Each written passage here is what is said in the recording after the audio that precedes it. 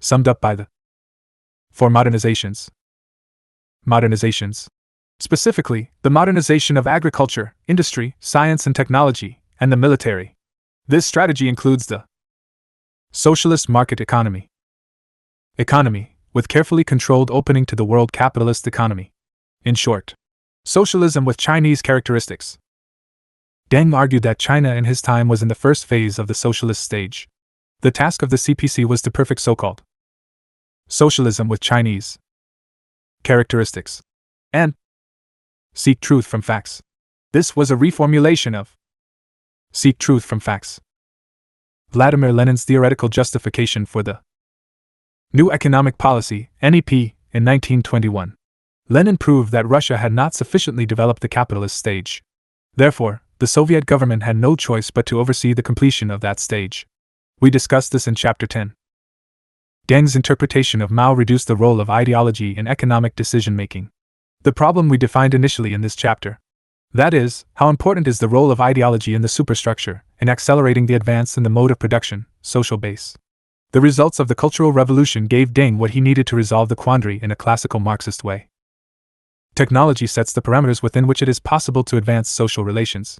This is in no way a criticism of dialectical and historical materialism, but a resolution of the age-old Marxist quandary we just discussed. Another way of thinking about this is the way Deng did, emphasizing that socialism does not mean shared poverty. Planning and market forces are not the essential difference between socialism and capitalism. A planned economy is not the definition of socialism, because there is planning under capitalism. The market economy happens under socialism, too. Planning and market forces are both ways of controlling economic activity. We must not fear to adopt the advanced management methods applied in capitalist countries. The very essence of socialism is the liberation and development of the productive systems. Socialism and market economy are not incompatible.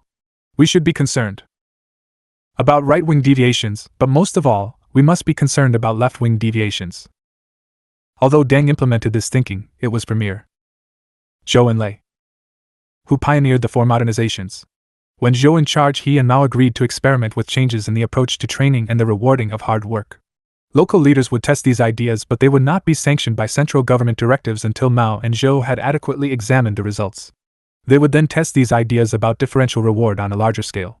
If they judged these differential reward operations as successful and promising, Mao and Zhou would see to it that they were tested in larger and even larger geographical and critical economical areas, before being ultimately introduced nationally.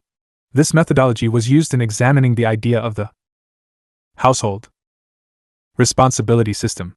A poor rural village was first secretly selected to implement this system. This experiment proved very successful. Deng and Zhou supported it, as did Chairman Mao, and it was adopted nationally. Mikhail Gorbachev. This is in sharp contrast to the pattern undertaken by the great trader, whose reforms were all counter-revolutionary in intent. Deng's bottom-up approach aimed at strengthening socialism, and was not counter-revolutionary in any way. Deng stands in direct contrast to modern revisionist counter-revolution. This approach is the reason for the contemporary success of China.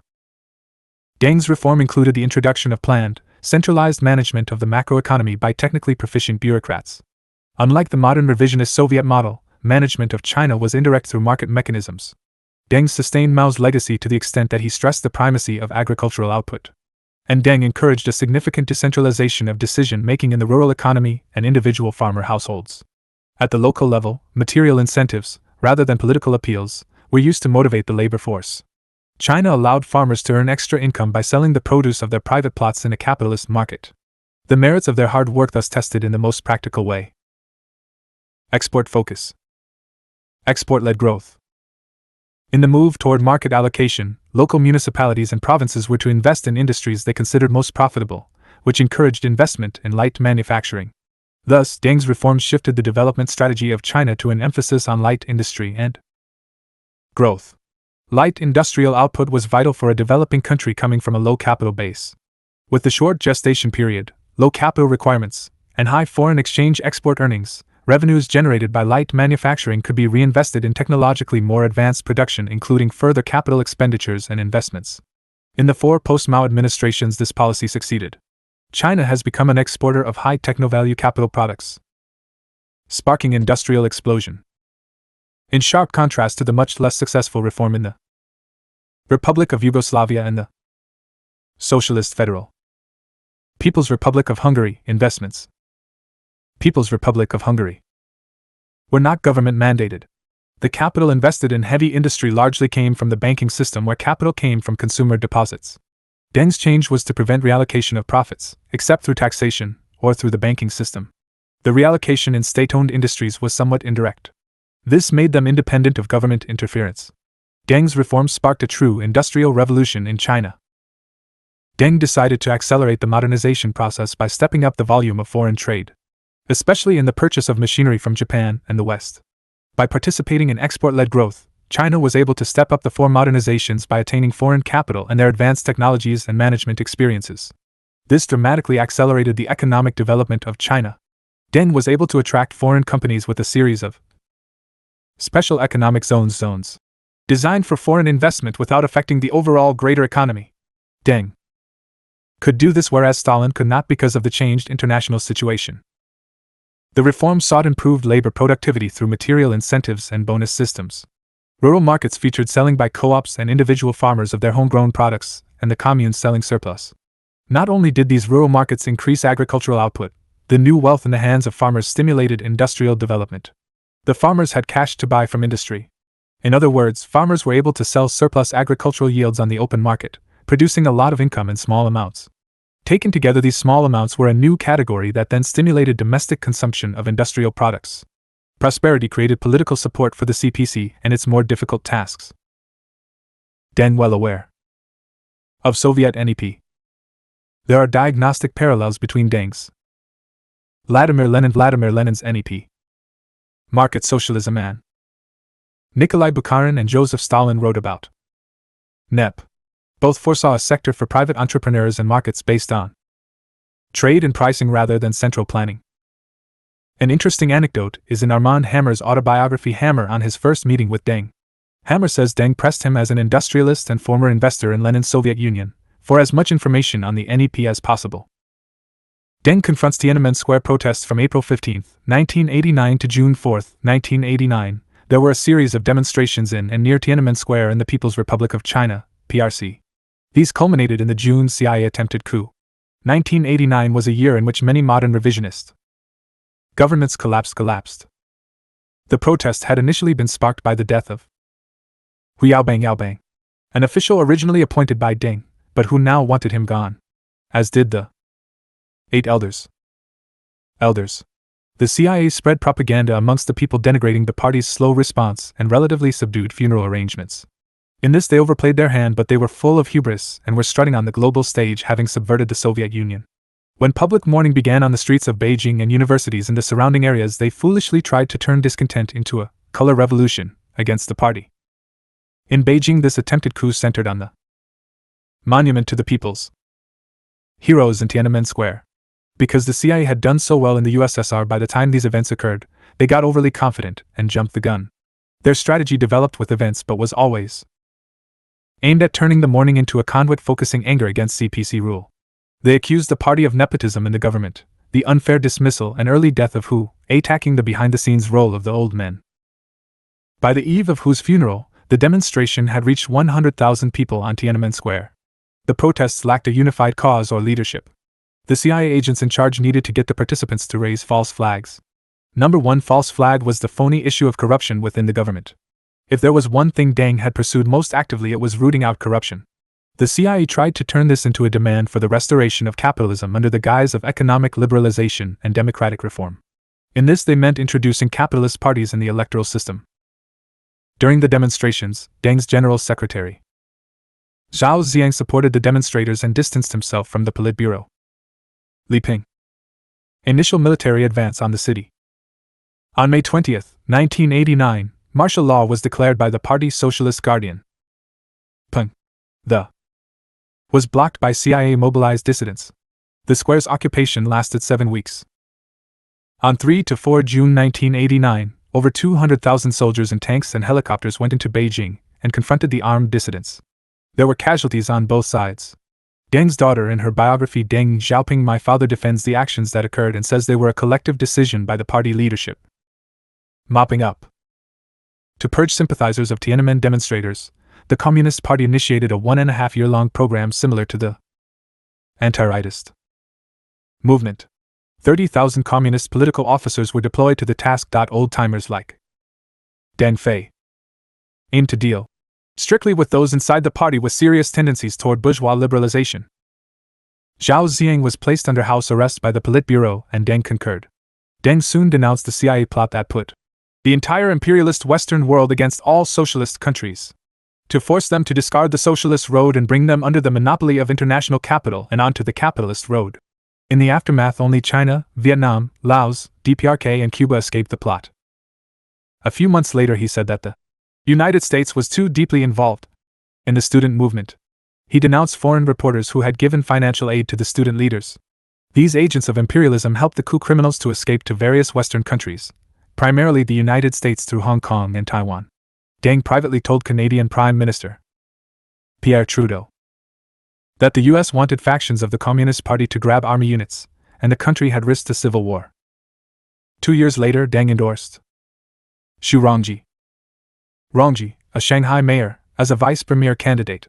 Xu Rongji had not found it necessary to declare martial law in Shanghai during the plot. In fact, he had succeeded quite well in maintaining order in China's then greatest industrial city. In 1989, Deng decided to retire from top positions when he stepped down as chairman of the Central Military Commission. In 1992, he retired from the political scene. China, however, was still in the era of Deng Xiaoping. He continued to be widely regarded as the paramount leader of the country. Deng was recognized officially as the chief architect of China's economic reforms and China's socialist modernization. In the Communist Party, he was believed to have set a good example for communist cadres who refused to retire at old age. He broke earlier conventions of holding offices for life. He was often referred to as simply Comrade Xiaoping with no title attached. In the spring of 1992, his economic program was in full swing. Deng made his now famous southern tour of China, visiting Guangzhou, Zhuhai, Shenzhen. On New Year's Day 1993, he was in Shanghai. He used these journeys as a method of securing his economic policy after his retirement from office. There is a debate on whether or not Deng actually said his perceived catchphrase, "To get rich is glorious." However, its attribution to him unleashed a wave of personal entrepreneurship that continues as one major driver of the economy of China today. Likewise, his statement, "The leftist elements of Chinese society were much more dangerous than rightist ones," he would insist had been taken out of context. But one thing is certain, and that is the idea of developing special zones for the operation of capitalism is correctly assigned to him. The development of Shanghai's Pudong new area revitalized the city as China's economic hub, and is a case in point. The struggle against old-line thinkers continued after his retirement, and his southern tour showed it. At first, the Beijing and national media ignored the content of his speeches on this tour. Why? Because the national media was under the control of Jiang Zemin, who as Jiang Zemin, General Secretary of the Communist Party of China since 1989, was then lukewarm in support. Challenging their media control, Shanghai's Liberation Daily newspaper published several articles supporting Deng, authored by Huan Fuping, a nom de plume for Deng's Shanghai group. These articles rallied support amongst local officials and the public. Debate within the Politburo itself and the Central Committee won over the scientist Jiang Zemin. Because of his conversion, he would become Deng's de facto successor. The outcome proved to all concerned persons that the CPC could still solve its own political and philosophical quandaries with internal discussion and education. Summary: Deng's insistence on economic openness aided in the phenomenal growth levels of the coastal areas, especially the Golden Triangle region surrounding Shanghai. Deng reiterated that some areas must get rich before others. He asserted that the wealth from coastal regions would eventually be transferred to aid economic construction inland. The current CPC leader Xi Jinping is implementing this shift in resources of the wealthier provinces to the less rich provinces through a variety of innovative practices. Deng died on February 19, 1997, from a lung infection and Parkinson's disease.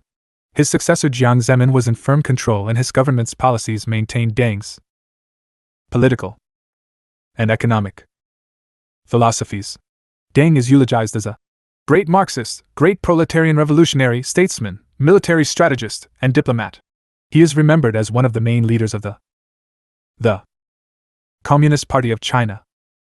People's Liberation Army, China, of China, and the People's Republic of China. He was the great architect of China's socialist opening up and modernized construction, and the founder of Deng Xiaoping theory. The public had been prepared for Deng's death. In the event, Deng's death was followed by the greatest publicly sanctioned display of grief for any Chinese leader since Mao Zedong.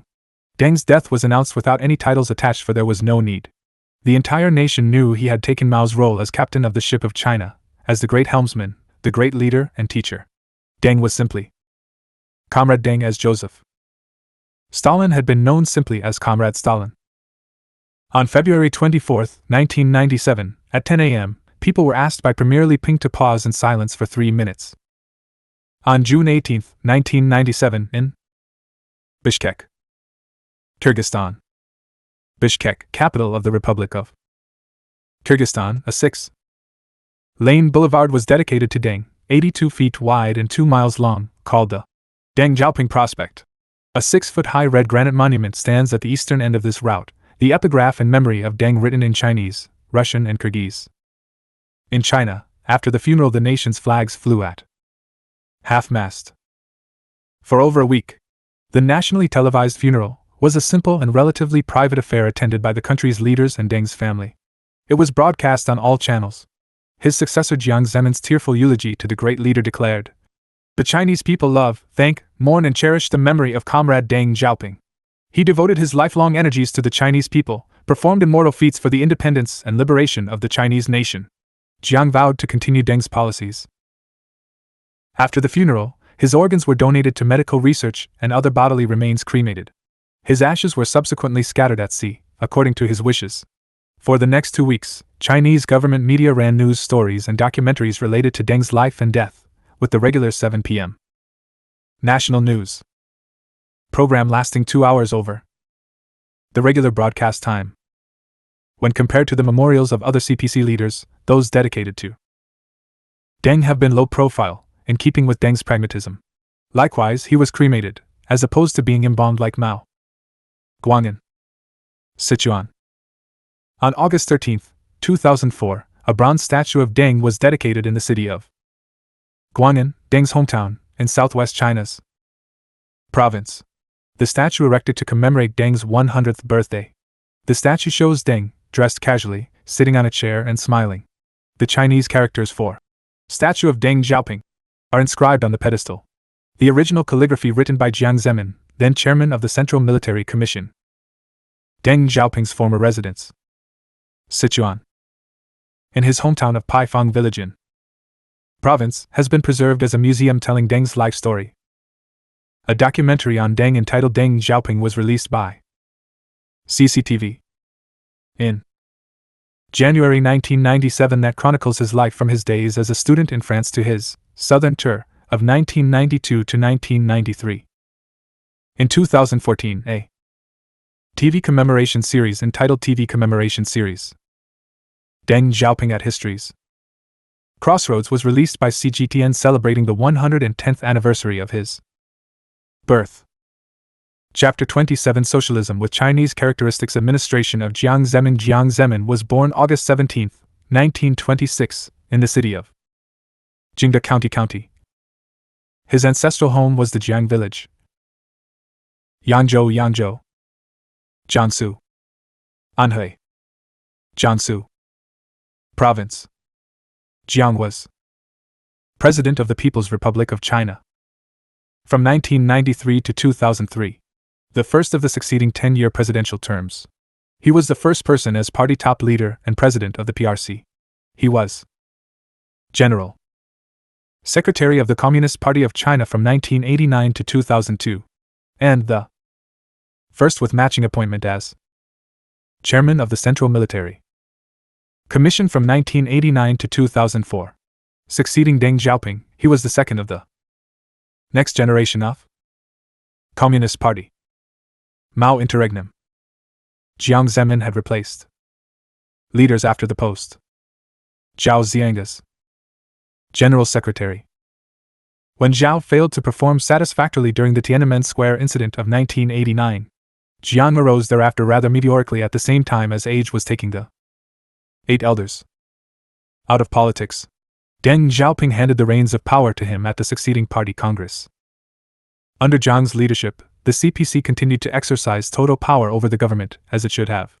China experienced incredible economic growth. Hong Kong came back from the United Kingdom, and Hong Kong came back from the United Kingdom. Macau returned from Portugal.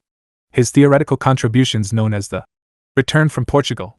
His theoretical contributions known as the represents were written into the 3-3 CPC Constitution in 2002. Jiang vacated CPC Constitution, the post of Party General Secretary in 2002. However, staying with precedent, he did not resign as chief of the military until 2005. This was a policy determined by Mao, adopted by Deng, and followed by every president since, until Xi.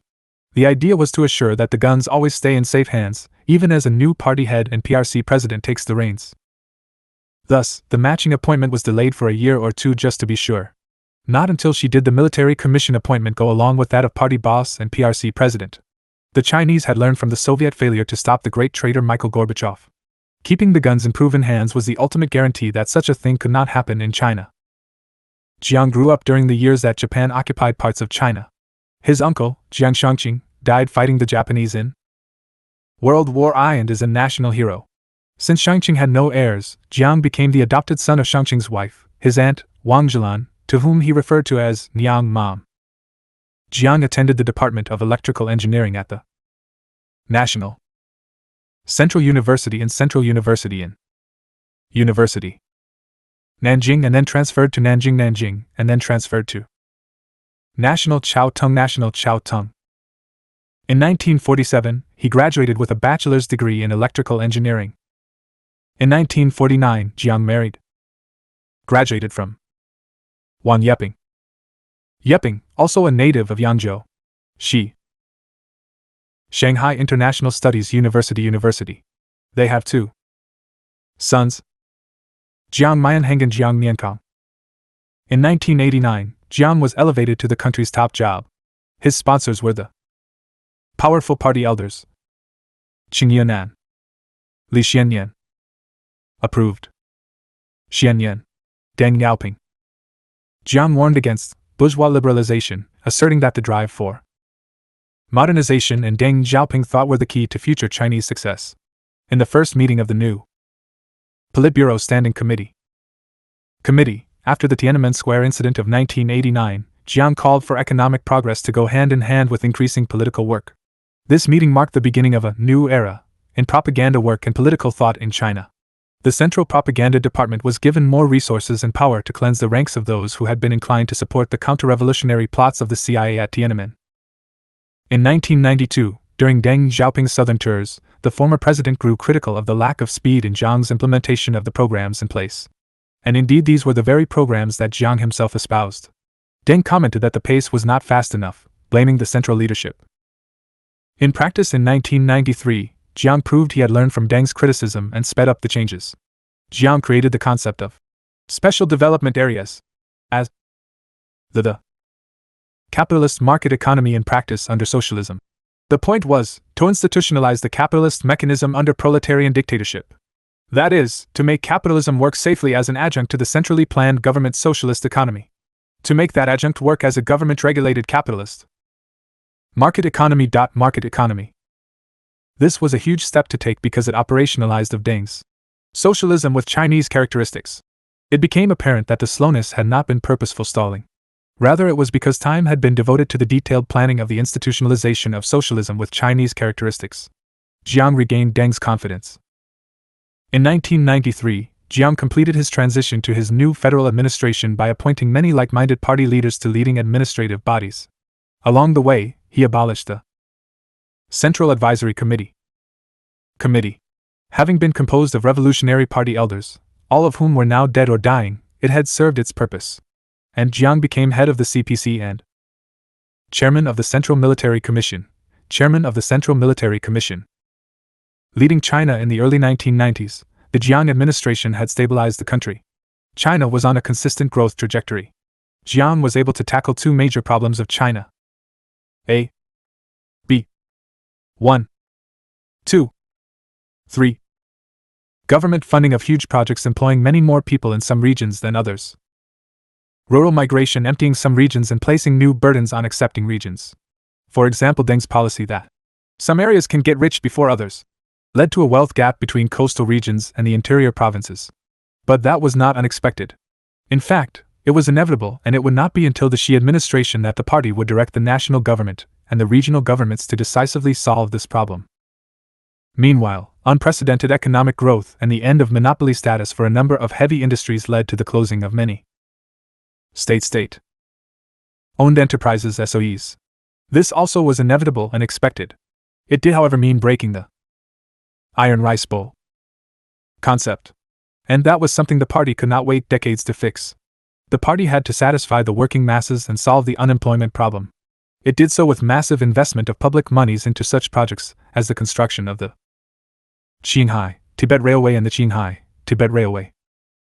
3 Gorges Dam, and those are just 2 examples. These began under Jiang Zemin's administration, and would have had to begin anyway, so the solution was complementary to the overall modernization plan. These massive expenditures of government funds offset the momentary rise in unemployment arising from the closing of inefficient SOEs. Great population shift. The scale of rural migration into urban areas was unprecedented anywhere since the Great Second Revolution in the USSR. Before the Soviet shift there had never been such a massive shift in a great farming mass of people. Now it was happening in China. Therefore, the party had to address the ever-increasing urban-rural wealth gap. Reincarnation. U.S. Railroad era. Post-1865, the end of the 1950 Soviet-style construction period in China, combined with the subsequent Cultural Revolution, was an economic equivalent to the end of slavery in the USA. What do I mean by this? The defeat of the slavocrat Confederacy in North America saw the U.S. witness a massive corruption in stock issuing for such things as railroads, most of which never got built. Even so, some great contributions happened in spite of the corruption. The Union Pacific Transcontinental Railroad. Hell on wheels. A case in point. In China, a chaotic environment of illegal bonds issued from civil and military officials resulted in much of the corrupted wealth ending up in their bank accounts in foreign countries. The reemergence of organized crime, and a surge in crime rates, began to plague cities in China as it had done in Gringolandia.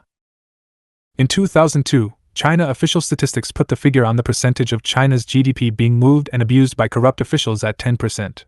Jiang Zemin had to maintain stability in the economy in the midst of the chaos caused by this great industrialization and agricultural modernization. His stable government with its highly centralized power was able to do so, while Jiang continued pouring funds into both massive public projects and into the special economic zones and coastal regions. Falun Gong. In the USA, after the religious constitutional guarantees of the colonies and then the freedom of religion guarantee of the United States Constitution, there had been an explosion in religious crackpotism. Any con man with a desire, and a Bible, could legally go out and beat the bushes for followers. The complete scientific ignorance of the white farming masses, combined with their often dire straits, made fertile ground for these preacher con men. Most of them came and went without leaving more than a tiny footprint in history. Some came, stayed, and prospered, like Joseph Smith's Mormons. China now had a similar problem. Its main manifestation was called Falun Gong. These crackpots had grown to have 70 million practitioners. On April 25, 1999, upwards of 10,000. Outside the Falun Gong Zongnanhai, practitioners protested. Government compound, demanding official recognition. Jiang declared the Falun Gong a threat that must be defeated. The CIA saw this as its newest chance to subvert the CPC and its PRC government. The CIA front group called Human Rights Watch took up the gauntlet. This challenge to the party and the government was an obvious secret police problem. Accordingly, in June 1999, Jiang established the 6 to 10 office to oversee the eradication of Falun Gong. On July 20, 1999, security forces detained thousands of Falun Gong practitioners the police had identified as leaders. The national education campaign that followed was very successful. Some of the crackpots were sentenced for re-education. The CIA brought many of the miscreants to Gringolandia for further training in the arts of sedition. I worked as a paralegal for a Southern California immigration attorney in these years. I found all I had to do to get a common criminal past his INS review was to instruct him on which MIGRA officers were Protestant crackpots, men anti-communist and sympathetic to Falun Gong. The Protestant reborn Christian crackpots had infiltrated the INS for the CIA. The Chinese applicant could then spill his or her silly stories. Immediate visas were issued to these clever applicants. It was the Charlie Soong story all over again. Under Jiang's leadership, the eradication of Falun Gong became part of the Chinese political ethos of upholding stability. And it was quite successful. Just as the anti-CIA education efforts had been successful after the Tiananmen CIA incident in 1989. But the CIA ploys were just sideshows. The main action in the Jiang Zemin administration took place in the modernization of China across the board. Excellent examples follow. The Qinghai-Tibet Railway.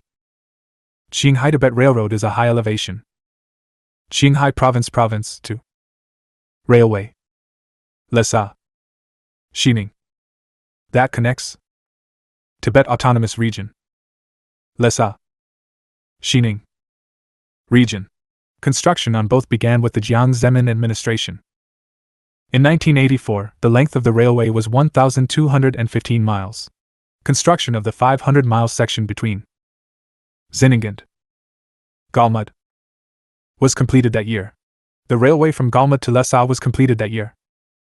On October 12, 2005, the railway from Galmud to Lhasa was completed. On May 1, 2006, testing of the completed line and equipment started. It opened to regular trial service on July 1, 2006. The 700-mile section between Galmud and Lhasa was inaugurated by China's next Galmud President Hu Jintao. The first two passenger trains were Qing-1 Q1 from Xining to Galmud and Zhang-2 J2 from Galmud to Lhasa. This railroad is the first to connect the Tibet Autonomous Region to any other province.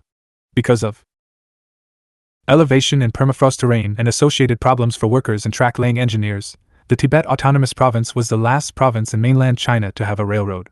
Permafrost is ground frozen all year. Passenger trains now run from Beijing, Guangzhou, Shanghai, Xining, Lanzhou, Tangila Pass, Chengdu, Chongqing, Guangzhou. The line includes the Shanghai, Xining and to Tibet Pass at 16,640 feet above sea level. Chengdu, Chongqing level. That makes this the world's highest railroad. The 4,390-foot Fenghuoshan Tunnel is the highest rail tunnel in the world at 16,093 feet above sea level. The 13,160-foot New Guanjiao Tunnel is the longest tunnel and the culminating point 12,100 feet between Xining and Galmud. The 10,974-foot Yangbeijing Tunnel is the longest tunnel between Galmud, Lhasa, and Lhasa. More than 600 miles is built over 80% of the Galmud, Lhasa section at an elevation of more than 13,123 feet. There are 675 bridges, totaling 100 miles, and about 340 miles of track is laid on permafrost. Within the Galmud to Lhasa section of the railroad, there are 45 stations, 38 unstaffed and monitored by the control center in permafrost. Xining. 13 more stations are underway. The trains are built for high-altitude environments. Oxygen apparatus is installed for passengers and each train has one doctor permanently assigned. The diesel locomotives were built by G. Pennsylvania. In Pennsylvania, the passenger carriages are Chinese-made 25T on the train between Beijing West and Lhasa. Bombardier Sifeng Transportation made the carriages on the Galmud-Lhasa section. The train's operational speed is normally 75 miles per hour and 62 miles per hour over the sections on permafrost. Signs in the carriages are in Tibetan, Chinese, and English. 3 trains run. 1. The Beijing, Lhasa every day. 2. The Chengdu/Chongqing, Lhasa every other day. And 3. The Lanzhou/Xining, Lhasa, Shanghai/Guangzhou, Lhasa service added in October 2006. In July 2010, the Shanghai Lesa service became daily, with a daily service between Xining and Lesa. However, service on the latter may be suspended occasionally in the winter season because it is so cold. Since October 2006, 5 pairs of passenger trains run between Galmud and Lesa, and 1 more pair between Xining and Galmud. The line has a capacity of 8 pairs of passenger trains. The purchasing power of 100 renminbi in Lesa was commensurate with 54 RMB in coastal regions of China, due to high transport costs. The railway did elevate the general living standards along the railway. Trash and excrement are collected into 2 sealed containers in each car, not thrown on the tracks. After collection, these containers are removed at the major stations. The effects of this railway on wild animals such as plants are currently unknown. 33. Tibetan antelope pan. Wildlife crossing railway bridges were constructed, however, to allow continued animal migration. Construction in 1959, the capital of the Qinghai province. The rest of the country by rail. Because the Xining was connected with Lanqing Railway from Lanzhou was complete. In 1984, the 500-mile section of the Qingzhang Railway from Xining Galmud, Qinghai opened to traffic. The remaining 710-mile section from Galmud to Lesa was built after the permafrost problem was solved. This section started on June 29, 2001 and finished on October 12, 2005. The signaling work and track testing took another 8 months. It was complete in 5 years at a cost of $3.68 billion. Galmud. On June 22, 2004, track laying launched from both directions in Tibet. That is from Tangila Mountain and from Amdo Railway Station Lesa. On August 24, 2005, track was laid at the railway's highest point, the Tangila Pass, 16,640 feet above sea level. On this railroad there are 44 stations. Among them Tangila Mountain Railway Station, at 16,627 feet, the highest on the globe. All in all, the Qingzhang Railway project directly employed more than 20,000 workers and over 6,000 pieces of industrial equipment. The logistics of supporting those workers and that equipment was enormous. It was one of China's major accomplishments at the beginning of the 21st century. It involved massive expenditures of public monies that spread throughout at least 100,000 persons. As such, it is an example of the resolution of problems relating to overproduction in parts of the nation in a socialist as opposed to a capitalist way. The construction of the railway was part of the China Western Development Strategy that develops the western provinces of China. These provinces are much less developed than those in eastern China. Bombardier Transportation built 361 high-altitude passenger carriages with special enriched oxygen and UV protection systems, delivered between December 2005 and May 2006. 53 are luxury sleeper carriages for tourist services. Shigatsito the West and Dalvaya Nyanki Yadom. The railway extends to Zhongmu via to the east.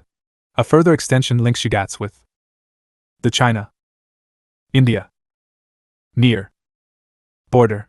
The railway is one of the greatest feats in modern Chinese history and often mentioned on regular TV programs. Chinese Tibetan folk singer Han Hong has a song called Tianlu, Road to Heaven, praising the Qingzhang Railway. Engineering challenges. Half of the second section of track is built on barely permanent permafrost. In the summer, the uppermost layer thaws, and the ground becomes muddy. The heat from the trains passing above can melt the permafrost even with a small change in temperature. So, this permafrost weakness was the main engineering challenge, aside from oxygen shortages. For areas of solid permafrost, a bed of rocks was sufficient. In the most fragile permafrost, the rail bed was elevated like a bridge with pile-driven foundations sunk deep into the ground similar to the permafrost. Trans-Alaska Pipeline System. Portions of the track are cooled with due to ammonia-based heat exchangers. Climate change. Exchangers. Change. Temperatures in the Tibetan Plateau may increase by 2 to 3 degrees Celsius. This change is sufficient to melt the permafrost, and thereby affect the integrity of the entire system. The effects of climate change have yet to be seen, but there is constant monitoring. Accordingly, should this happen, steps will be taken to cover the entire affected sections in the same way as has been done for fragile permafrost. In other words, the railroad is permanent. The air in Tibet is much thinner, with oxygen partial pressure being 35% to 40% below that at sea level. Special passenger carriages are used, and there are several oxygen factories along the railroad. Each seat in the train is equipped with an oxygen supply outlet for any possible emergency. No construction workers died during the construction due to altitude sickness-related diseases. The railway passes the Kunlun Mountains. Earthquake. Mountains in Zone A. Magnitude 8.1 earthquake. Struck in 2001, but caused no fatalities. Dozens of earthquake monitors line the railroad. Economic and environmental impact. With limited industrial capacity in Tibet, the economy relies on industrial products from more developed parts of China. Transport of goods in and out of Tibet was through the Xinjiang Highway, connecting Tibet to the adjacent Qinghai province, built in the early 1950s. The length and terrain have limited the capacity of that highway, so it carried less than 1 million tons of goods a year. With the construction of the Xinjiang Railroad, the cost of transportation of both passengers and goods is reduced, allowing for an increase in volume. The cost per ton kilometer has been reduced from 38 cents to 12 cents. By 2010, 2.8 million tons is being carried to and from Tibet, with over 75% of that carried by the railroad. The increase in passenger traffic will result in greater tourism and economic activity on the Tibetan plateau. Great care occurs to protect the natural environment from tourism spoilage. Wood is the main fuel source for rural inhabitants in rural Tibet. The damage to the ecosystem caused by cutting trees for fuel takes years to recover due to the slow regeneration of trees caused by Tibet's harsh environmental conditions. The railway makes coal, not produced in Tibet, an affordable temporary replacement. The party is actively reducing coal consumption nationwide, and the increase in fuel combustion in an already thin atmosphere may affect the long-term health of the local population. Accordingly, new energy sources of solar energy are being utilized. Before the railway, the purchasing power of 100 renminbi in Lhasa was commensurate with 54 renminbi in coastal regions of China, mainly due to high transport costs. The railroad has now raised the living standards along the railway. Trash and excrement are collected into 2 sealed containers in each car, not thrown on the tracks. They are taken out at the big stations. The effects of this railway on wild animals such as Tibetan antelope plants are being studied by scientists and their students from a variety of Chinese universities. 33. Wildlife crossing. Railroad bridges were constructed to allow animal migration. Future extensions. On August 17, 2008, a railroad spokesman confirmed plans to add 6 more rail lines connecting to the Qinghai Tibet Railway. One from Lhasa to Nyanki and another from Lhasa to Shigatse, both in the Shigatse Autonomous Region. 3 more lines connect from Galmudin, Chengdu, Korla, Sichuan, Dunhuang, Tibet, Qinghai Province to and Gansu, Xinjiang Uyghur Autonomous Region, in of the province, in Xining, Bangye, Gansu Province, region. The 6th will link Xining, the capital of Qinghai, with in Gansu. Construction work. On the Lhasa, Shigatse extension began on September 26, 2010, and it opened in August 2014. All 6 lines will be in operation before 2020. Dunhuang. Galmud to Dunhuang line in October 2012, the beginning of the construction of a 506 km Galmud railway line was announced. This single-track electrified rail line will run from Dunhuang in Gansu, Yanmaxia Station, Lanqing Railway Province to the on the Qinghai Tibet Railway north of Galmud. The project will take 5 years. Since Dunhuang, located in the westernmost part of Gansu, connects to the railway, the Galmud-Dunhuang link will allow a direct connection between Tibet and Xinjiang. Proposed connection to Nepal. On April 25, 2008, in a meeting between Chinese and Nepalese officials, the Chinese delegation announced the intention to extend the Xinjiang Railway to Jiangmu, Khasa, on the Nepalese border. Nepal had requested that the railway be extended to enable trade and tourism between the 2 nations. On the Nepali premier's visit to China, it was reported that construction will be completed by 2020. The section Lhasa Shigatse opened in August 2014. Three Gorges Dam in 1919. This large dam across the Yangtze River was originally envisioned by China's founding president, Sun Yat-sen. In his book The International Development of China, he stated that a dam capable of generating 30 million horsepower, 22 gigawatts, was possible downstream of the Three Gorges. In 1932, the fascist regime of Chiang Kai-shek talked about building it, but Chiang was never interested in spending money, just stealing it. So nothing happened. In 1939, Japanese military forces occupied Ichang. Their engineers surveyed the area. A design called the Otani Plan was drawn up for the dam in anticipation of a Japanese victory over China. But Japan's defeat in the war against China meant nothing happened. China.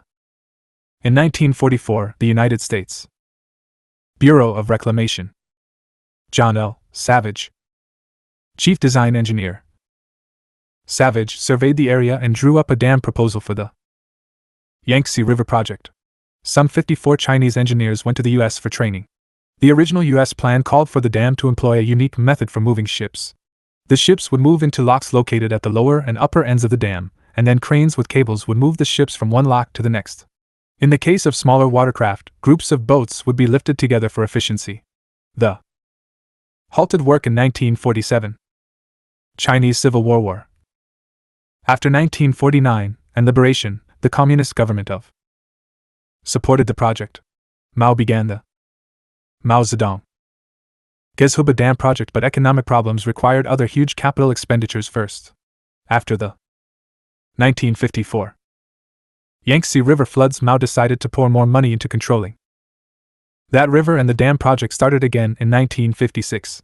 Mao Zedong authored Swimming, a poem expressing his fascination with Sun's idea of a dam on the Yangtze River. During the 1980s, the idea of a dam re-emerged. The Congress approved the dam in 1992. National People's Shiplift. On July 4, 2012, the dam project was completed and fully functional when the last of the main water turbines in the underground plant began production, immediately after the Jiang Zemin administration and the beginning of the administration of Hu Jintao. In 2014, the dam generated 98.8 TWh of electricity, setting a new world record. The earlier world record being that of the Itaipu Dam on Itaipu Dam, Brazil. Paraguay. Border in 2013 of 98.63 TWh. In 2015, the Itaipu power plant resumed the lead in annual worldwide production, producing 89.5 TWh, while production of Three Gorges that year was 87 TWh. Since then, the two dams have traded first-place status frequently. In December 2015, the ship lift was complete. Each main water turbine has a capacity of 700 megawatts. Coupling the dam's 32 main turbines with two smaller generators 50 megawatts each to power the plant itself, the total electric generating capacity of the dam is 22,500 megawatts. Hydroelectric dam that spans the hydroelectric Sanduping, Yangtze River, Yiling District, Yichang, Hubei. World's largest power station with world's largest power station. Installed capacity of 22,500 installed capacity. MW. Megawatts. As well as producing electricity, the dam increases the Yangtze River's shipping capacity and eliminates downstream flooding by providing flood storage space. The Chinese government and the engineering world regard the project as a historic engineering, social, and economic success. It was designed with state-of-the-art large turbines that limit greenhouse gas emissions. Greenhouse gas. Made of concrete and steel, the dam is 7,661 feet long and the top of the dam is 607 feet above sea level. The project used 35.6 by 106 cubic yards of tons of steel, enough totons. Eiffel Towers. The project moved about 134.2 by 106 cubic yards of earth. The concrete dam wall is 594 feet high above the rock basis. When the water level is at its maximum of 574 feet above sea level, which is 361 feet higher than the river level downstream, the dam reservoir is on average about 410 miles in length and 3,700 feet in width. It contains 31,900,000 acre-feet of water and has a total surface area of 403 square miles.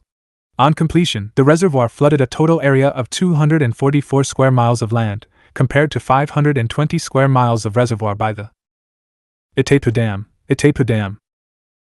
The government estimated that the Three Gorges Dam project would cost 180 billion yuan, $22.5 billion US dollars.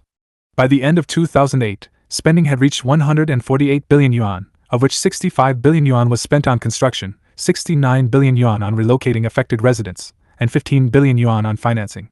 It was originally estimated that the construction cost would be recovered when the dam has generated 1,000 terawatt-hours, 3,600 pj, of electricity, yielding 250 billion yuan. Accordingly, full cost recovery should occur 10 years after the dam started full operation. And, as of December 20, 2013, the full cost of the Three Gorges Dam project has already been recovered. 4 years ahead of schedule. Funding sources include the Three Gorges Dam Construction Fund, profits from the Gezhouba Dam, loans from the Gezhouba Dam. China Development Bank, loans from domestic and foreign commercial banks. Corporate bonds and revenue before and after the dam is operational. Additional charges are assessed as follows. Every province receiving power from the Three Gorges Dam pays 7 yen per megawatt hour extra. Other provinces had to pay an additional charge of 4 yen per megawatt hour. The Tibet Autonomous Region pays no surcharge. Tibet Autonomous Region. Power generation distribution. Generating capacity of the fully completed Three Gorges Dam contributes about 100 TWh of generation per year. Power generation is managed by China Yangtze Power, a listed subsidiary of Corporation CGC, a central enterprise. China Three Gorges SOE administered by SASAC. This was an important party and government initiative that did more than build for the future. It alleviated unemployment resulting from the closing of inefficient state-owned enterprises. The capitalist stage solution for unemployment would have been sending the workers to the street to starve. The Three Gorges Dam is the world's largest capacity hydroelectric power station with 34 generators. The complex has 32 main generators, each with a capacity of 700 megawatts, and 2 plant power generators, each with capacity of 50 megawatts, making a total capacity of 22,500 megawatts. Among those 32 main generators, 14 are in the north side of the dam, 12 in the south side, and the remaining 6 in the underground power plant. In the mountains south of the dam, the expected annual electricity generation will be over 100 TWh. Generators. The main generators weigh about 6,000 tons each, designed to produce more than 700 megawatts of power. The designed head of each generator is 264 feet. The flow rate varies between 21,000 to 34,000 cubic feet per second, depending on the head available. The greater the head, the less water needed to reach full power. Three Gorges uses Francis turbines. Francis turbines have a diameter of 9.7/10.4 meters, VGS design/Alstom's design, and rotation speed is 75 revolutions per minute. Rated power is 778 MVA with a maximum of 840 MVA and a electrical power at 20 power factor kV stator of 0.9. The generator produces kV. The outer diameter of the generator is 21.4/20.9 m. The inner diameter is 18.5/18.8 m. The stator, the biggest of its kind, is 3.1/3 m in height. Bearing load is 5050/5500 tons. Average efficiency is over 94% and reaches 96.5%. ABB Group. Alstom. Kverner Group. The generators manufactured by 2 joint ventures. One of them includes Alstom, Kverner, and the Chinese company Harbin Motor. The other includes Voith, General Electric, Siemens, Voith Electric, abbreviated as VGS, and the Chinese company Oriental Motor. The technology transfer agreement signed together with the contract. Most of the generators are water-cooled. Some newer ones are air-cooled, which are simpler in design and manufacture and are easier to maintain. Generator installation progress. The 14 north side main generators are in operation. The first, number 2, started on July 10, 2003. The north side became operational September 7, 2005 with the implementation of generator number 9.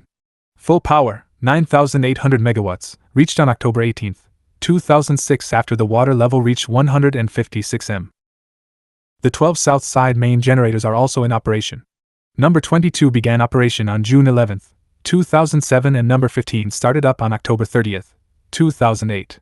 The sixth, number 17, began operation on December 18, 2007, raising capacity to 14.1 gigawatts, finally surpassing Itaipu 14.0 gigawatts, to become the world's largest hydro power plant by capacity.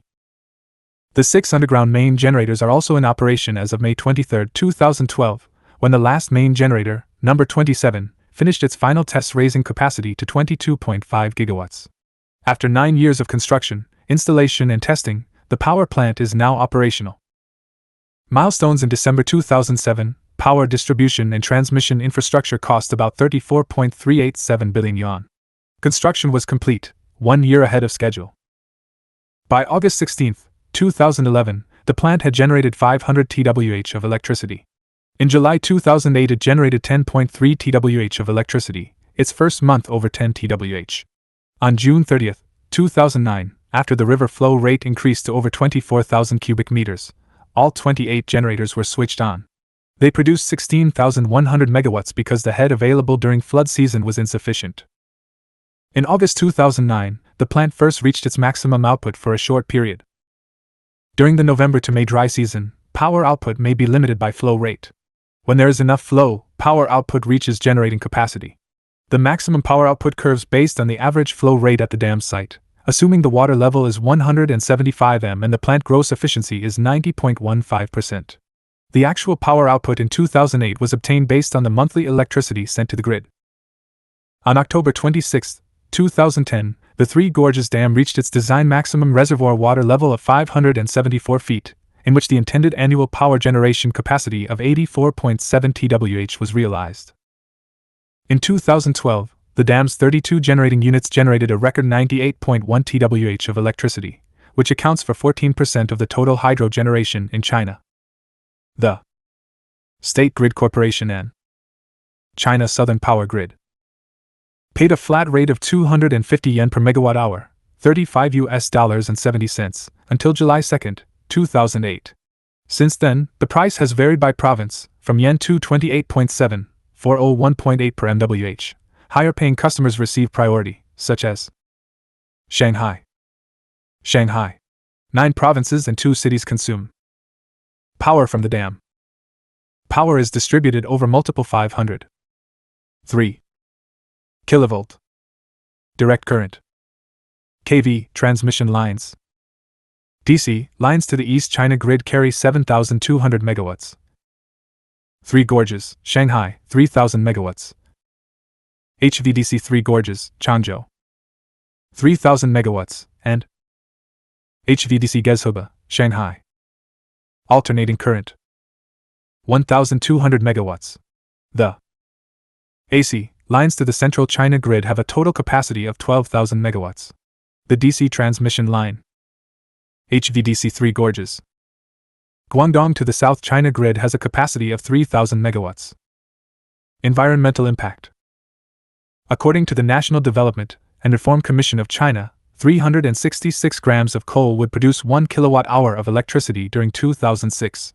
At full power, Three Gorges reduces coal consumption by 31 million tons per year, avoiding 100 million tons of greenhouse gas emissions, millions of tons of dust, 1 million tons of sulfur dioxide, nitric oxide, dioxide 370,000 tons of oxide 10,000 tons of carbon monoxide, mercury monoxide, and a significant amount of mercury. Hydropower saves the energy needed to mine, wash, and transport the coal from northern China. From 2003 to 2007, power production equaled that of 84 million tons of standard coal, reducing carbon dioxide by 190 million tons, sulfur dioxide by 2.29 million tons, and nitrogen oxides by 980,000 tons. The dam increased the Yangtze's barge capacity sixfold, reducing carbon dioxide emission by 630,000 tons. From 2004 to 2007, a total of 198 million tons of goods passed through the ship locks. Compared to using trucking, barges reduced carbon dioxide emission by 10 million tons and lowered costs by 25%. Two hazards are identified with the dam. One is that sedimentation projections are not clear, and the other is that the dam sits on a seismic fault. At current levels, 80% of the land in the area is experiencing erosion, depositing about 40 million tons of sediment into the sediment Yangtze annually. Because the flow is slower above the dam, much of this sediment will now settle there instead of flowing downstream, and there will be less sediment downstream. 1. Silt. Silt downstream has three effects. Some hydrologists expect downstream riverbanks to become more vulnerable to flooding. 2. Shanghai. Shanghai, 1,000 miles away, rests on a massive sedimentary plain. The arriving silt, so long as it does arrive, strengthens the bed on which Shanghai is built. Therefore, the less the tonnage of arriving sediment, the more potentially vulnerable is this biggest of Chinese cities to inundation. 3. Benthic. Biodiversity. Earthquakes and landslides. Landslides. Erosion in the reservoir, induced by rising water, causes frequent major that have led to noticeable disturbance in the reservoir surface. Also, in the first 4 months of 2010, there were 97 significant landslides. Waste management. The dam has improved upstream wastewater, Chongqing treatment around, and its suburban areas according to the Ministry of Environmental Protection. As of April 2007, more than 50 new plants treat 1.84 million tons per day, 65% of the total need. About 32 landfills were added, which could handle 7,664.5 tons of solid waste every day. Over 1 billion tons of wastewater are released annually into the river, which was more likely to be swept away before the reservoir was created. Sometimes this has left the water looking stagnant, polluted, and murky. Forest cover. In 1997, the Three Gorges area had 10% forestation, down from 20% in the 1950s. Research by the United Nations Food and Agriculture Organization. Research suggested that the Asia-Pacific region would overall gain about 2,300 square miles of forest by 2008. That is quite a turnaround from the 5,000 square miles net loss of forest each year in the 1990s. The main reason is the huge reforestation effort of China. This accelerated after the 1998 Yangtze River floods convinced the government to restore tree cover, especially in the Yangtze's basin upstream of the Three Gorges Dam. Wildlife. This region has long been known for its rich biodiversity. It is home to 6,388 species of plants, which belong to 238 families and 1508 genera. Of these plant species, 57% are endangered. These rare species are used as ingredients in traditional Chinese medicines. The Yangtze River Basin is home to 361 different fish species and accounts for 27% of all endangered freshwater fish species in China. Floods. Agriculture industry. An important function of the dam is to control flooding. Floods are a major problem for the seasonal river of the Yangtze. Millions of people live downstream of the dam, with many large, important cities like Wuhan, Nanjing, and Shanghai situated adjacent to the river. Farmland and the most important industrial area of China are beside the river. Nanjing. The reservoir's flood storage capacity is 18 million acre-feet. This capacity reduces the frequency of major downstream flooding from once every 10 years to once every 100 years. The dam minimizes the effect of even a super flood. In 1954, the river flooded 74,518 square miles, killing 33,169 people and forcing 18,884,000 people to move. Wuhan, with its 8 million inhabitants, was flooded for over 3 months, and the railroad was out of service for more than 100 days. The 1954 flood carried 12 cubic miles of water. The dam now diverts the water above Chenglingji. This leaves 7 to 10 cubic miles to be handled. In 1998, a flood in the same area caused billions of dollars in damage when 787 square miles of agricultural land flooded. That flood affected more than 2.3 million people, killing 1,526. In early August 2009, the largest flood in 5 years passed through the dam's site. The dam limited the water flow to less than 52,000 cubic yards per second, raising the upstream water level from 145 meters on August 1 2009, to 153 m on August 8, 2009. 4.27 cubic kilometers of floodwater was captured and the river flow was cut by as much as 15,000 cubic meters per second. The dam discharges its reservoir during the dry season between December and March every year. This increases the flow rate of the river downstream and provides fresh water for agricultural and industrial usage. It also improves shipping conditions. The water level upstream drops from 175 m to 145 m, preparing for the rainy season. The water also powers the Gezhoba Dam downstream. Since the filling of the reservoir in 2003, the Three Gorges Dam has supplied an extra 11 cubic kilometers of fresh water to downstream cities and farms during the dry season. During the July 2010 South China floods, 1998 Yangtze River floods. Inflows at the Three Gorges Dam reached a peak of 2,500,000 cubic feet per second, exceeding the peak during the floods. The dam's reservoir rose nearly 10 feet in 24 hours and reduced the outflow to 1,400,000 cubic feet per second in discharges downstream, effectively alleviating serious impacts on the middle and lower river. Navigating the dam locks. The installation of ship locks increases river shipping from 10 million to 100 million tons annually. Thus, transportation costs have been cut between 30 and 37%. Shipping has become safer, since the gorges are notoriously dangerous to navigate. Ships with much deeper draft will be able to navigate 1,500 miles upstream from Shanghai all the way to Chongqing. Shipping to Chongqing has increased fivefold. There are 2 series of ship locks installed near the dam. Each of them is made up of 5 stages, with transit time at around 4 hours. Maximum vessel size is 10,000 tons. The locks are 918 feet long, 114 feet wide, and 16.4 feet deep. That is 100 feet longer than those on the St. Lawrence Seaway, but half as deep. Before the dam was constructed, the maximum freight capacity at the Three Gorges site was 18.0 million tons per year. From 2004 to 2007, a total of 50 million tons of freight passed through the locks annually. The freight capacity of the river increased 6 times and the cost of shipping was reduced by 25%. The total capacity of the ship locks will double to 100 million tons per year. These locks are staircase locks. Locks, whereby interlock gate pairs serve as both the upper gate and lower gate. The gates are the vulnerable hinge type. There are separate sets of locks for upstream and downstream traffic, which is more water efficient than bidirectional staircase locks. Ship lift. In addition to the canal locks, there is a ship lift elevator for vessels. The ship lift can lift ships of up to 3,000 tons. The vertical distance traveled is 113 meters, and the size of the ship lift's basin is 120 times 18 times 3.5 meters. The ship lift takes 30 to 40 minutes to transit, as opposed to the 3 to 4 hours for stepping through the locks. Since the water level can vary dramatically, the ship lift must work even if water levels vary by 12 meters, 39 feet, on the lower side, and 30 meters on the upper side. The ship lift's design uses a helical gear system to climb or descend a toothed rack. Construction of the ship lift started in October 2007. In February 2012, Xinhua reported that the 4 towers that are to support the ship lift had almost been completed. The towers had reached 189 meters of the anticipated 195 meters. The towers would be completed by June 2012 and the entire ship lift in 2015. Lohmeyer, the German firm that designed the ship lift, said it will take a vessel less than an hour to transit the lift.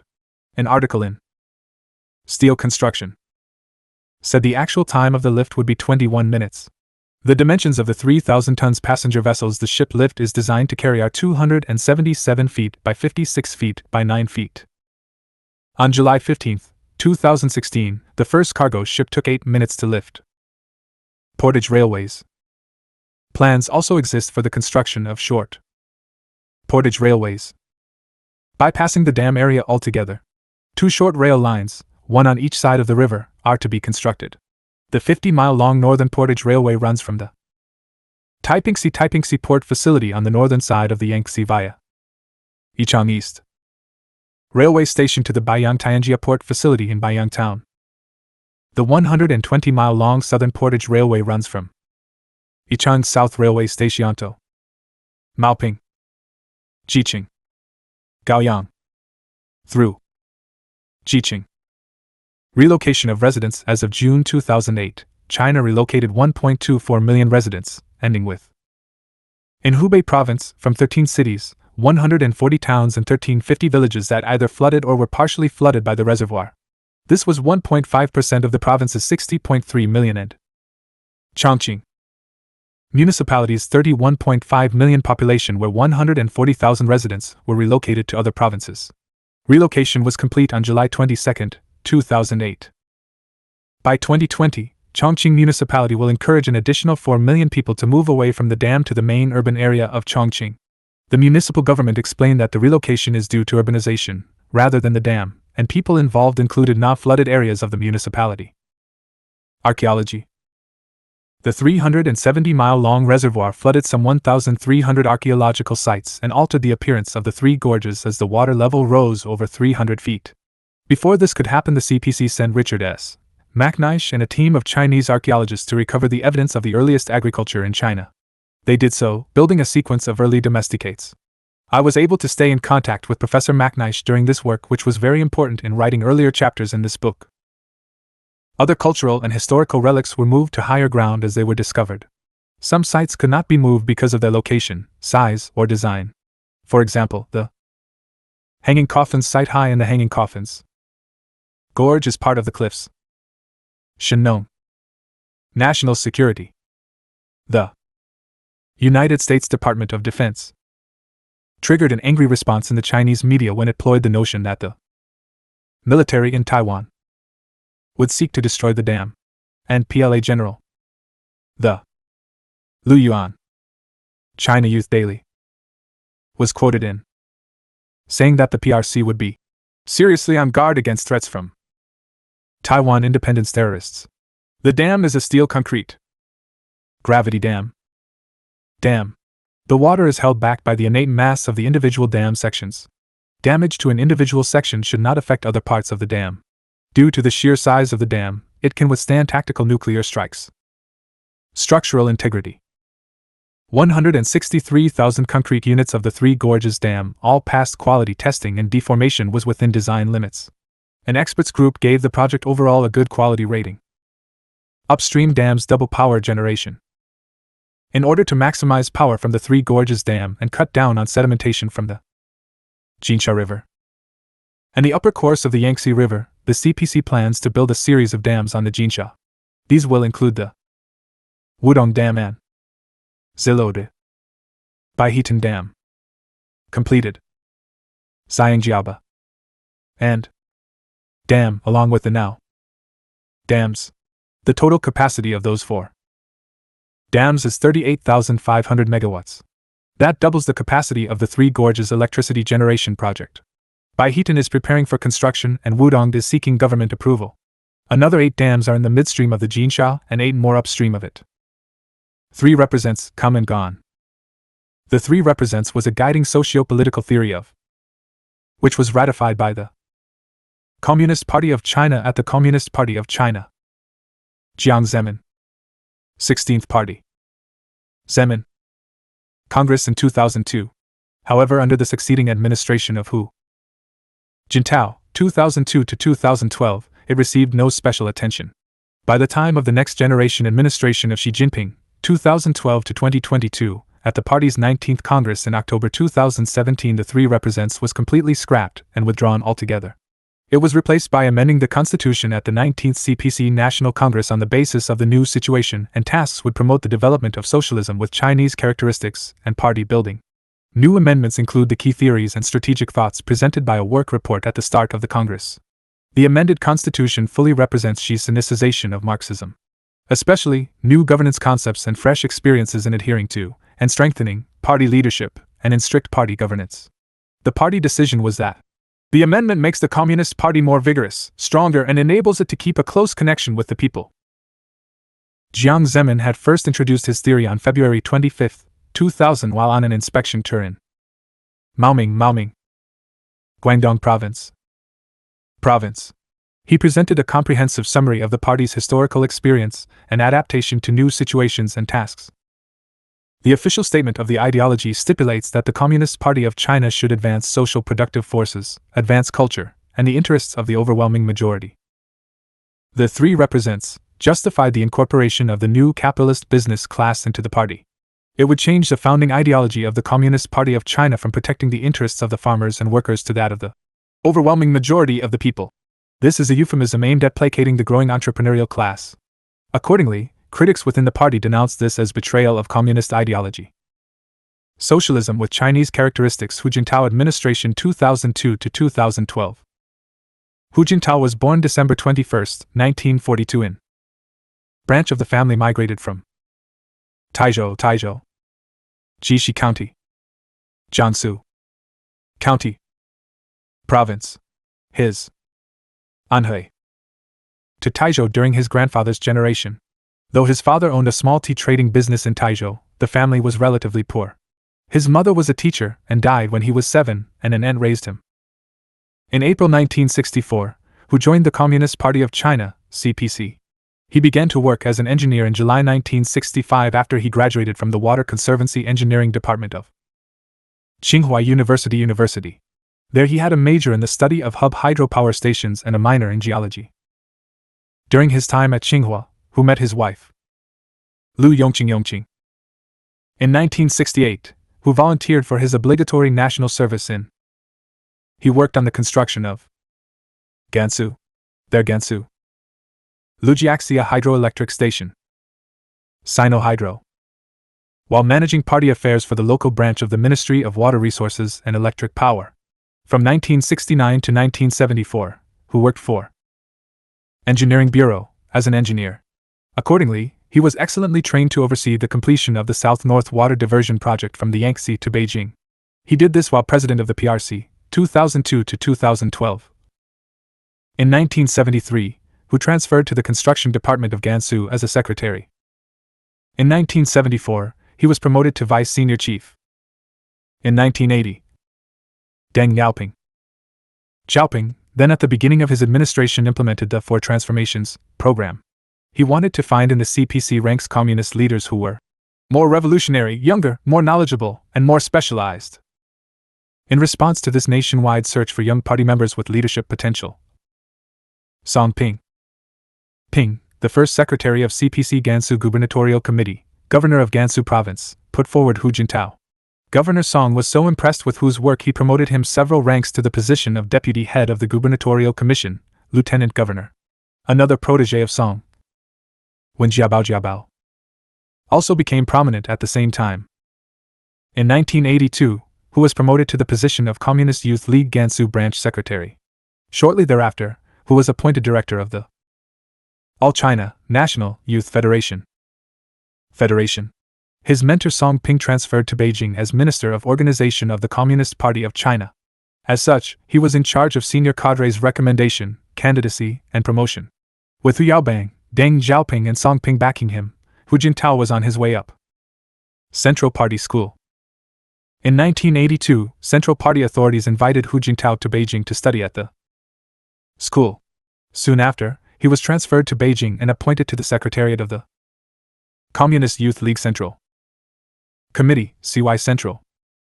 2 years later, Hu was made the head or first secretary of CY Central. During his term in the Youth League, Hu escorted Hu Yaobang, who was CPC General Secretary then, in visits around the country.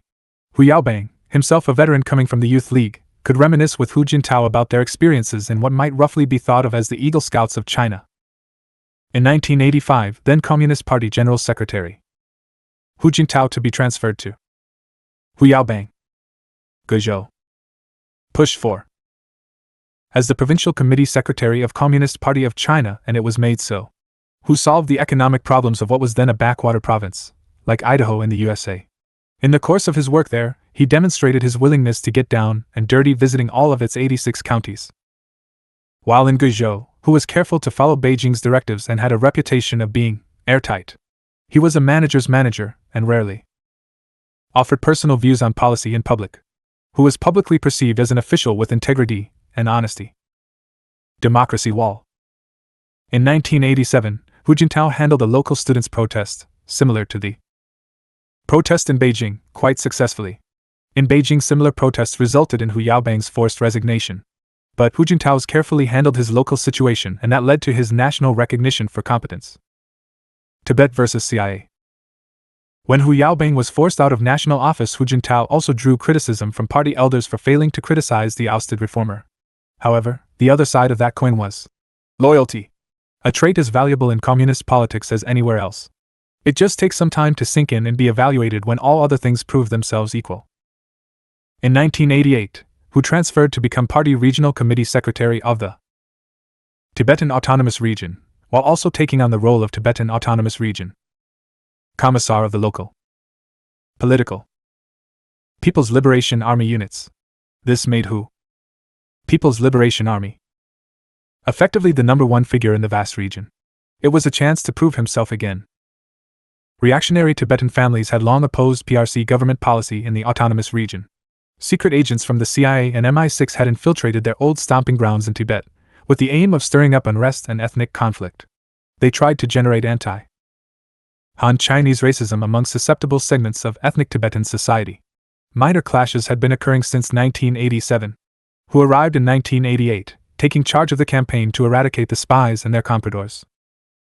In February of 1989, Hu deployed 1,700 LSA People's Armed Police clashes into with MI6 and CIA agents culminated in serious rioting in LSA.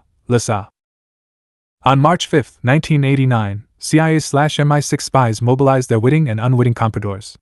They chose this date to challenge the government because it was only 5 days before the 30th anniversary of the 1959 CIA/MI6 organized Tibetan uprising. The armed police said they opened fire in self-defense when fired upon. Hu delayed further orders to clamp down on the protesters until late into the evening. Then Hu knew he had to act because the situation was spiraling out of control. On March 6, 1989, the protesters were vanquished. On March 8, 1989, Hu asked Beijing to declare martial law. And it was made so. The foreign spies were highly pissed at their failure in Tibet, where they expected their chances were the greatest. But they soon forgot about Tibet when they saw the opportunity that their colleagues created in Beijing. On June 4, 1989, the party ended the Tiananmen Square incident. The party decided to put an end to the CIA ploy and send in the PLA. It was Hu's earlier decision to do the same thing in Lhasa, with the PLA troops in Chengdu, that was their model. In 1989, Hu's actions in Lhasa earned him the attention of Deng Xiaoping. Then as tanks rolled into Tiananmen Square, Hu publicly declared his support for the central authorities. In June 1990, Hu experienced high-altitude sickness and returned to Beijing.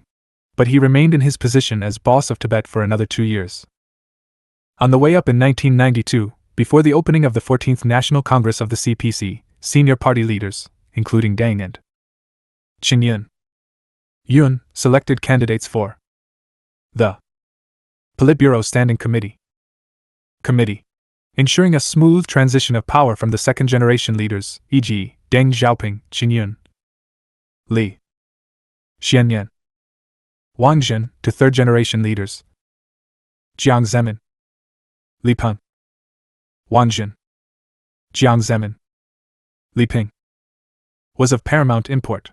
Deng considered another candidate for a further future transition, preferably someone under 50 to represent the next generation of leaders. Song Ping, as the organization chief, recommended Hu as an ideal candidate for the prospect of a future leader. Thus, shortly before his 50th birthday, Hu Jintao became the youngest member of the 7-member Politburo Standing Committee.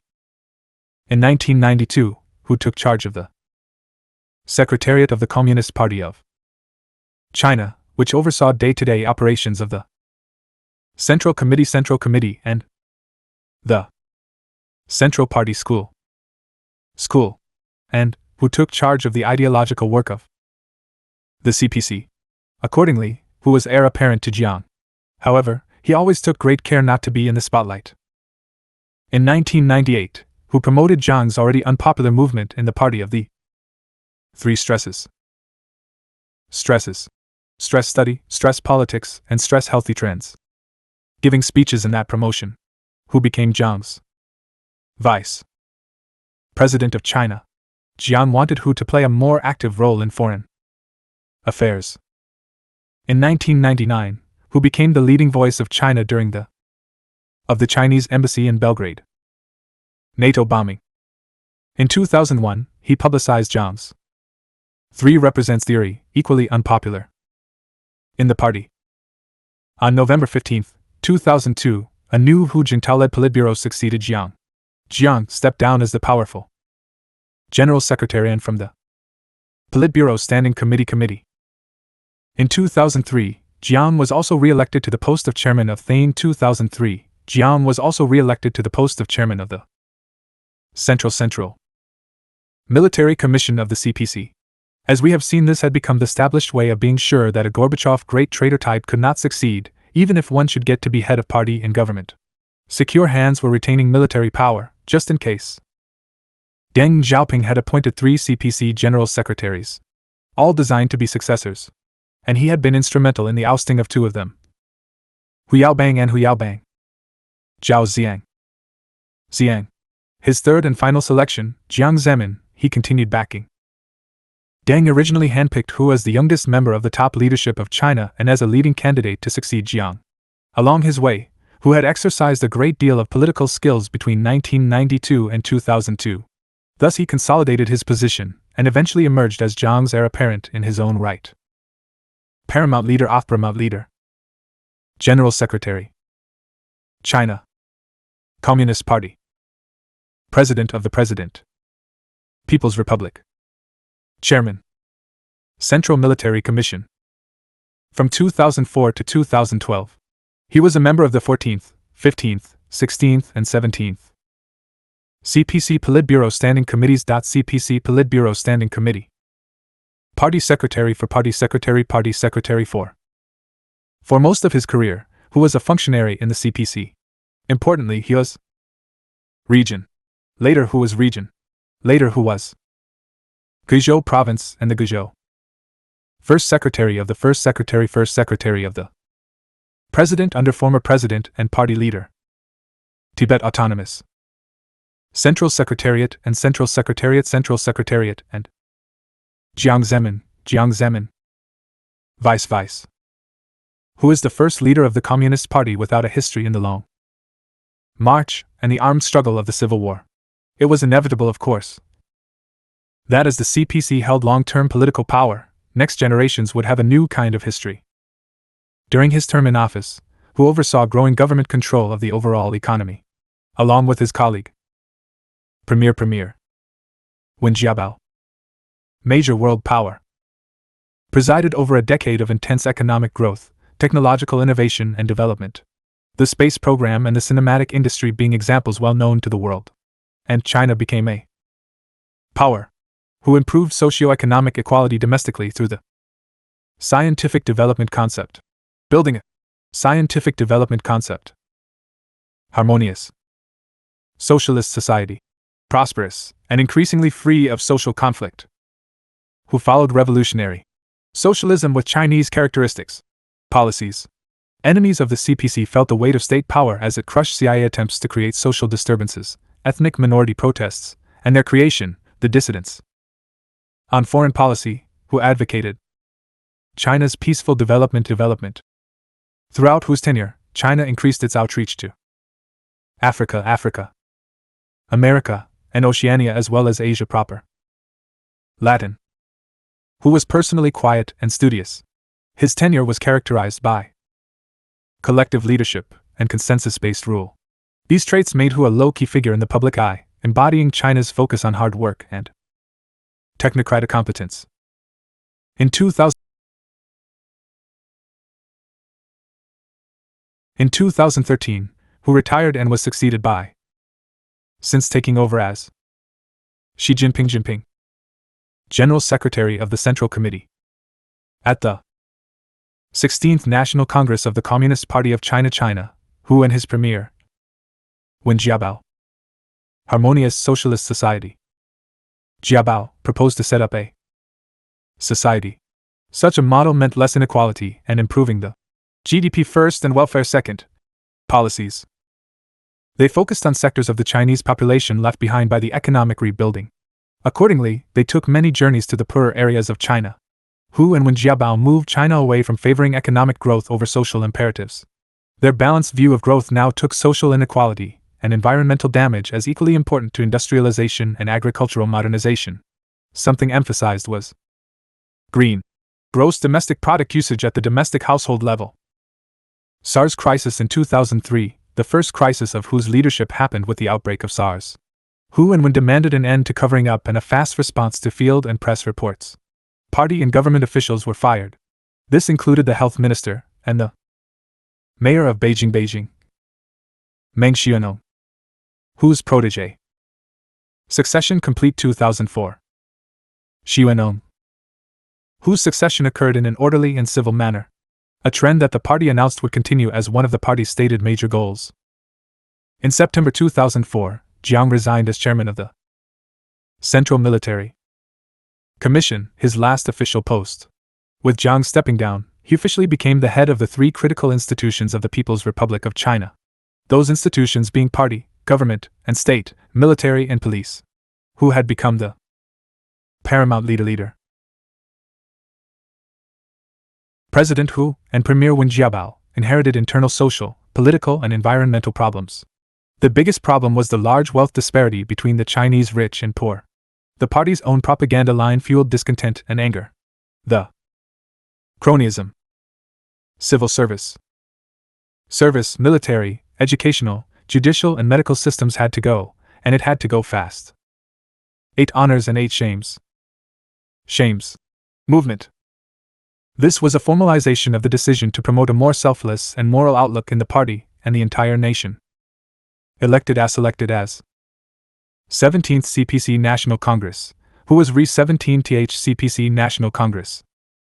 General Secretary of the Central Committee and General Secretary of the Central Committee, General Secretary of the Central Committee and CPC Central Military Commission. Chairman of the 11th National People's Congress, Hu was re-11th National People's Congress. Elected as President. He was also re-elected as President. Chairman of the PRC.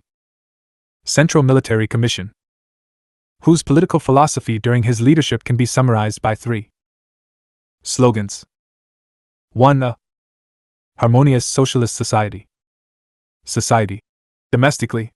This slogan materialized in the second slogan, the scientific development concept. That concept integrates sets of solutions to arrays of economic, environmental, and social problems, and recognizes, in inner circles, a need for cautious and gradual political reforms. 2. The scientific development doctrine written into the Communist Party and state constitutions in 2007, 2008, respectively. The role of the party has changed, as formulated by Deng Xiaoping and implemented by Jiang Zemin. Continues the party's modernization, calling for both advancement of the party and its increasing transparency in governance. 3. Peaceful development, internationally. This is not peaceful coexistence of the modern revisionist type. Simply stated, China, with regard to all other countries regardless of social system, will seek to develop cooperatively, thus peacefully. In the view of the Chinese party and its government, these slogans create a new China model as an alternative to imperialism's democracy model. In Hu's words, a harmonious socialist society should feature democracy, the rule of law, equity, justice, sincerity, amity, and vitality. Such a society will give full scope to people's talent and creativity, and it will enable all people to share the social wealth brought by industrial development and agricultural modernization. It forges an ever closer relationship between the people and their government. Hu's agenda had 2 central pillars: 1. Maintaining social stability to further economic development, and 2. Sustaining Chinese culture to enrich national sovereignty. In domestic policy, openness to the public on governmental functions and in meetings was promoted. Xinhua, China's news agency, began publishing the details of Politburo Standing Committee meetings. Hu cancelled events he saw as communist extravagances. Hu focused on the gap between rich and poor, and on uneven development between the interior and coastal regions. Beidei. Seaside retreat for their annual summer meeting. It set the wrong example to everyone involved, and to the nation. Communists should extol personal sacrifice and prudent behavior among the cadre. Certainly, they should not engage in any unnecessary waste of public funds. The Chinese public saw this decision as symbolic of Hu's attitude towards corruption. Central Party School, making a point of explaining what the party was doing to end income disparity. Taiwan. ROC President Qin Shi Huaibin. 1992 Consensus.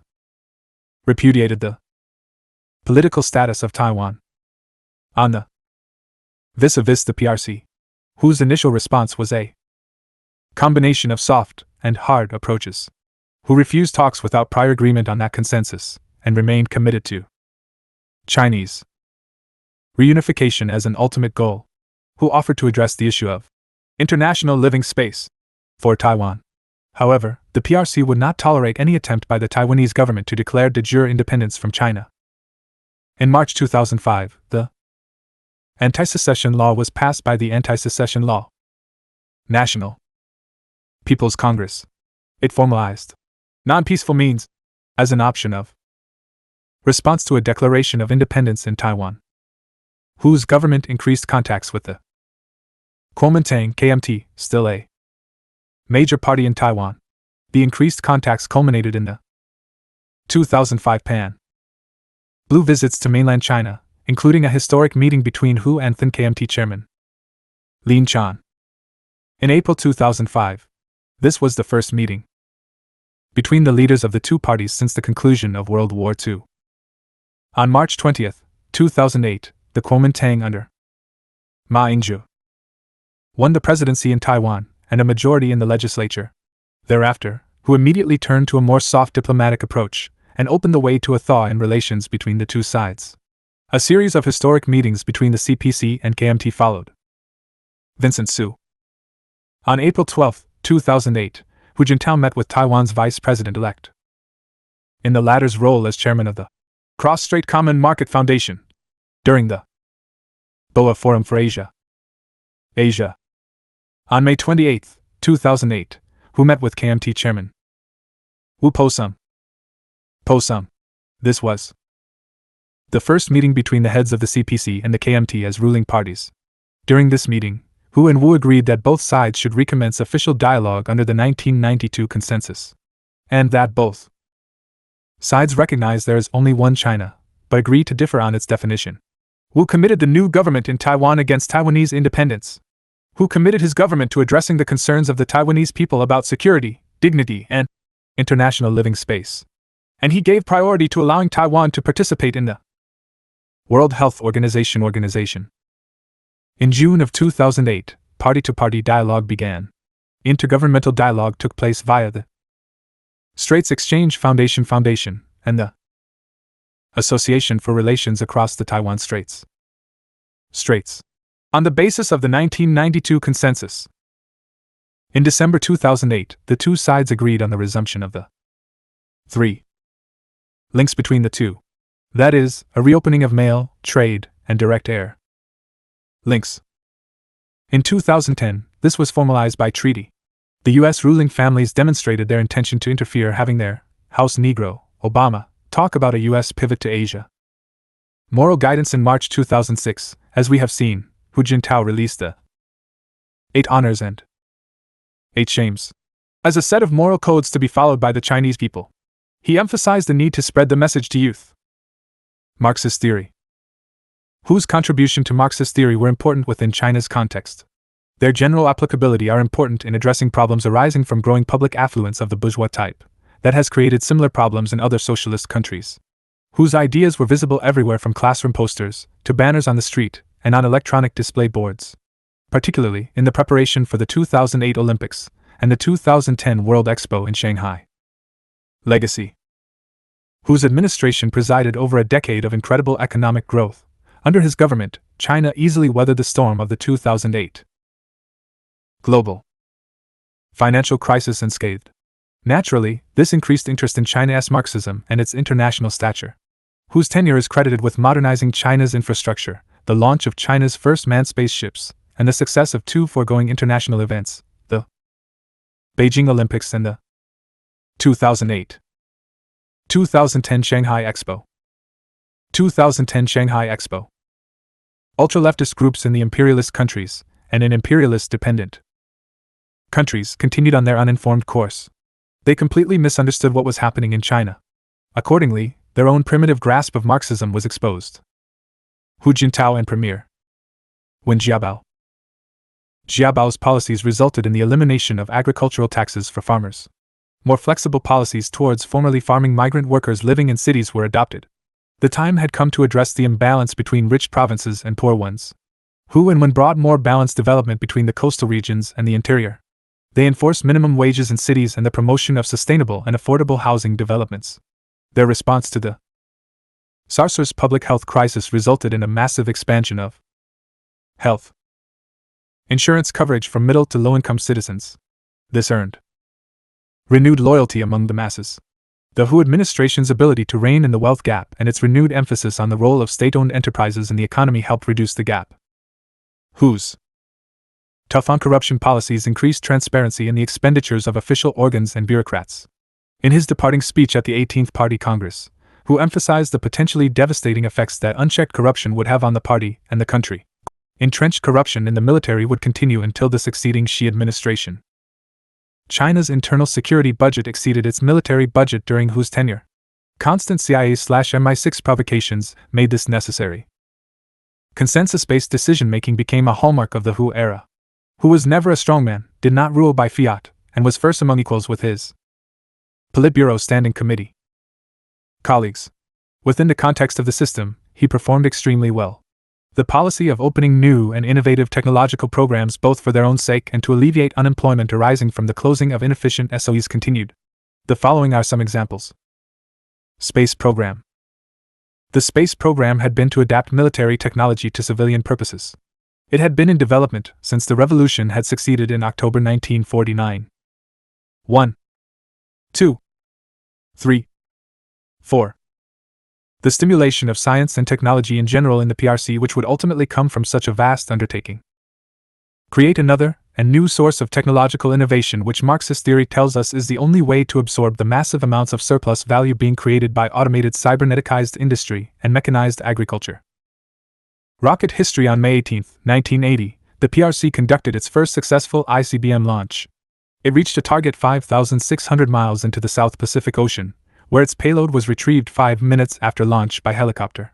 China could no longer be bullied by U.S. imperialism, as it had MIRV'd thermonuclear warheads for sea-based and land-based ICBMs. In any case, the gringos were preoccupied stealing the spoils of their subversion of the USSR via the great traitor Mikhail Gorbachev. Long March rocket series allowed the PRC to initiate a commercial launch program. Since then, China has launched over 30 foreign-owned and built satellites for European and Asian Astronautics Plan 863-2. 863-2, a crewed spacecraft, Project 863-204, would ferry astronaut crews to a space station, Project 863-205. That project evolved into the Project 921. Project 921.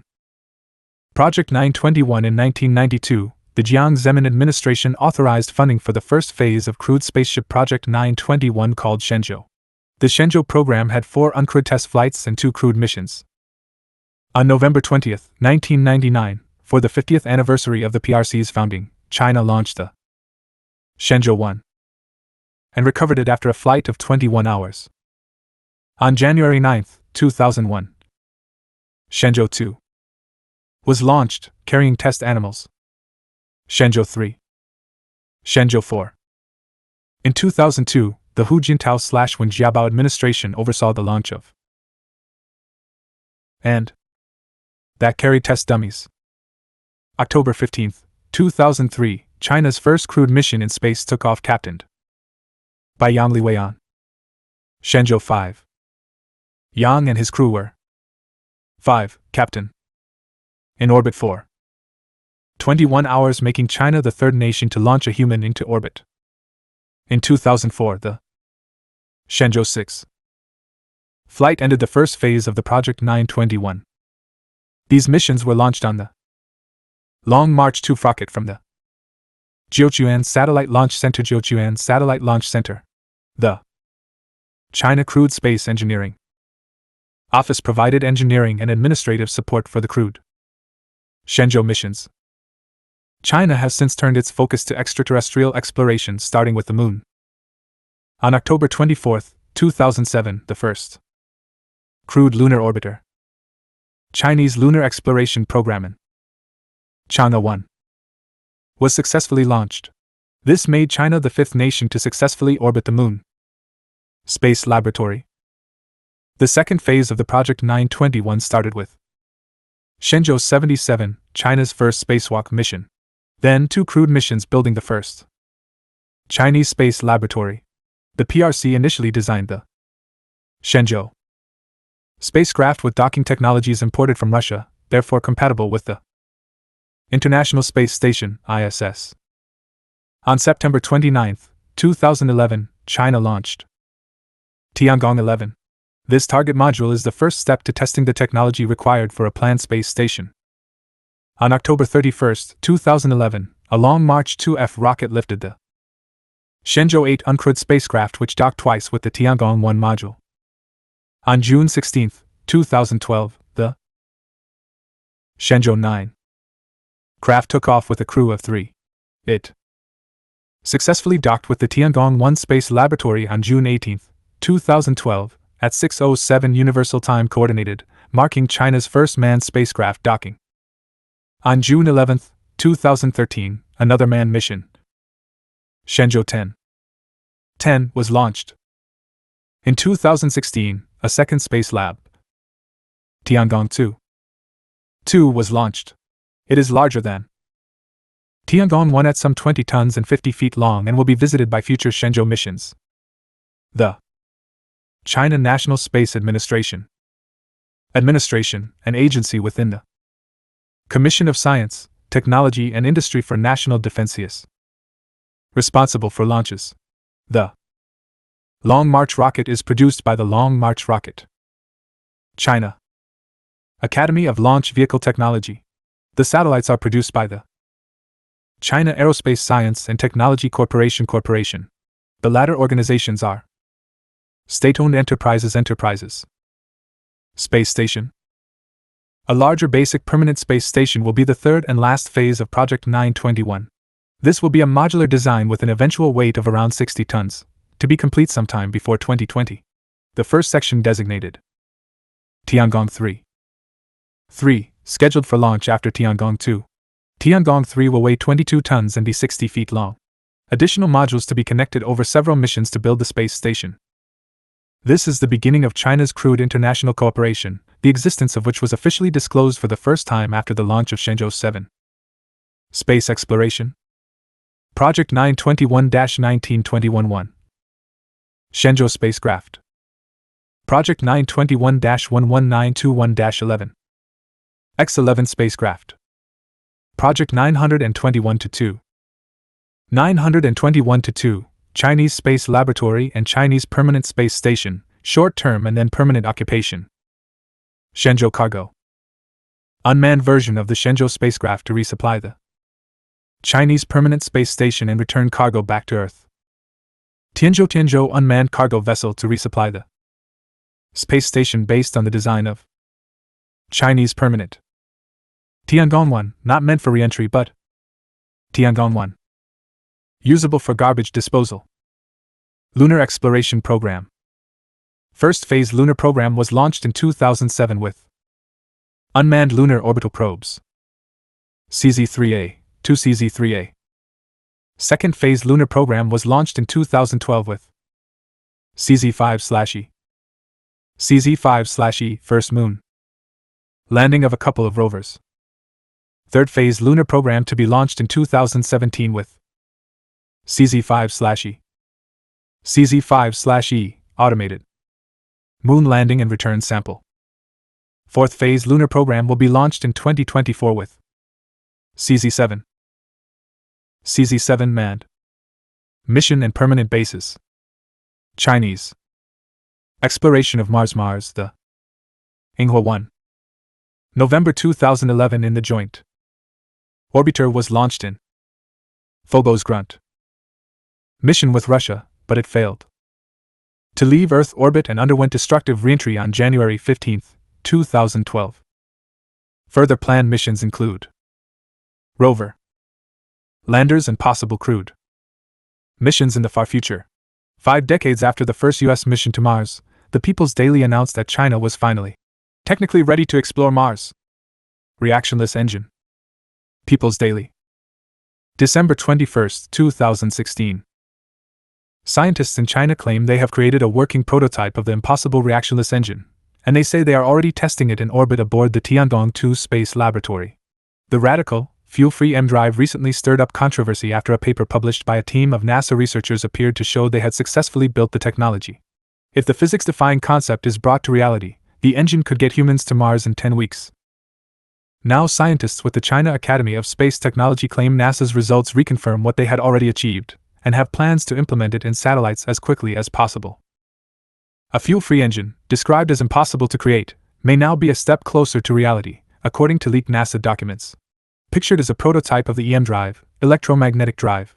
With no fuel to eject, the EM drive would violate Newton's third law, which states that for every action, there is an equal and opposite reaction. At a press conference in Beijing, however, researchers with CAST confirmed the government has been funding research into the technology since 2010, and claimed they've developed a device that's already being tested in low Earth orbit, IB Times UK reports. It comes just a month after anonymous sources told IB Times UK that tests on the M drive were underway aboard Tiangong-2. National research institutions in recent years have carried out a series of long-term, repeated tests on the M drive, Dr. Chen Yu, head of the Communications Satellite Division at CAST said at the press conference, IB Times UK reports. NASA's published test results can be said to reconfirm the technology. We have successfully developed several specifications of multiple prototype principles. The NASA tests managed to generate powers of 1.2 millinewtons per kilowatt, mn/kW, a fraction of the current state-of-the-art Hall ion thruster, which can achieve a massive 60 mn/kW, illustrated. The establishment of an experimental verification platform to complete the milli-level micro-thrust measurement test, as well as several years of repeated experiments and investigations into corresponding interference factors, confirm that in this type of thruster, thrust exists. CAST is a subsidiary of the Chinese Aerospace Science and Technology Corporation, CSC, and the manufacturer of Dongfang Hung satellites. According to Li Feng, chief designer of CAST's Communications Satellite Division, the team has built a prototype that so far generates just a few millinewtons of thrust, IB Times UK reports. As a matter of interest, I discussed this drive possibility with Chinese experts in Havana when I visited 16 years ago, based on my work as published in New Perspectives in Physics. U.S. Imperialism against China in Space. The PRC is a member of the United Nations Committee on the Peaceful Uses of Outer Space and a signatory to all United Nations treaties and United Nations Conventions on Space, with the exception of the unpopular 1979 Moon Treaty. The United States government has long been resistant to the use of PRC launch services. Financial retaliatory measures have been taken on many occasions against several Chinese space companies. The U.S. has directed its space agency counterpart to adopt a strict Chinese exclusion policy. Thus, workers from the U.S. National Aeronautics and Space Administration (NASA) are prohibited from working with Chinese Space Administration (NASA) are prohibited from working with Chinese citizens affiliated with a Chinese state enterprise or entity. Chinese nationals are barred from entering NASA facilities without a waiver from NASA. Who completes water diversion plan? Infrastructure. Mega project. People's Republic of China. China. Ultimately, it aims to channel 44.8 billion cubic meters of fresh water annually from the Yangtze River in southern China to the more arid and industrialized north through 3 canal systems. Grand Canal. Beijing. Tianjin. The central route flowing from the upper reaches of the Han River, a tributary of Yangtze River, to the western route, which goes from 3 tributaries of Yangtze River near the Biancala Mountain to provinces like Biancala Mountain, Shanxi, Inner Mongolia, Ningxia, Qinghai, Gansu. Mao Zedong had discussed the idea for a mass engineering project as an answer to China's water problems as early as 1952. He reportedly said, "There's plenty of water in the south, not much water in the north. If at all possible, borrowing some water would be good." The complete project was expected to cost $62 billion, more than twice as much as the Three Gorges Dam. By 2014, more than $79 billion had been spent, making it one of the most expensive engineering projects in the world. The Eastern Route Project, ERP, consists of an upgrade to the Grand Canal, and will be used to divert a fraction of the total flow of the Yangtze River to northern China. According to Chinese hydrologists, the entire flow of the Yangtze at the point of its discharge into the hydrologists' East China Sea is, on average, 956 cubic kilometers per year. The annual flow does not fall below around 600 cubic kilometers per year even in driest years. 9. As the project progresses, the amount of water to be diverted to the north will increase from 8.9 cubic kilometers per year to 10.6 cubic kilometers per year to 14.8 cubic kilometers per year. Jiangdu, where a giant 400 cubic meters per second, 12.6 billion m3/year if operated continuously, Jiangdu, was built in the 1980s. The water will then be pumped by stations along the Grand Canal and through a tunnel under the pumping station. Aqueduct Tokuduct. Yellow River. Reservoirs. Near Tianjin. Construction on the Eastern Route began officially on December 27, 2002, and water was expected to reach Tianjin by 2012. However, in addition to construction delays, water pollution has affected the viability of the route. Initially, the route was expected to provide water for the provinces of Shandong, Jiangsu, Hebei, with trial operations to begin in mid-2013. As of early 2013, no date has been set when water will reach Tianjin. Tianjin is expected to receive 1 billion m3/year. The Eastern Route is not expected to supply Beijing, which is to be supplied by the Central Route. The completed line will be slightly over 716 miles, 1,152 kilometers, long, equipped with 23 pumping stations with a power capacity of 454 megawatts.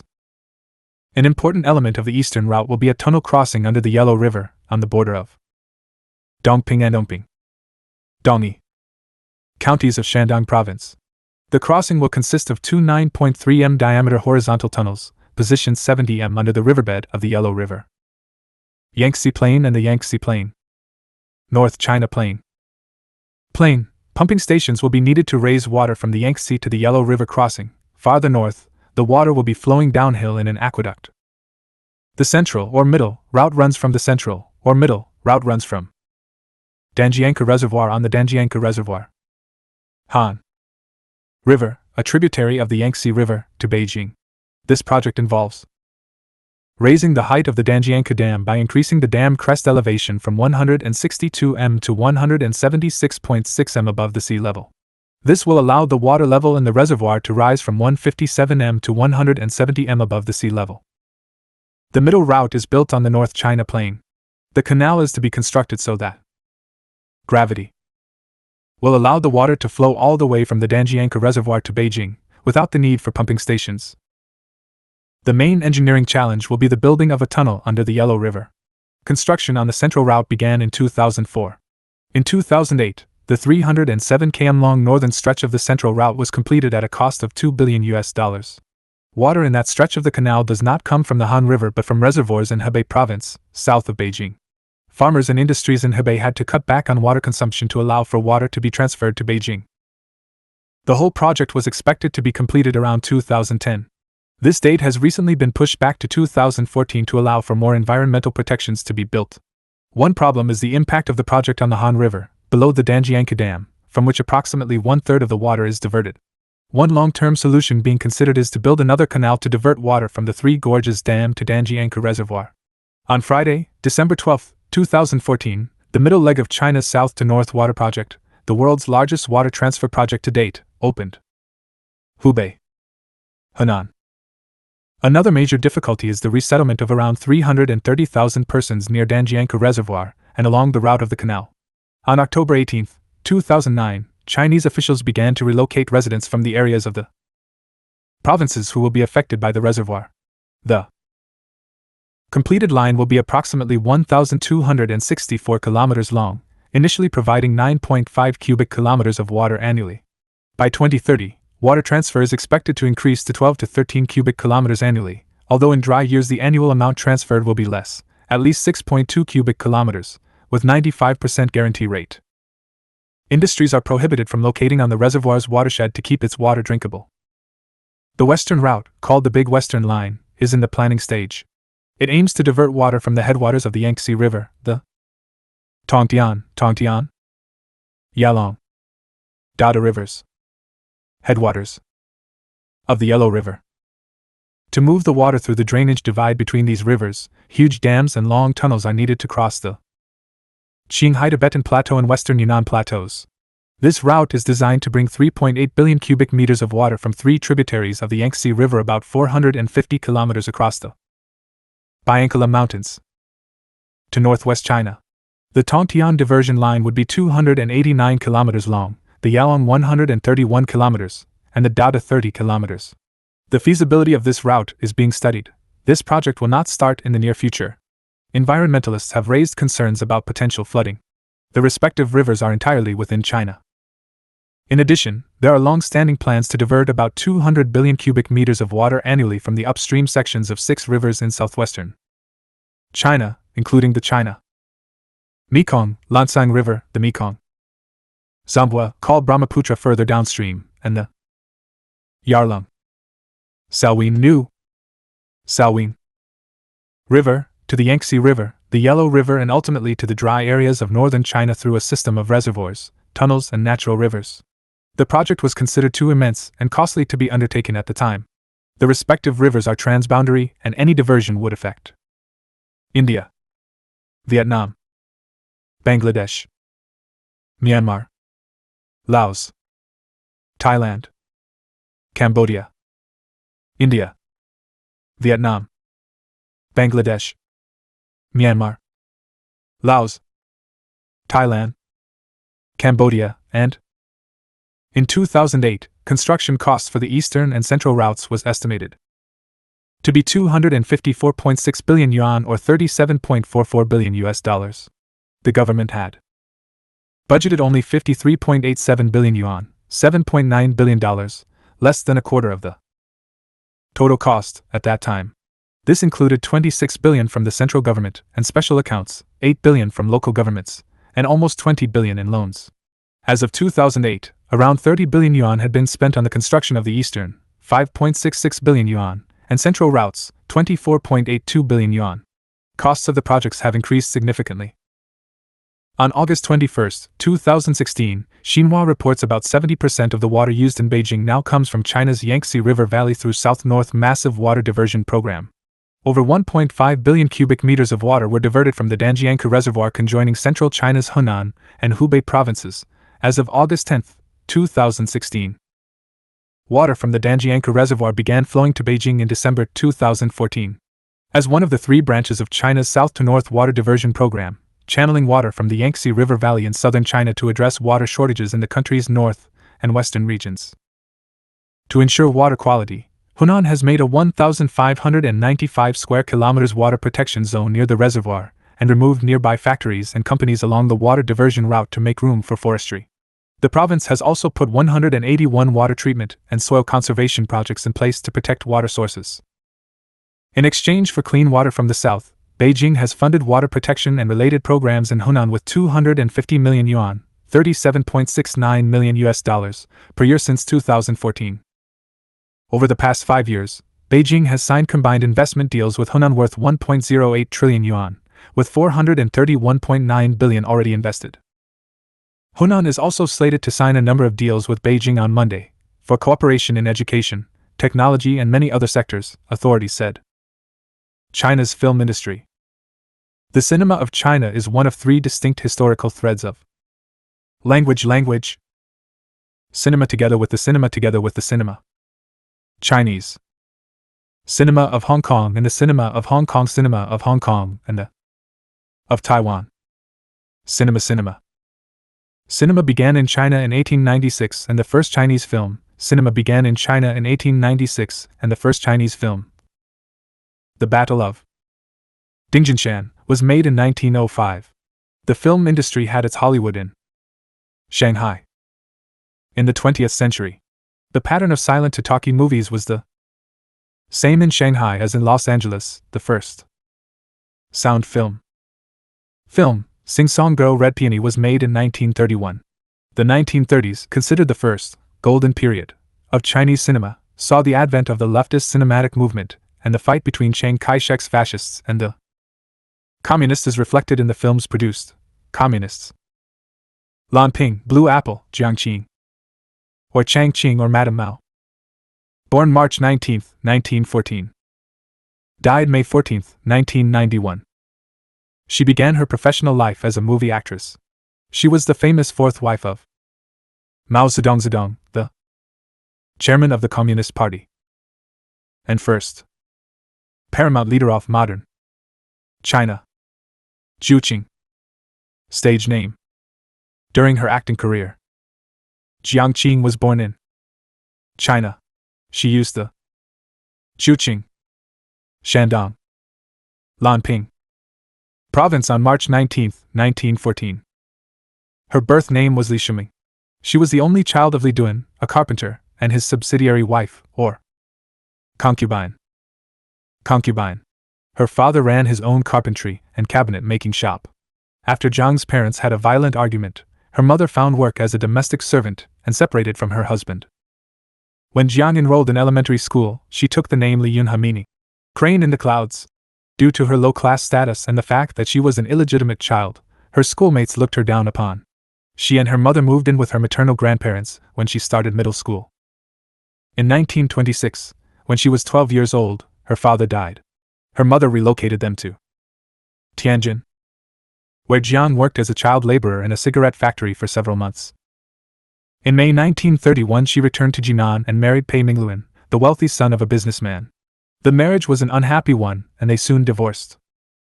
From July 1931 to April 1933, Jiang attended Qingdao. She met Qingdao University. Yu Qiwei. In Qiwei, a physics student 3 years her senior, who was a secret underground member of the Communist Party propaganda department. By 1932, they had fallen in love and were living together. She joined the Communist Cultural Front, a circle of artists, writers, and actors, and performed in Put Down Your Whip. Whip, a renowned popular play about a woman who escapes from Japanese-occupied northeastern China and performs in the streets to survive. In February 1933, Jiang took the oath of the Chinese Communist Party with Yu at her side. She was appointed member of the Chinese Communist Party Youth Wing. In April 1933, Yu was arrested and Jiang shunned by his family. She fled to her parents' home and returned to the drama school in Jinan. Through friendships she had previously established, she received an introduction to attend Shanghai University for the summer, where she also taught some general literacy classes. In October 1933, she rejoined the Communist Youth League. She then began participating in an amateur drama troupe. In 1934, Jiang and her mother settled in Jinan. The following summer, she entered an experimental theater and drama school. Her talent brought her to the attention of administrators who selected her to join a drama club in Beijing, where she advanced her acting skills. In September 1934, Jiang Qing was arrested in Shanghai and jailed for her political activities. In December 1934, she was released and then traveled to Beijing, where she reunited with Yu Qiwei, who had just been released following his prison sentence. The two began living together. In March 1935, Jiang Qing returned to Shanghai, becoming a professional movie actress, adopting the stage name Lan Ping, meaning Blue Apple. She appeared in numerous films and plays, including God of Liberty, The Scenery of City, Blood on Wolf Mountain, and Old Mr. Wang, in Ibsen's play A Doll's House. Jiang Qing played the role of Nora. Femme fatale. With her career established, she became involved with actor/director Tang Na, with whom she appeared in scenes of city life and the Statue of Liberty. In March 1936, they were married in Hangzhou. However, he soon discovered she was continuing her relationship with Yu Qiwei. The scandal became public knowledge and he made 2 suicide attempts before their divorce became final. In January 1937, Jiang joined the Green Gang's Lianhua Film Company and starred in the film Big Thunderstorm. She reportedly had an affair with director Zhang Min. This she denies in her autobiographical articles. Big Du, as boss of the Green Gang, became infatuated with her, and she feared his intentions. On July 7, 1937, following the Marco Polo Bridge incident, Japanese invasion of Shanghai, Xi'an incident, and the Shanghai, which destroyed much of its movie industry, Jiang abandoned her celebrity life on the stage and fled the city. Du had already made her uncomfortable, to say the least. First she ran to Xi'an. From there she made her way to the Chinese Communist headquarters in Yan'an. 2. Joined the revolution and the war against the Japanese invasion. With Mao in November 1937, she enrolled in the Counter-Japanese Military and Political University, Marxist-Leninist Institute for Study. The Lu Xun Academy of Arts was newly founded in Yan'an. On April 10, 1938, Jiang Qing became a Lu Xun Academy Drama Department instructor, teaching and performing in college plays, and in November 1938, she married Mao Zedong in operas. Yan'an. Operas. Yan'an. Afterwards she served a ceremonial role as the First Lady of the People's Republic of China. She had been barred by the CPC from playing any role in the party, other than those devoted to cultural matters, as a condition of the party approval of Mao's decision to marry her. In the 1940s, she served as Mao's personal secretary after their marriage. In the 1950s, Jiang Qing was head of the film section of the Communist Party's propaganda department. In 1965, Mao decided to use her in his political fight against modern revisionism. Shanghai movie industry evacuates. After the Japanese invasion of China and the occupation of Shanghai, the industry in the city was largely destroyed. Filmmakers moved to Kong, Hong, Chongqing, and other cities, trying to start over again. This is now Chongqing. Called the Solitary Island period in Shanghai because there were still filmmakers working in the city's foreign concessions. Princess Iron Fan. 1941, the first Chinese animated feature film, was released at the end of this period. Cinema in PRC. After the end of the war, a second golden age took place, with production in Shanghai resuming, with films such as Spring in a Small Town, 1948. Named after the Sharply Best Chinese Language Film at the 24th Hong Kong Film Awards. Communist Revolution in 1949, movie attendance increased. After the founding of the People's Republic of China in 1949, Jiang became the nation's First Lady. She worked as director of film in the Central Propaganda Department, and as a member of the Ministry of Culture Steering Committee for the film industry. We have reviewed the uproar that led to the investigation of the life of Wu Sun. Sun, a film about a 19th century beggar who raised money to educate the poor. Jiang supported criticism of the film for celebrating counter-revolutionary ideas. Following the Great Leap Forward, 1958 to 1961, Mao turned to Jiang as a cultural leader and movie maker to support him in his war with modern revisionism. Jiang began by reforming the Chinese theater. In 1963, he led an initiative for reforming modern opera that resulted in the 8 model revolutionary operas established at the Peking Opera. Her guidance defined works of drama, music, dance, and other arts appropriate to the struggle against modern revisionism. The industry flourished following the end of the Cultural Revolution, including the scar dramas of the 1980s, such as Evening Rain 1980, Legend of Tianyun Mountain 1980, and Hibiscus Town 1986, depicting the emotional traumas left by the period. Starting in the mid to late 1980s, with films such as 1 and 8, 1983, and Yellow Earth, 1984. The fifth generation of filmmakers brought increased popularity to Chinese cinema abroad. At first, this was mainly among Western art house audiences and fellow communists such as myself. Films like Red Sorghum, 1987, The Story of Chiu Ju, 1992, and Farewell My Concubine, 1993, winning major international awards. The Jiang Zemin administration witnessed the beginning of the rise of the 6th and 7th generations of filmmakers and actors. Maturity meant for China what it had for Hollywood, namely that films are often made outside of the main Chinese film system. This has meant collaboration between Hollywood and Chinese moguls in the motion picture industry of all types on both ends. Cinema. Under Hu Jintao, Xi Jinping administrations. The international commercial success. 2000 and Crouching Tiger, Hidden Dragon. Hero. 2002 immediately meant that the number of co-productions in Chinese language cinema exploded. There has been a movement of Chinese language cinema into a domain of tentpole international status. The Dream Factory. 1997 demonstrated the viability of the tentpole commercial model in China as well as the USA because of the exponential growth of the Chinese box office. Chinese films have now break box office records. As of January 2016, 5 of the top 10 grossing films in China are domestic productions. Highest. Lost in Thailand.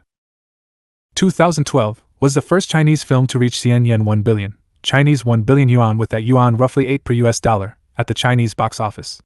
Then, Monster Hunt. 2015 was the first to reach CNY 2 billion, and The Mermaid. 2016 was the first to make CNY 3 billion, and is currently the highest grossing film in China. World's largest film studio. China is the home of the largest film studio in the world, the Hengdian World Studios, and in 2010, it had the third largest film industry by number of feature films produced annually. In 2012, the country became the second largest market in the world by box office receipts. In 2015, the gross box office in China was over US dollars 44 billion yen, 6.78 billion US dollars, with domestic films having a share of 61.6%. The country by 2017 will be the largest market in the world. In 2017, China will have the largest number of screens. Naturally, China has become a major hub of business for Hollywood studios. 2008 Olympic Games. Construction on the venues began in 2003, and by May 2007, the construction of all 31 Beijing-based Olympic Games venues was underway. The PRC government renovated and constructed 6 venues outside Beijing as well as 59 training centers. The largest structures built were the Beijing National Stadium, Aquatic Center, Olympic Green Convention Center, Beijing National Indoor Stadium, Beijing National Indoor Stadium, Beijing National, Olympic Green, and Olympic Green. Beijing Wuxong Culture and Sports Center. Almost 85% of the construction budget for the 6 main venues at a total cost of RMB yen 17.4 RMB yen billion, 2.1 billion US dollars. Some events were held outside Beijing. Football in Shanghai, Shenyang and Shenyang, Tianjin, sailing, Qinhuangdao, Qingdao, Hong Kong, equestrian, Tianjin, and in Qinhuangdao, Qingdao. The events were held in Kong. The centerpiece of the 2008 Summer Olympics was the Beijing National Stadium, nicknamed the Bird's Nest because of its nest-like skeletal structure. The stadium hosted both the opening and closing, well as the ceremonies as athletics. Guangdong Olympic Stadium competition. The was originally planned, constructed, and completed in 2001 to help host the Games. A decision was made to construct a new stadium in Beijing. But Guangdong has a great stadium it uses for a variety of purposes nevertheless. The Bird's Nest model, submitted by architects Jacques Herzog and Pierre de Meuron in collaboration with Li Xingang of China Architecture Design and Research Group, CDG, was selected as the top design by both a professional panel and by a broader audience during a public exhibition. The selection of the design became official in April 2003. Construction of the stadium was a joint venture among the original designers, project architect Stefan Marbach, artist Ai Weiwei, and a group of CDG architects led by Li Xingang. On March 6, 2009, the costs Beijing Organizing Committee for the Olympic Games reported that total spending on the Games was generally as much as that of the Athens 2004 Olympic Games, which was equivalent to about 15 billion US dollars. The Bird's Nest Stadium cost US $423 million and was funded by the state-owned corporate conglomerate CITIC and the Beijing State-Owned Assets Management Company. The budget easily accommodated the unemployed arising from the planned shutdown of inefficient state enterprises. The event gave the CPC a feather in its cap in addition to the great international impression the spectacular opening ceremony gave the world. Tomb Mausoleum China's Qin, First Emperor. The mausoleum is located in China. This Lintong District. Xi'an. Shanxi. Mausoleum. District. Xi'an. Province of. Was constructed over 38 years, from 246 to 208 BC, and is situated underneath a 76-meter-tall tomb mound shaped like a truncated pyramid. The layout of the mausoleum is modeled on the capital, Qin. Xianyang. Xianyang, divided into inner and outer cities. The circumference of the inner city is 2.5 kilometers, 1.55 miles, and the outer is 6.3 kilometers, 3.9 miles. The tomb is located in the southwest of the inner city and faces east. The main tomb chamber housing the coffin and burial artifacts is the core of the architectural complex of the mausoleum. The tomb itself has not yet been excavated. Archaeological explorations currently concentrate on various sites of the extensive necropolis surrounding the tomb, including the Terracotta Armidal the east of the tomb mound. The Terracotta Army served as a garrison to the mausoleum and has yet to be completely excavated. Work on the mausoleum began soon after Emperor Qin ascended the throne in 246 BC when he was still aged 13, although its full-scale construction only started after he had conquered the 6 other major states and unified China in 221 BC. The source of the account of the construction of the mausoleum and its description came from Sema Kainan chapter 6 of his Records of the Grand Historian, which contains the biography of Huang Qin. In the 9th month, the first emperor was interred at Mount Li. When the first emperor first came to the throne, the digging and preparation work began at Mount Li. Later, when he had unified his empire, 700,000 men were sent there from all over his empire. They dug through 3 layers of groundwater and poured in bronze for the outer coffin. Palaces and scenic towers for 100 officials were constructed, and the tomb was filled with rare artifacts and wonderful treasure. Craftsmen were ordered to make crossbows and arrows primed to shoot at anyone who enters the tomb. Mercury was used to simulate the 100 rivers, the Yangtze, Yellow River, and the Great Sea, and set to flow mechanically. Above were representation of the heavenly constellations, below, the features of the land. Candles were made from fat of manfish, which is calculated to burn and not extinguish for a long time. The second emperor said, "It would be inappropriate for the concubines of the late emperor who have no sons to be out free," ordered that they should accompany the dead, and a great many died. After the burial, it was suggested that it would be a serious breach if the craftsmen who constructed the mechanical devices and knew of its treasures were to divulge those secrets. Therefore, after the funeral ceremonies had completed and the treasures hidden away, the inner passageway was blocked, and the outer gate lowered, immediately trapping all the workers and craftsmen inside. None could escape. Trees and vegetation were then planted on the tomb mound such that it resembles a hill. From Sima Qian, Shiji, Chapter 6. Before the mausoleum of the first Qin emperor was completed, a peasant rebellion broke out during the late Qin dynasty. Zhang Han redeployed all the 700,000 people building the mausoleum to other tasks while he suppressed the rebellion. Building walls took a lot of labor, and the walls were needed to keep farmers and their families from escaping to the north. Therefore, the construction of the mausoleum ceased. After Xiang Yu entered Xianyang, he is said to have looted the tomb. For a Marxist, there is great significance for this site. It represents a direct break in burial tradition from the slave stage Confucianism of the preceding kings of warring slave states to feudal stage legalism of the new stage introduced by this first emperor of unified China. Legalism was the philosophy that competed with Confucianism in that those terracotta warriors were terracotta and not buried alive warriors. This reflects the higher status of lower-class persons who earlier would have been put to death with the death of their master.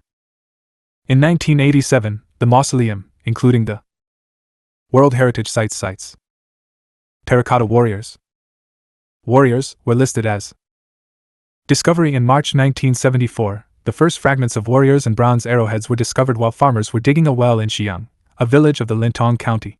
At a depth of around 2 meters, the farmers found hardened dirt, then red earthenware, fragments of terracotta, bronze arrowheads and terracotta bricks. The working farmers just threw the fragments of terracotta in the corner of the field and then collected the arrowheads to sell them to a commercial agency. Other villagers took terracotta bricks to make pillows. A manager in charge of the hydraulic works, Fan Shumiao, came to the village and, seeing the objects found, told the villagers they should consider selling them to the cultural center of the district. The farmer whose land it was received 10 yuan for 2 carts of fragments. These fragments turned out to be from the now famous terracotta warriors. Questioning the peasants, Zhao Kongnin, responsible of the cultural center, came to the village, investigating and buying everything that the villagers uncovered, even repurchasing the arrowheads sold to the commercial agency. In May 1974, a team of archaeologists from Shanxi goes to the site to undertake the first excavations of what will become the pit and Degree 1. Tents pitched, the archaeologists start the excavations. In May 1976, drilling discovered the pit and Degree 2. As did drilling in July produce pit and Degree 3. In 1976, I received a photo of an excavated princess's jade burial suit from the PRC government thanks to Frank Pastana. I used it as one of the montage of photos on my hard copy textbook Foundations of Archaeology, Glencoe Press, Beverly Hills 1976, 765 pages. The excavations, spreading across an area of 20,000 square meters, producing about 7,000 statues of terracotta warriors and horses. Another 100 wooden battle tanks and numerous weapons accompany the warriors. Some pits were found a few kilometers away from the mound of the tomb of Emperor Qin Shi Huang. Large buildings have been erected to protect the pits.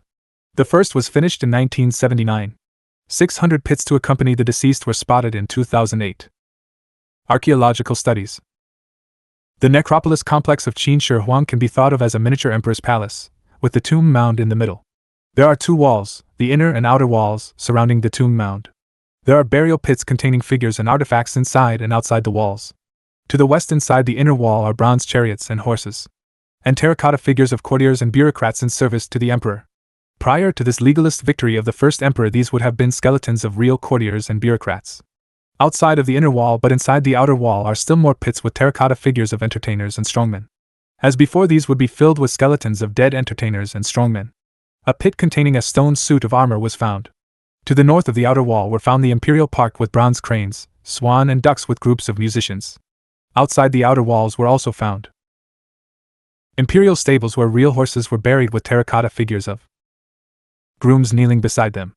To the west were found mass burial grounds for the laborers forced to build the complex.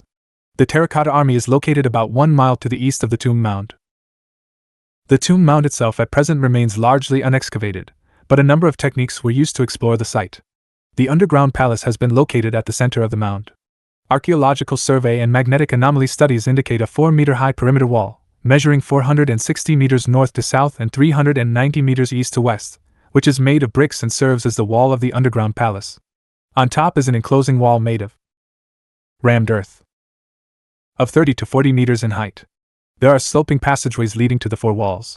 The west tomb passage is linked to a pit where the bronze chariots and horses were found. The tomb chamber itself is 80 meters long east to west, 50 meters north to south, and is about 15 meters high.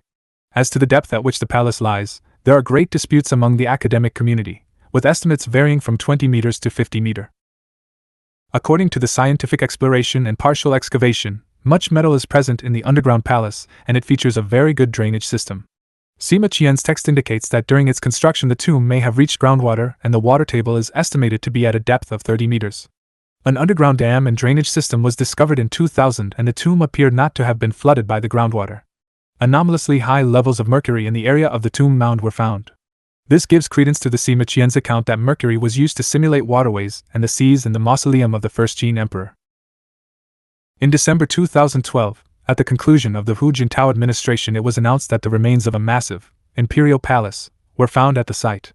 Based on its foundations, the courtyard-style palace was estimated to be 690 meters long and 250 meters wide, covering an area of 170,000 square meters, which is nearly 1/4 the size of the Forbidden City in Beijing. The palace included 18 courtyard houses and a main building that overlooked the houses. The archaeologists have been excavating the foundations since 2010 and have found walls, gates, stone roads, pottery shards, and some brickwork. Chapter 29, Xi Jinping's first term 2012 to 2017. General Secretary of the General Secretary. Communist Party of China. Politburo Standing Committee, the Politburo Standing Committee. The CPC. Central Military Commission. He is the Central Military Commission. Republic of China. In short, she is China's Chairman. President of the People's Paramount Leader. His 10-year Paramount Leader administration has 2 terms. The first began in 2012, concluding with the 19th Communist Party Congress in October 2017. The second began in 2018 and will conclude in 2022. On June 15, 1953, Xi Jinping was born in Beijing. He is the second son of Communist Army veteran Xi Yongxian and his wife Ji Xin. After the founding of the Communist government in 1949, Xi's father held the Sereyevsky's father. Propaganda Chief, Propaganda Vice Premier. The National People's Congress. Xi's father is from Fuping County, Shanxi, and she could further trace his patrilineal descent from Xianying, Dengzhou, Hunan. In 1963 his father went for re-education to work in a factory in Dengzhou, Luoyang, Hunan, and was jailed in 1968. Luoyang. In May 1966, Xi's secondary education was temporarily interrupted when all secondary classes were halted for students at the beginning of the fight against modern revisionism. In 1969, she was sent to work in Zhejiang's Yanchuan County, Shanxi, in Yanchuan County. Down to the Countryside Movement. Communist Youth League. Mao. In 1971, she joined the League. In 1974, he joined the Communist Party of China. He later became the party branch secretary of the Yanchuan County, Shanxi Province production team. From 1975 to 1979, she studied prestigious chemical engineering at Beijing's Tsinghua University as a worker peasant soldier student. Engineering majors spent about 1/5 of their time studying Marxism, Leninism, Mao Zedong thought, doing farm work and learning from the People's Liberation Army. When asked about this experience later by Chinese television, she recalled, "It was emotional. It was rather depressing when the ideals of the Cultural Revolution could not be realized and proved an illusion." From 1979 to 1982, she served as secretary for his father's former subordinate, Geng Biaobiao, the then vice premier and secretary general of the Central Military Commission. Here she acquired military training. In 1982, he was sent to Jingding County in Hebei as deputy party secretary of Jingding County. In 1985, she was part of a Chinese delegation sent to the USA to study agriculture, and he visited the town of Muscatine, Iowa. This trip, and his stay with an American family in Iowa, gave him important insights on the United States. Fujian, Zhejiang. In 1983, he was promoted to secretary of the CPC for Jingding County in Hebei, becoming the top official of the county. She subsequently served in 4 provinces during his regional political career: Hebei, 1982 to 1985, 1985 to 2002, 2002 to 2007, and Shanghai, 2007.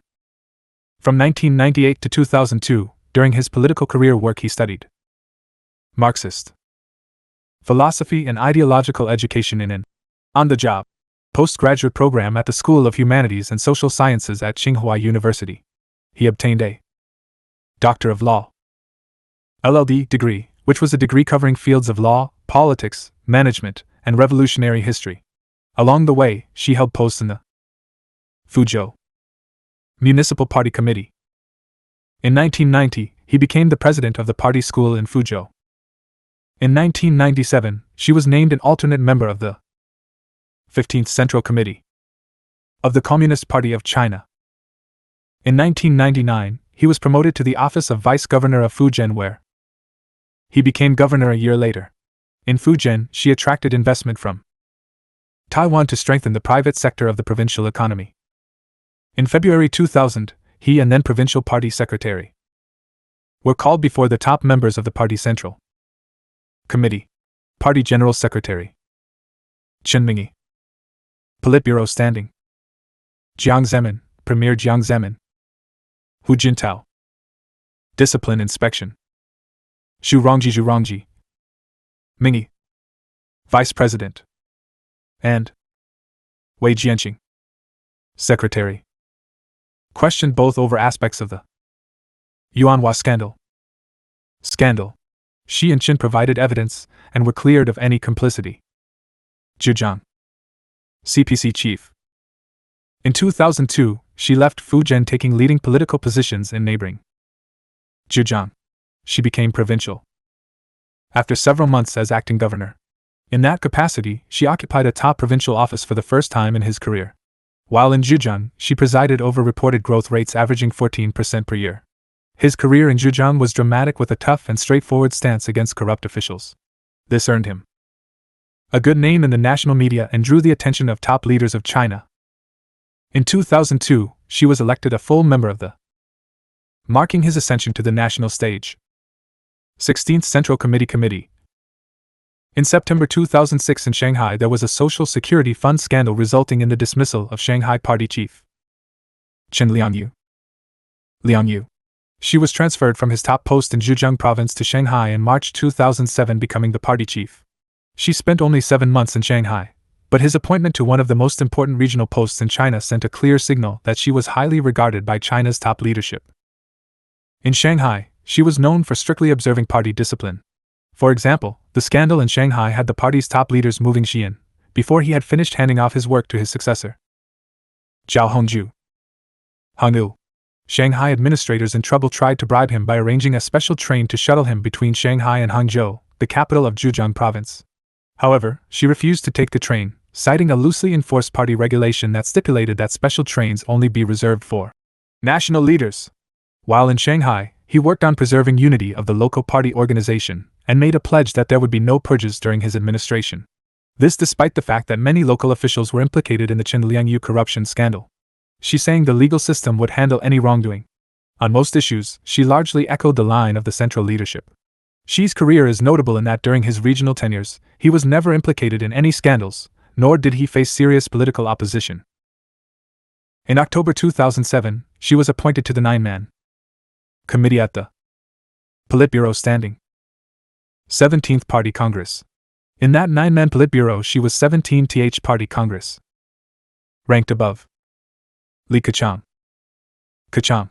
This was seen in the party as an indication that he was going to succeed Hu Jintao as China's next leader. She also held the top-ranking position in the Communist Party's Central Secretariat.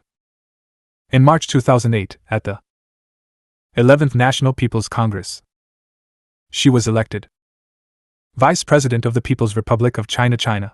She then held a broad range of portfolios. He was put in charge of the comprehensive preparations for the 2008 Summer Olympics in Beijing. He was made the central government's leading figure in Hong Kong and Macau affairs. In addition, he also became the new president of the Central Party School, the cadre training and ideological education wing of the Communist Party. In the wake of the Shaanxi 2008 Sichuan earthquake, Gansu earthquake, she visited disaster areas in Gansu. She made his first foreign trip as vice president to the DPRK, Mongolia, Saudi Arabia, Qatar and Yemen from 17 to June 25, 2008. After the Olympics, she was assigned the post of committee chair for the preparations of the 60th anniversary celebrations of the founding of the People's Republic of China. He was also reportedly at the helm of a top-level Communist Party committee dubbed the 6521 Project, charged with ensuring social stability during a series of politically sensitive anniversaries in 2009. Former Prime Minister of Singapore, Lee Kuan Yew, when asked about Xi, said he felt he was a thoughtful man who has gone through many trials and tribulations.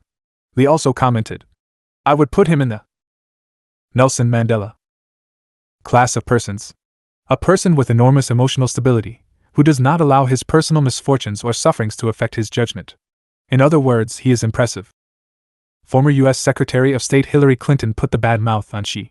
She said, "Xi hosting a meeting on women's rights at the UN while persecuting feminists?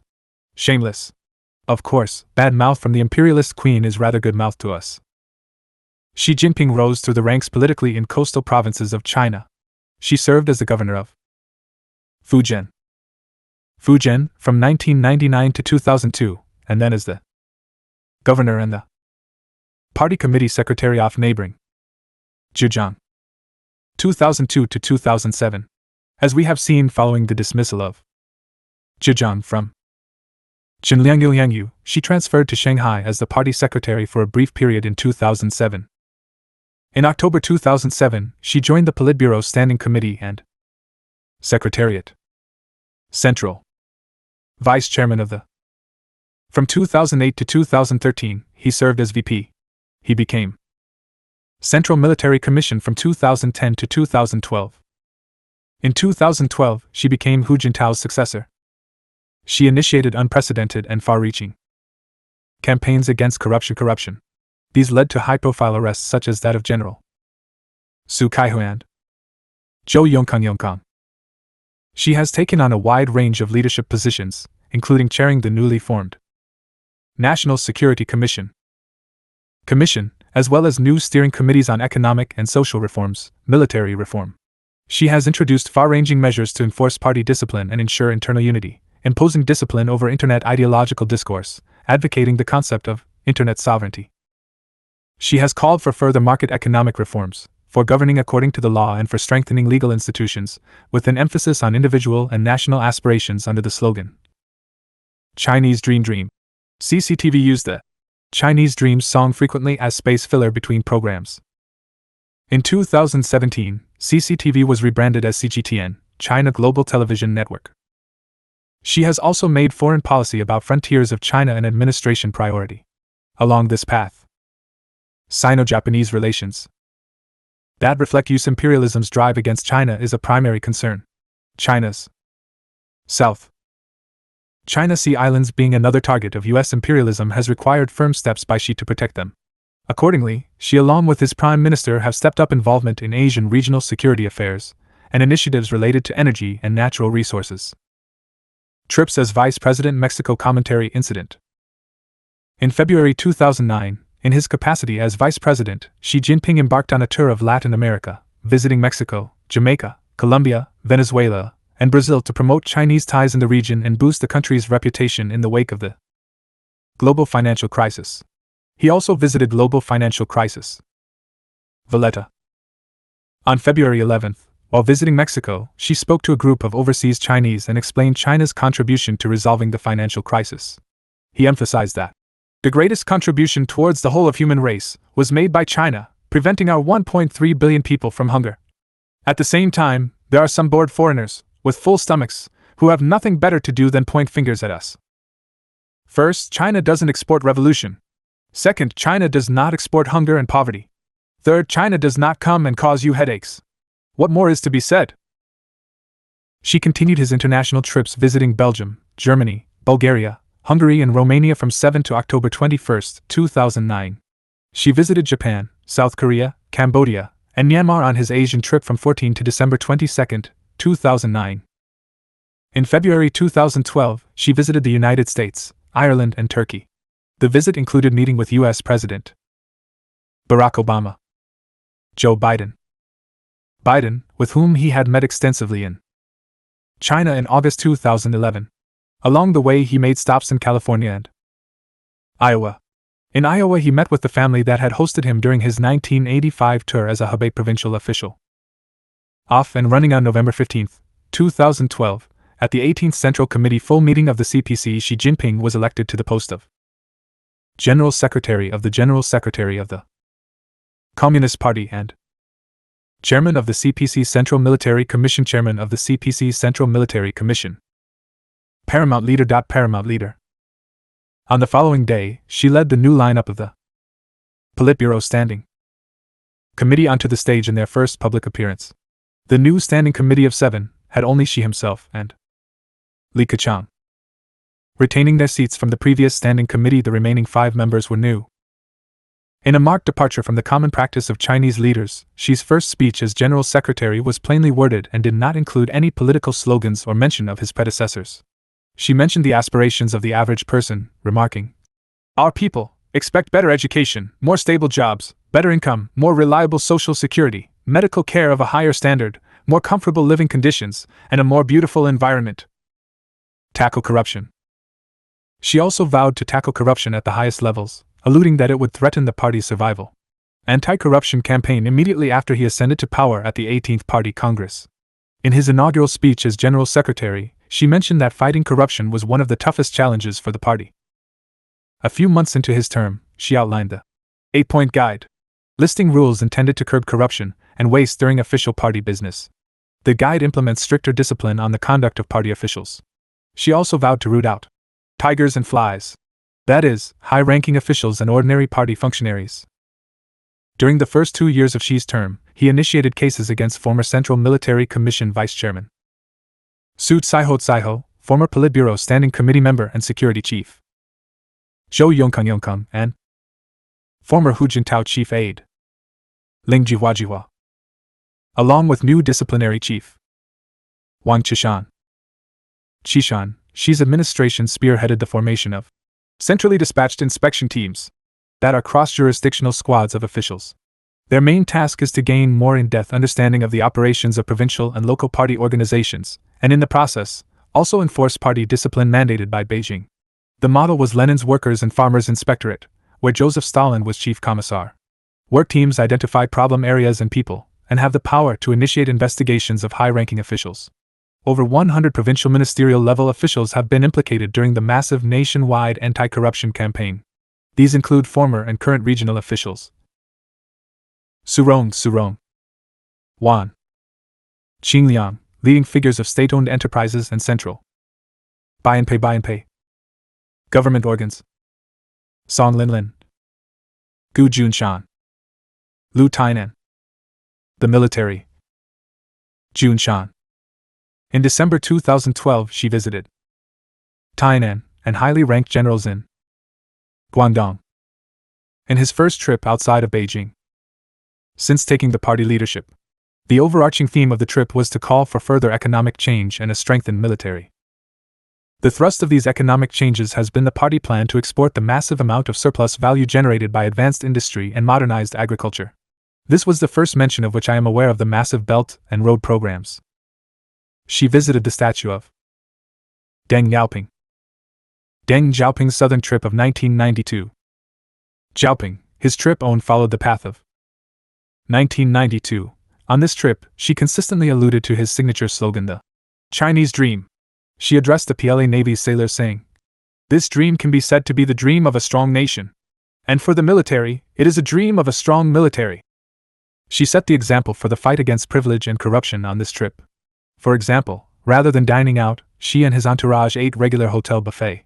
He traveled in a large van with his colleagues rather than a fleet of limousines, and did not restrict traffic on the parts of the highway he used.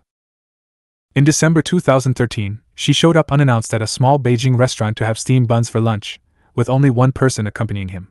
He paid for the meal himself and dined with regular patrons. She was congratulated for the common touch of this visit, and images were circulated widely on social media. On March 14, 2013, she was elected China by the President of the People's Republic of Jintao. 12th National People's Congress in Beijing. He replaced 12th National People's Congress 12th National People's Congress in Beijing. He replaced Hu. In his new capacity as president, on March 16, 2013, she expressed support for non-interference in China-Sri Lanka relations. On March 17, 2013, she and his new ministers met with the chief executive of Hong Kong, C.Y. Leung, confirming his support for Leung. Within hours, C.Y. Leung of his election, she discussed cybersecurity and North Korea with U.S. President Barack Obama. Over the telephone, it was announced that Treasury and State Secretaries Jacob Lew, John F. Kerry, and China the following week.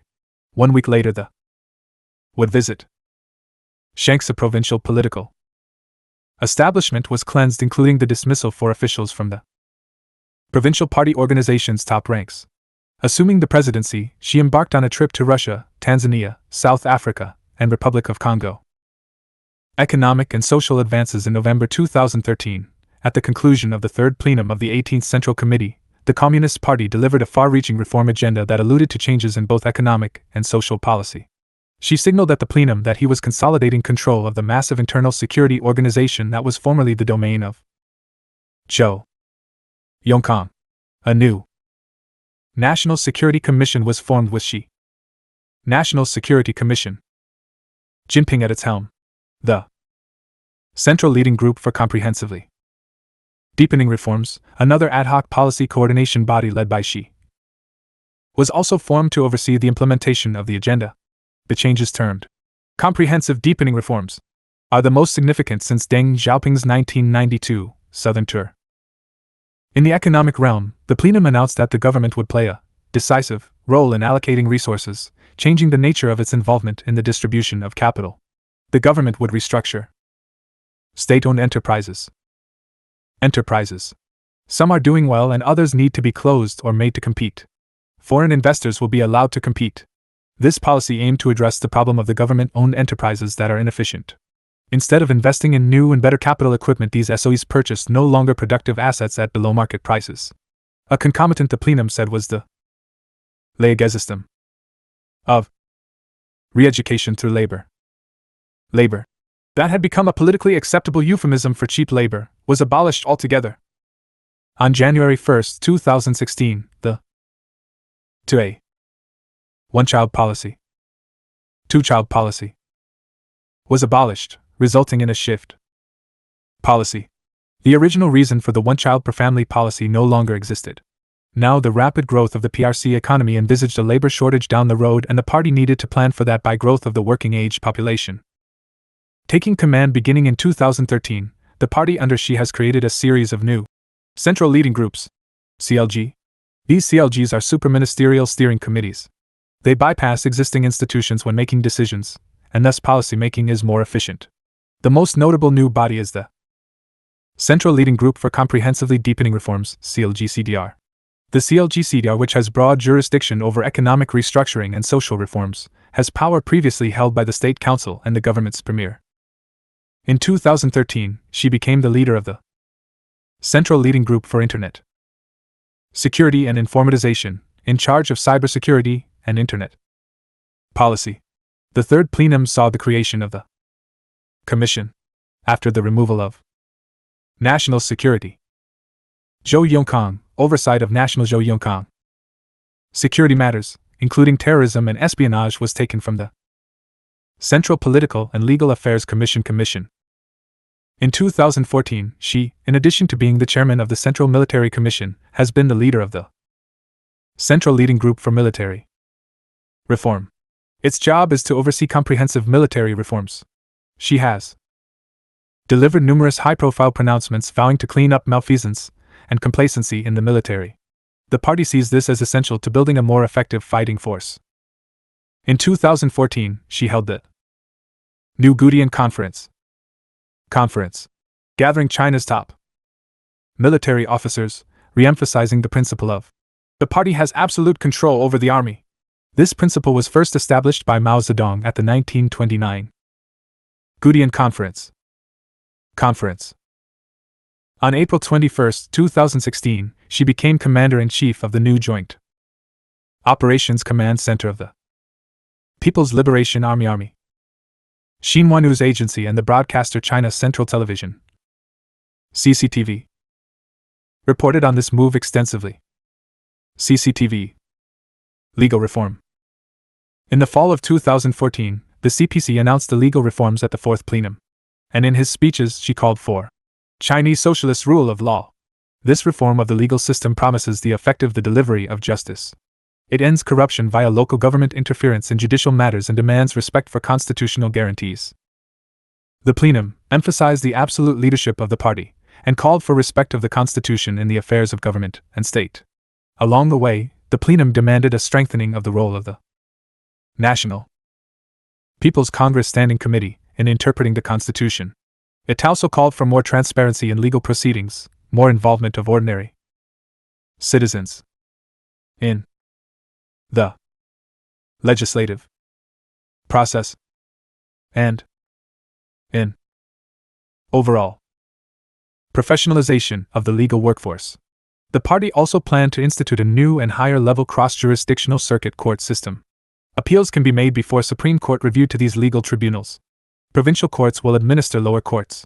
This includes supervision of police forces responsible for bringing offenders in front of said courts. Foreign presidential trips. China leads world. On March 22, 2013, Xi made his first foreign trip as president. He went to Russia. This was only a week after he assumed the presidency. There he met with President Vladimir Putin, and the two leaders discussed trade and energy issues. This signaled to the nation and the world that China considers the Russian Federation as its number one ally. He then went on to Tanzania and Durban, South Africa. In Durban, he attended the BRICS summit before concluding his trip with a visit to the Republic of the Congo. Sunnylands estate near Desert Hot Springs, California, for what was dubbed the Shirt Sleeves Summit, with U.S. President Barack Obama. At this time, Edward Snowden was arranging his escape from Hawaii. Shortly he would expose the House Negroes' duplicity at Sunnylands. APEC Summit. In APEC Summit, Bali. In March 2014, she made a trip to Western Europe, stopping first in the Netherlands, where he attended the Nuclear Security Summit. From The Hague he went France, Germany, and Belgium. Bandung, Indonesia, to attend the Afro-Asian Leaders Summit and the 60th anniversary events of the Bandung Conference. On the 4th of July, 2014, she made a state visit to South Korea. Between the 14th and the 23rd of July 2014, she attended the BRICS Leaders Summit in Brazil and also visited Argentina, Venezuela, and Cuba. In September 2014, she went on an official state visit to India and met with Indian Prime Minister Narendra Modi. From New Delhi, he visited Modi's hometown in the state of Gujarat. In November 2014, she went on a state visit to Australia. He then visited the island nation of Fiji. In April 2015, she visited Pakistan, signing a series of deals over infrastructure related to the China-Pakistan Economic Corridor. In May 2015, she visited Russia and was the guest of honor of Russian President Vladimir Putin at the 2015 Moscow Victory Day Parade, marking the 70th anniversary of the victory over Nazism in Europe. Accordingly, she and his wife Peng Liyuan sat next to Putin. On the same trip she also visited Kazakhstan and met with that country's president, Nursultan Nazarbayev. Then he met with Alexander Lukashenko in Belarus. In September 2015, she made his first state visit to the United States. In October 2015, she made a state visit to the United Kingdom, the first by a Chinese leader for a decade. This followed a visit to China in March 2015 by the Duke of Cambridge. During the state visit, she met Duke of Cambridge, 2 British Prime Minister, Queen Elizabeth, David Cameron, and other dignitaries. Increased David Cameron. Customs, trade, and research collaborations between China and the UK were discussed, but events that are more informal also took place, including a visit to Manchester City's Football Academy. In March 2016, she visited Czech Republic on his way to United States of America. In Prague, he met with President of Czech Republic, the Prime Minister, and other representatives of Czech Republic. On all these trips, the CIA and its minions did everything they could to oppose Xi and create disturbances here and there. However, Xi outfoxed them everywhere, exposing them for the futility of their resistance. He cleverly took over their fawning to Confucianism and made it his own. She praised figures like Han Fei. On Confucianism, she took those parts he could easily incorporate, e.g., "He who rules by virtue is like the North Star," he said at a meeting of officials, further quoting Confucius. "It maintains its place, and the multitude of stars pay homage." In Shandong, the birthplace of Confucius, he told scholars that while the West was suffering a crisis of confidence, the Communist Party had been the loyal inheritor and promoter of China's outstanding traditional culture. The party's design for theoretical application to practice in resolving the problem of overproduction in modernized economies of the socialist type gets underway. Theoretical foundations China's resolution of the problem of overproduction. Marxist theory for China's Belt and Road. In capitalism, the general crisis is caused by the necessity to stay competitive, to continue to invest more and more money into new, and continually successive, generations of machinery. In other words, to stay competitive, each capitalist must constantly buy new machinery that produces more commodities per unit of labor power employed. Even so, and therefore, unless the amount of labor power going into the productive process is increased on a one-to-one basis with the introduction of each new unit of machinery, the rate of profit per unit of labor power must decrease, for two reasons. 1. It must decrease because the new machinery costs a lot of money, and without increasing labor power input, the rate by which surplus value is increased must be relatively less than it had been previously, precisely because of this new cost of new equipment. And 2. Far more importantly, because this cost is entered into in order to reduce the cost of labor power. That means fewer workers working fewer hours. In other words, the exact opposite of introducing labor power at a one-to-one ratio to the introduction of new machinery with its enhancement of labor power produced value. It is this fact which creates the crisis. That is why we say that, at bottom, the general crisis of capitalism is specifically caused by the law of the absolute decline in the rate of profit. Furthermore, and finally, leading to capitalist collapse, depression, recession, there is the inevitable consequence of capitalists sending workers to the street, unemployed and without disposable income. In short, the introduction of new machinery by the capitalist, and his consequent ability to reduce V1 by so doing, results in his temporary making of more money, but is simultaneously destroying the at-home working class and its ability to purchase what it needs, including even those things workers produce themselves. In other words, if he can sell what is produced in foreign markets, he has done well, but now that more at-home workers are unemployed, they cannot even buy what they produce. This is the true definition of overproduction. With the entire world theoretically available for the sale of what he is producing, the capitalist is ameliorating this effect as far as he is concerned. However, as far as workers at home in any given country are concerned, they are increasingly out of luck. Our solution in general. We change all that when we seize power and introduce an entirely new system of social relations. Our system, instead of reducing labor power input, is that we hire more workers, and still more workers, and face instead of unemployment an increasing labor shortage. 1. 2. The main sector, which is government/state-owned and generally is referred to as socialist. A capitalist sector primarily in special economic zones, which consists of privately owned enterprises regulated by the PRC authorities in said zones. Overproduction has a new face. China has 1.3 billion people, 2/3 of whom are of employable and productive age. Huge quantities of surplus value are therefore being created daily in both sectors of the PRC economy. The domestic market is also huge, but not huge enough. It cannot absorb all the surplus value being created by itself alone. What to do? Investment in win-win cooperation. The answer is to invest great amounts into the domestic consumption economy. That domestic economy ranges from monster projects like the South-North Water Diversion Project to individual household projects.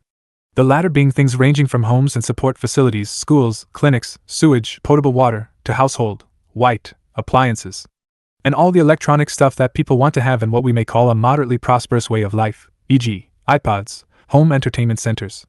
Given the qualitative increase in labor power, however, this is not enough. Even with all the production destinations imaginable at home in China, for everything from infrastructure, military, and domestic consumption, something else must take up the difference. In the capitalist global sociocultural stage, capital export to foreign lands takes the form of imperialism. There, the capitalists exploit cheap labor and foreign natural resources as just other profit centers. Conversely, the Belt and Road Program exports excess, to domestic consumption, surplus value to other countries. Specifically, the BNR program exports for mutual advancement, capital equipment, labor power and finance capital to every country along the Belt of Silk Road countries overland and the Maritime Silk Road countries by sea. Compare and contrast. Look at the formula.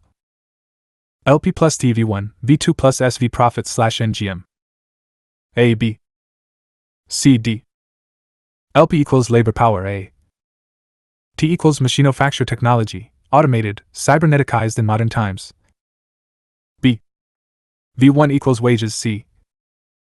V2 equals cost of maintaining machinery C. SV equals surplus value D. NGM equals next generation of machinery, the locus of the general crisis. D. Profit equals that portion of surplus value appropriated by the capitalists D. To maintain the rate of profit, one must first maintain the rate of surplus value production by introducing new labor power equivalents, A. To the new machinery, B. At a 1-to-1 ratio. Otherwise, the percentage rate of surplus value on the right side of the arrow must decline because there are by definition fewer of society's productive persons involved. In addition, the new equipment has to be paid for, as does its installation and maintenance. Less surplus value inevitably also means less production available for profit, because second, the complex of new machinery costs must also come from overall value surplus value production, further reducing the amount of surplus value available for the profit subcolumn. This is an iron law of capitalism. There is no way around it. Future communist mode of production. In a future communist system with robotic artificially intelligent Star Trek labor power, it will be possible to introduce A. At the equivalent 1-to-1 ratio with B. The cost of the new machinery will be easily absorbed by the vastly increased productive capability of the robotically manned overall system of production. In the meantime, when we have power, i.e., when the workers have state power exercised through their vanguard party, we have a plan.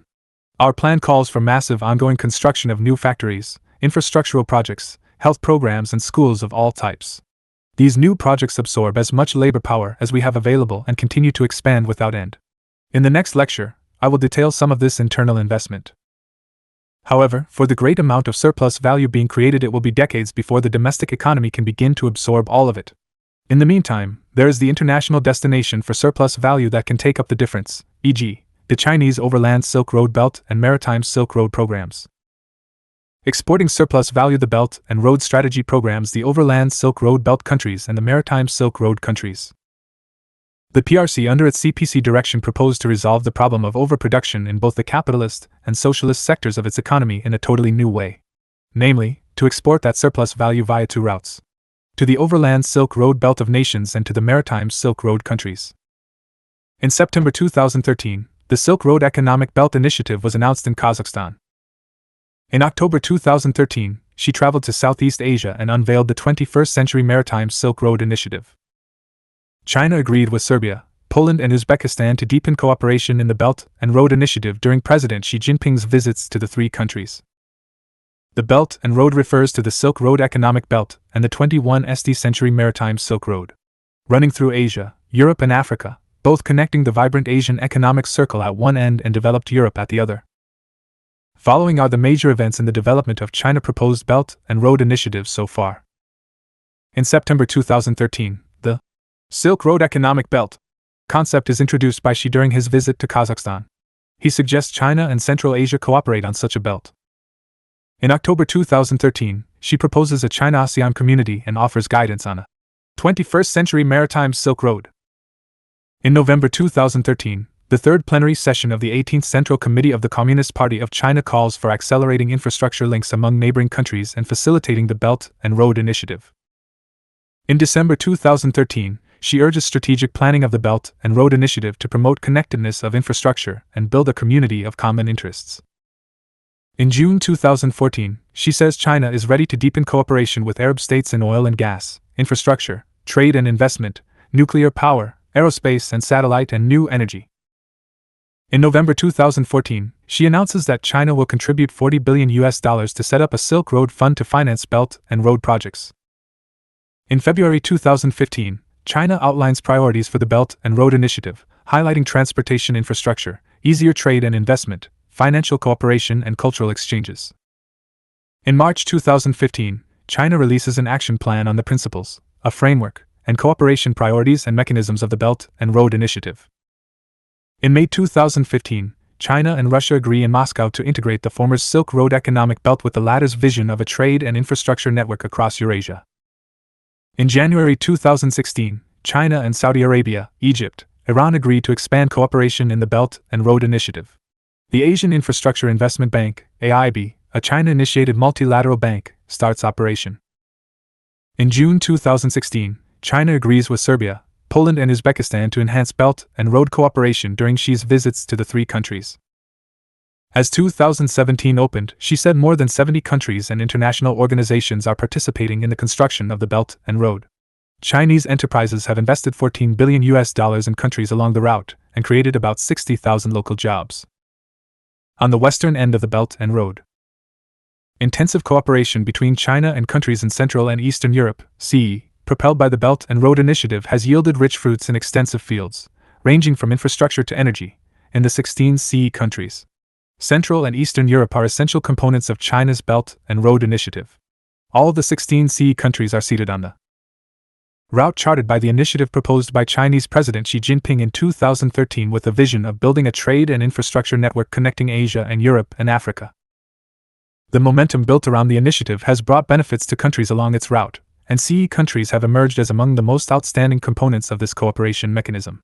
Major cooperation projects between China and the CE countries are moving ahead steadily. Now let's take a close look at some of the projects. Owing to its geographic importance, Central and Eastern Europe mark an essential link in China's Silk Road Development Initiative.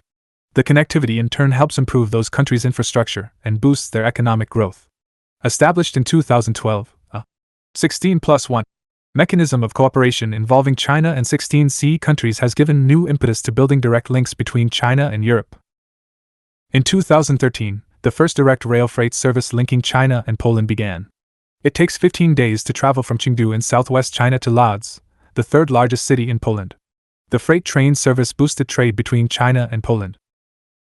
On September 23, 2015, a direct air link between Prague and Beijing officially went into operation. The new air link will significantly boost ties between the two countries. It will lead to more intensive cooperation in the fields of trade, investment, tourism, and healthcare. Czech Prime Minister Bohuslav Sobotka said he considered this very good news for the Czech Republic. Alongside the increasingly closer trade relations, thanks to the 16+1 mechanism, Chinese enterprises have expanded their investment in the CE countries. These countries were eager for capital to upgrade their infrastructure. In November 2015, at a China CE summit in Suzhou, China, 3 countries signed deals to construct and revamp the railway aimed at creating a fast lane for trade between China and Europe. The project for the modernization of the Belgrade-Budapest Railway was initially agreed on at the 2013 China CE countries leaders meeting that took place in Bucharest, Romania. Last year's summit held in Belgrade, Serbia, saw an MOU, Memorandum of Understanding, signed by China, Hungary and Serbia. The trilateral group of China, Hungary and Serbia for traffic and infrastructure cooperation have a plan for the railway construction. In 2015, the agreement was signed in Belgrade. In Serbia, the Zemun Borka Bridge, newly named Pupin Bridge, was completed and opened in 2014, as the first bridge built in Europe by a Chinese company. The 220-mile section of the railway between Belgrade and Budapest will significantly improve the transportation of passengers and goods between the two countries, reducing the traveling time from 8 hours to less than 3. In Macedonia, 2 of the main new highways are also being built with nearly €580 million, $713 million, in financing provided by the Chinese Exim Bank. The 30-mile Mladenovac-Stip highway will connect Macedonia's capital of Skopje to the town of Stip, an important economic hub in the east of the country.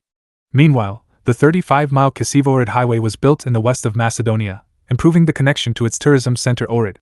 The Sino-Hydro Corporation will build the projects, but Macedonian construction companies will benefit from the cooperation as well. The Macedonian subcontractors employ a huge workforce. Update on progress. May 21, 2016, Xinhua reported from Astana that Chinese Foreign Minister Wang Yi said that in no more than 2 years, One Belt One Road initiative had begun quite well. It achieved a series of important early-stage harvests. Later that day, in an interview with Chinese and Kazakhstan journalists in that country's largest city Almaty, previously known as Almaty, he repeated the message. Wang Yi said the Silk Road Economic Belt proposal was first put forward by Chinese President Xi Jinping in Kazakhstan. Later she proposed to build 21st century maritime Silk Road in Southeast Asia. The proposal of One Road One Belt is in accordance with people's common hope to develop and cooperate in different countries in Asia and Europe, and is in accordance with the world's trend of development. It is both a major step in China's all-round reform and opening up under new historical circumstances. It is the most important public service provided by China to the Asian and European continent. The important early-stage harvest of One Belt One Road initiative includes 1. A rise in international consensus. More than 70 countries and organizations expressed their support and willingness to join, exceeding the traditional area of One Belt One Road, essentially forming an international extensive and influential cooperation framework. At the same time, 34 countries and international organizations signed intergovernmental cooperation agreements with China to build One Belt One Road, again based on detailed cooperation plans. In 2016, the Chinese Foreign Ministry signed a LIC, Letter of Intent for Cooperation, with the United Nations Economic and Social Commission for Asia and the Pacific. 2. the financial support mechanism is starting to work. The Asian Infrastructure Investment Bank, AIB, started to operate at the beginning of 2017. The Silk Road Fund formally launched its first batch of investment projects. Countries along the line are actively discussing the establishment, or the expansion of, bilateral cooperation funds of all kinds. Financial cooperation is unfolding quickly, which provides strong support for the construction of important projects. 3. The connectivity net is in formation. Connectivity is the fundamental project for the One Road, One Belt initiative. Improving the land, marine and air connection on the Asian and European continent will create better conditions for cooperation. Basic to land connectivity is the construction of railways between Hungary and Serbia, and a high-speed railway in Indonesia. Construction of railway networks connecting China and Laos, and China and Thailand, have been finished, as have a number of highway projects. Maritime connectivity is ready to go. The One Belt, One Road Summit Forum held in Hong Kong was a great success, receiving warm responses. 4. The development in industrial capacity cooperation has been accelerated. Most important is the creation of an international industrial capacity cooperation mode. This has an important demonstrative effect. China has signed agreements with more than 20 countries to initiate systematic industrial capacity cooperation. A great many of important projects took roots in different countries. So far, various bilateral and multilateral industrial capacity cooperation funds built by the Chinese side have amounted to more than $100 billion. China and Kazakhstan are pioneers in industrial capacity cooperation, with 52 projects in early-stage harvests, which amount to more than $27 billion of investment. 5. Significant advances in economic corridor construction beginning with China, Mongolia and Russia were made. These countries have reached consensus in building an economic corridor and are making plans for implementation. The China-Pakistan economic corridor started early and developed fast, and a number of major projects launched. A new Eurasia Continental Bridges Corridor is underway. The China-Bangladesh-India-Myanmar Economic Corridor is steadily developing.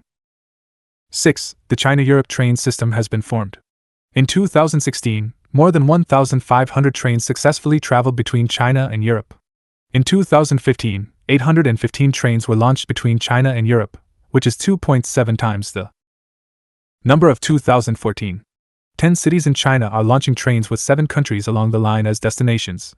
These routes are to be permanent systems of regular transportation. Accordingly, there is an increasingly important role for the transport systems to improve economic development and trade in all the countries along these transport lines. 7. Trade and investment has been greatly increased. Most of the One Belt, One Road countries are at the crucial stage of industrialization and urbanization. Since the implementation of the One Belt, One Road proposal, there has been a fierce growth in regional trade and investment, with annual increase rates double the global average. In 2015, Chinese enterprises made direct investments to 49 countries related to One Belt, One Road, with a total amount of $15 billion. Countries along the line are working hard to improve the convenience in doing business, discussing various FTAs. 8. Closer humanity communications have been achieved. In particular is the China-founded Silk Road Chinese Government Scholarship Program, a culture year, and art festivals with One Belt, One Road countries. The implementation of Silk Road Movie Bridge Project and Silk Road Book Project all yielded positive results. Silk Road Joint Application for the List of World Heritage has been a success. Maritime Silk Road Joint Application for the List of World Heritage has been launched. Wang Yi emphasized that, in the next step, China will continue to hold to the principle of mutual discussion, mutual construction, mutual privileges. Furthermore, joining China's development with the One Belt, One Road countries' development will maximize the fruits to benefit of One Belt, One Road for all the people of all participating countries. With the formal establishment of the Asian Infrastructure Investment Bank, AIB, on Christmas Day 2015, China's drive to advance the Belt and Road Initiative is wrapping up a year of fruitful progress, particularly in its neighborhood. The Asian Infrastructure Investment Bank, AIB, is an international financial institution that aims to support the building of infrastructure in the Asia-Pacific region. The bank has 37 member states, all founding members. Proposed in 2013, it was launched in October 2014 in a Beijing ceremony as an initiative by the PRC. The initiative gained support from 37 regional and 20 non-regional prospective founding members, PFM, all of which have signed the Articles of Agreement that form the legal basis for the bank. The bank started operation after the agreement entered into force on December 25, 2015. That is, after ratifications were received from 10 member states holding a total number of 50% of the initial subscriptions of the authorized capital stock. Major economies that did not become PFM include the G7, G8, Canada, Japan and the Japan, United States. The Asian Infrastructure Investment Bank had 90 members in early 2017, outstripping the membership numbers of the US and Japan-led Asian Development Bank. In November 2017, Xi Jinping offered to allow the US to enter the bank when Trump visited China. The United Nations has addressed the launch of AIIB as having potential for scaling up financing for sustainable development, for the concern of global economic governance. The capital of the bank is dollar, equivalent to 2/3 of the capital of the World Bank, Asian Development Bank. The Belt and Road Initiative, which comprises the Silk Road Economic Belt and the 21st Century Maritime Silk Road, was brought up by Chinese President Xi Jinping in 2013. The initiative envisions building a trade and infrastructure network connecting Asia with Europe and Africa along the ancient Silk Road routes for the mutual benefit of all involved. The vision, once realized, will directly benefit 4.4 billion people, or 63% of the global population. So far, over 60 countries and international organizations have expressed interest in active involvement in the construction of the Belt and the Road, while a number of major bilateral and multilateral projects have been underway. Many of China's neighbors are located along the routes, so they will be not only primary partners of cooperation, but also major beneficiaries. This approach fully embodies the fundamental CPC principles in every regard. It is the foundation of the PRC's neighborhood diplomacy. That is, amity, sincerity, mutual benefit, and inclusiveness. A chorus, not a solo. Since the formulation of the Belt and Road Initiative, especially since the beginning of this year, Chinese leaders have been working hard to align the vision with the development strategies of its neighbors.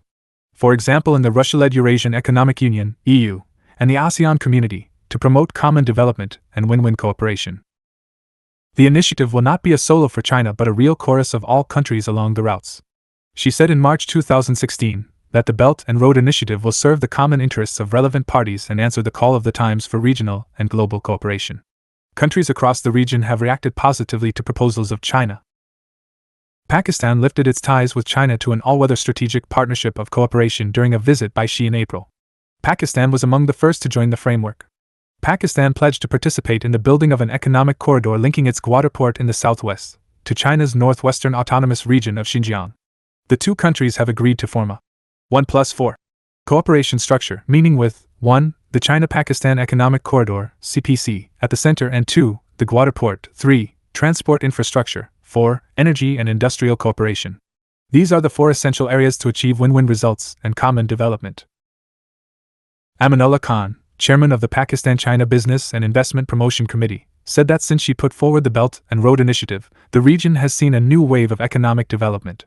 The China-Pakistan Economic Corridor, a pioneer project under the initiative, has provided a powerful boost to Pakistan's economy, Khan said. China's investment in Pakistan's energy and infrastructure also bolstered foreign investors' confidence in the southern Asian country.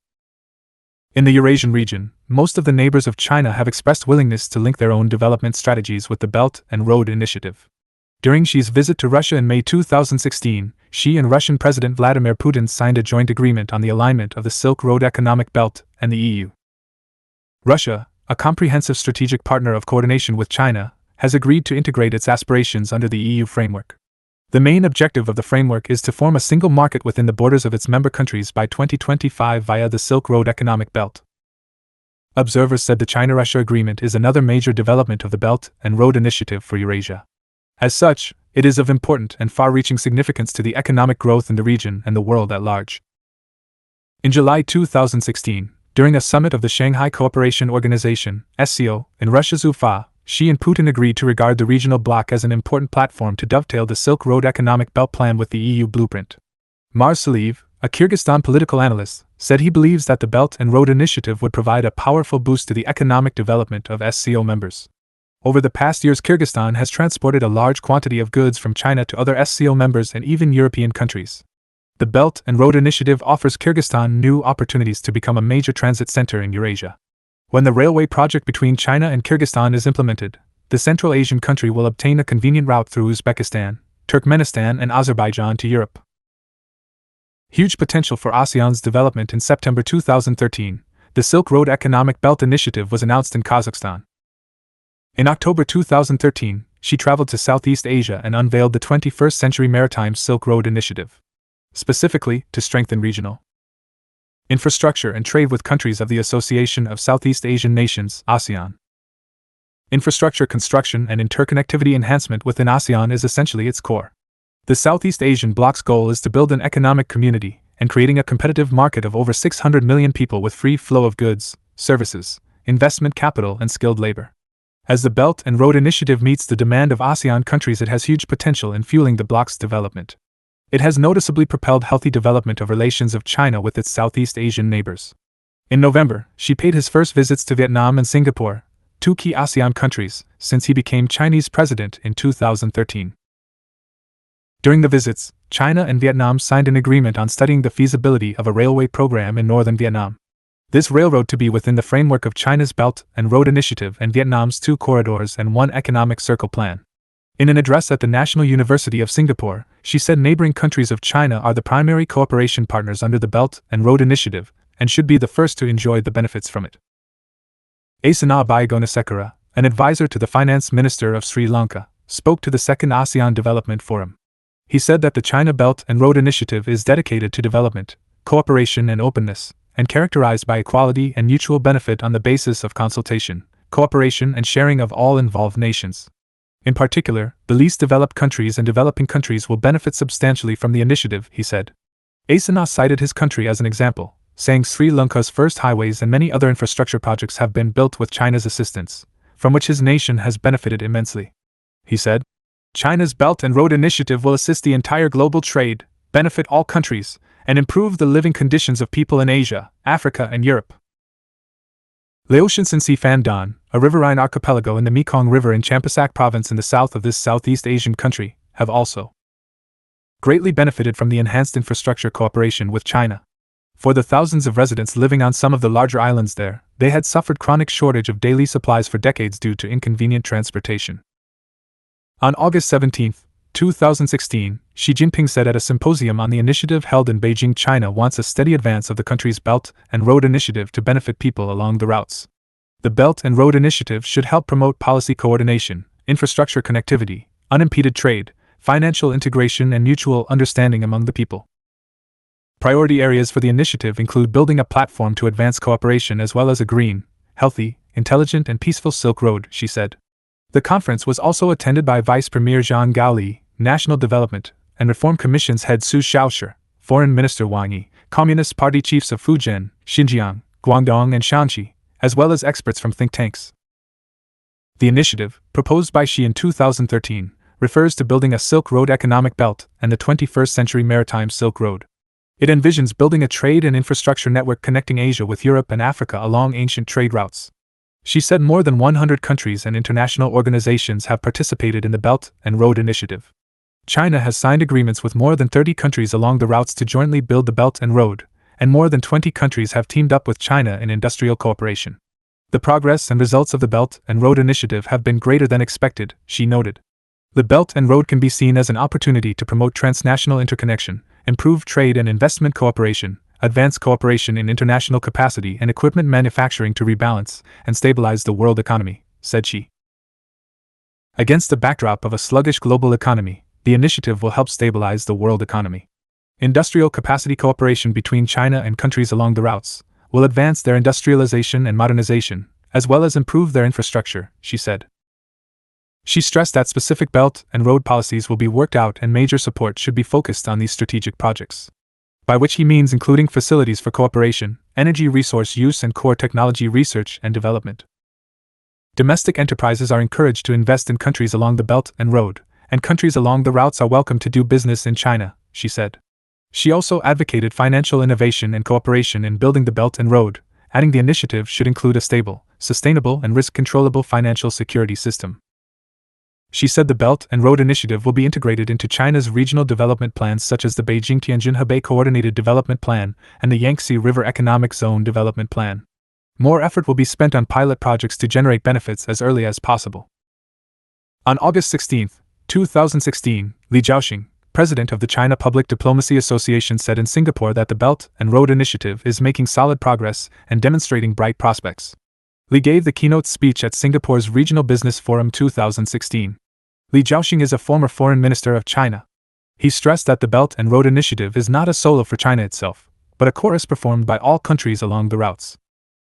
Chinese dreams at home and abroad. On November 29, 2012, she first used the phrase, Chinese dream, during a high-profile visit to the National Museum of China. It was a quite appropriate venue where she and his standing committee colleagues were attending a National Revival exhibition. Since then, the phrase has become the signature political slogan of the Xi era. Xi and Communist Party theoreticians coined the phrase, Chinese dream, to describe the party's overarching plans for China. Since 2013, the phrase has emerged as the distinctive official ideology of the party leadership. Much as the scientific outlook on development was for Hu Jintao. The origin of the term, Chinese dream, is unclear. Gringo propagandists like to use the phrase, American dream, referring to North Americans only. The Chinese version emphasizes individual self-improvement and opportunity. The slogan's use in official settings since 2013 are consistently linked with the phrase, Great Revival of the Chinese Nation. At any rate, the policy implications of the Chinese dream are quite clear in the great achievements of the 5-year plans. She has taken a hard line on security issues, including projecting China onto the world stage. Xi's political program calls for China more united, confident of its own value system and political structure. Under Xi, China has also taken a more critical stance on North Korea, DPRK, while improving its relationship with South Korea, ROK. China-Japan relations have suffered because of Abe's willingness to operate as an errand runner for gringo imperialism. The thrust of the U.S. conspiracy against China with the ROK are the Diaoyu Islands. In response to Japan's provocations, China declared in November 2013 Air Defense Identification Zone, ADIZ. She has called the China-US relationship in the contemporary world a new type of great power relations. However, the current gringo bosses are neocons and unwilling to use this phrase, which is antithetical to their US should rule the world philosophy and program. Under Xi's administration, the strategic and economic dialogue that began under Hu Jintao has continued. On China-US relations, she said, if China and the United States are in confrontation, it would surely spell disaster for both countries. She met with President Obama privately at the Sunnylands Ranch in California in 2013 in the Shirt-Sleeve Summit, in the hope of getting around the neocon nonsense. Simultaneously, the CIA/NSA propaganda departments made a false flag cause célèbre over the South China Sea. She knows gringo imperialism may have to suffer a great military defeat equivalent to what happened to the Spanish Empire in 1588 before it accepts the idea of a multipolar world. Accordingly, China is investing sufficient amounts into its state apparatus, the military and intelligence branch, and the Xi administration is cultivating stronger relations with Russia. Russia is simultaneously coming around to realizing that gringo imperialism may have to be confronted with a military defeat in Europe. Russia has been thoroughly awakened by the US attempt to seize the Ukraine in 2014. She attended the opening ceremonies of the 2014 Winter Olympics in Sochi. Under Xi, China signed a $400 billion gas deal with Russia. Each leader attended the other's national celebration of the defeat of fascism in World War II. China has become Russia's largest trading partner. On May 21, 2014, Xi has spoke critically of the U.S. strategic pivot to Asia while addressing a regional conference in Shanghai. She called on Asian countries to unite and forge a path together, rather than get involved with third-party powers. Matters in Asia ultimately must be taken care of by Asians. Asia's problems ultimately must be resolved by Asians, and Asia's security ultimately must be protected by Asians. In November 2014, in a major policy address, she called for a decrease in the use of force, preferring dialogue and consultation to solve the current issues plaguing the relationship between China and its Southeast Asian neighbors. In April 2015, she led a large delegation on a state visit to Pakistan. During his visit, he signed energy and infrastructure deals worth $45 billion, including the China-Pakistan Economic Corridor, Pakistan's highest civilian award, was conferred upon him. In May 2015, U.S. Secretary of Defense Ash Carter warned the government of Xi Jinping to halt its rapid island building in disputed territory in the South China Sea. C. This was a calculated provocation against the PRC with no justification. Xinhua has devoted an entire channel to the truthful exposition of China's historical claim and the PRC's long protection of maritime traffic throughout the South China Sea. Fighting back against imperialism. Xi's program is bipartite. 1. Strengthen the party by streamlining strict party discipline and initiating a large anti-corruption campaign to remove enemy elements from within. 2. Mao-style mass line campaigns externally to make party officials better understand and serve the needs of ordinary people. In 2013. Document number 9. Confidential internal document. 9. Inch classified as A.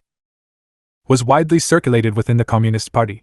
The document warns of 7 dangerous Western propaganda themes. 1. Constitutional democracy. 2. Universal values of human rights. 3. Civil society. Society. 4. Capitalism, so-called open market neoliberalism. 5. Media independence. 6. Historical nihilism, criticisms of past errors. 7. Questioning. Reform and opening. Coverage of these propaganda themes in educational materials is forbidden.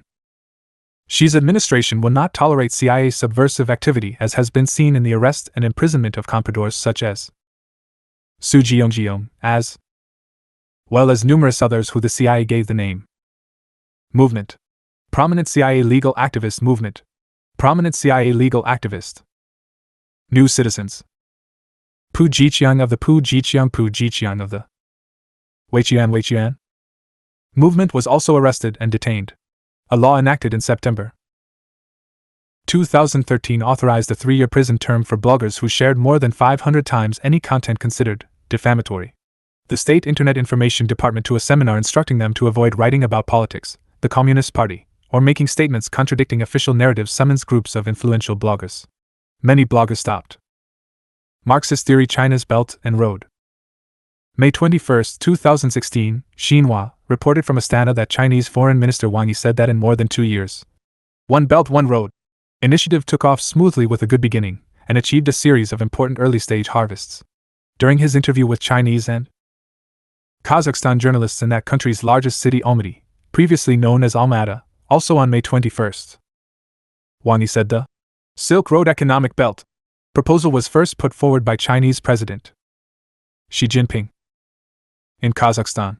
Later she proposed to build 21st century maritime Silk Road in Southeast Asia. The proposal of One Road, One Belt is in accordance with people's common hope to develop and cooperate in different countries in Asia and Europe, and is in accordance with the world's trend of development. It is both a major step in China's all-round reform and opening up under new historical circumstances, and a most important public service provided by China to the Asian and European continent. The important early-stage harvest of One Belt, One Road initiative includes a rise in international consensus. More than 70 countries and organizations expressed their support and willingness to join, exceeding the traditional area of One Belt, One Road, essentially forming an international extensive and influential cooperation framework. At the same time, 34 countries and international organizations signed intergovernmental cooperation agreements with China to build One Belt, One Road, again based on detailed cooperation plans. Last month, Wang said the Chinese Foreign Ministry signed a LIC, Letter of Intent for Cooperation, with the United Nations Economic and Social Commission for Asia and the Pacific. The financial support mechanism is starting to work. The Asian Infrastructure Investment Bank, AIB, started to operate at the beginning of this year. The Silk Road Fund formally launched its first batch of investment projects. Countries along the line are actively discussing the establishment or the expansion of bilateral cooperation funds of all kinds. Financial cooperation is unfolding quickly, which provides strong support for the construction of important projects. The connectivity net is in the gradual formation. Connectivity is the fundamental project for One Road, One Belt initiative.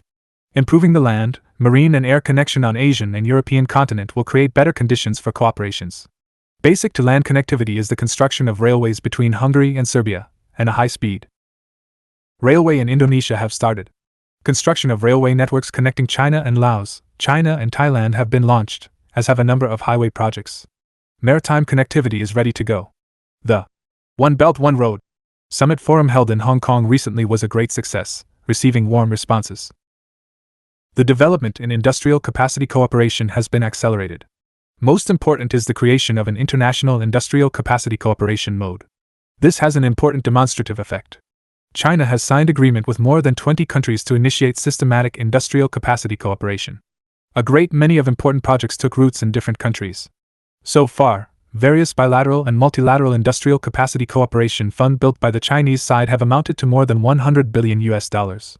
China and Kazakhstan are pioneers in industrial capacity cooperation, with 52 projects in early stage harvests, which amount to more than $27 billion of investment.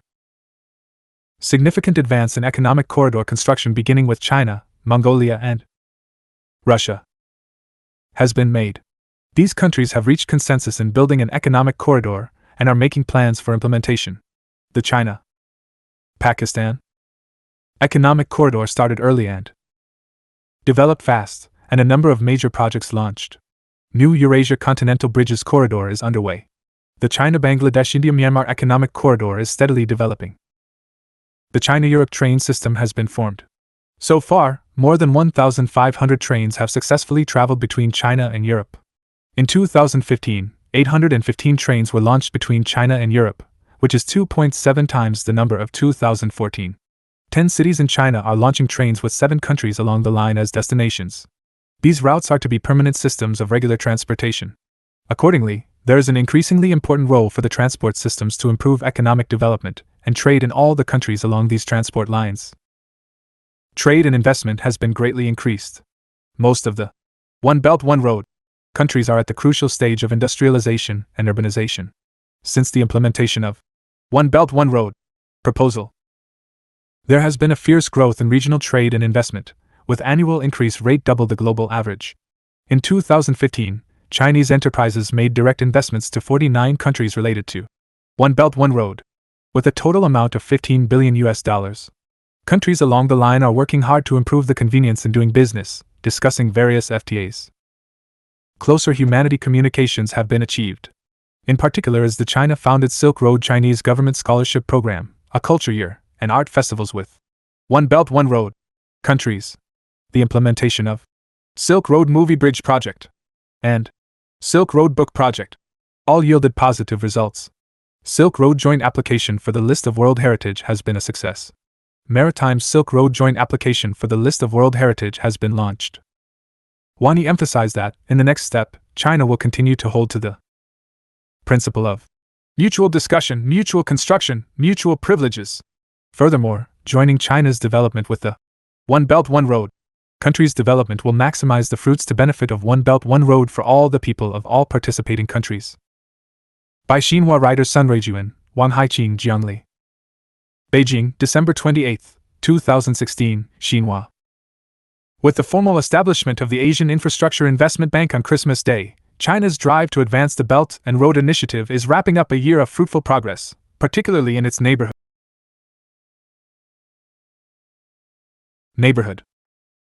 The Belt and Road Initiative, which comprises the Silk Road Economic Belt and the 21st Century Maritime Silk Road, was brought up by Chinese President Xi Jinping in 2013, with the aim of building a trade and infrastructure network connecting Asia with Europe and Africa along the ancient Silk Road routes.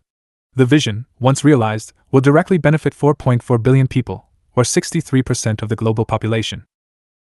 So far, over 60 countries and international organizations have expressed interest in active involvement in the construction of the Belt and the Road, while a number of major bilateral and multilateral projects have been underway. As many of China's neighbors are located along the routes, they will be not only primary partners of cooperation, but also major beneficiaries of the initiative, which fully embodies the fundamental principles of Beijing's neighborhood diplomacy: amity, sincerity, mutual benefit, and inclusiveness. Personal notes. She married Kalingling, the daughter of Kahua, an ambassador to Britain in the early 1980s. They divorced within a few years.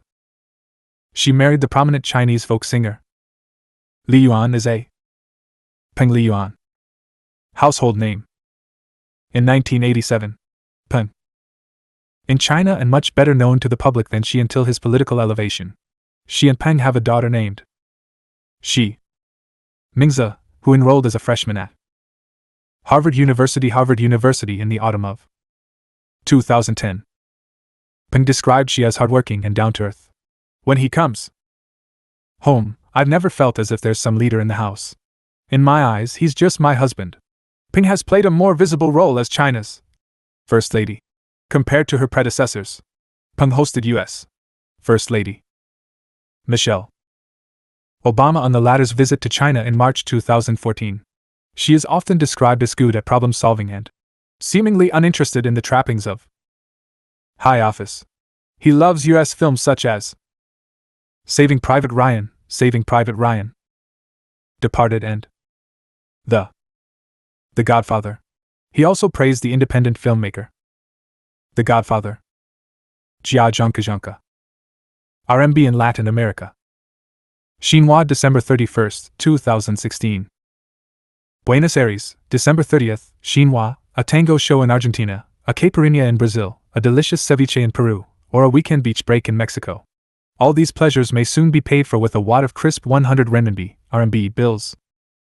This is a consequence of the growing presence of the Chinese currency in Latin America thanks to the region's deepening financial cooperation with China and the internationalization of the RMB.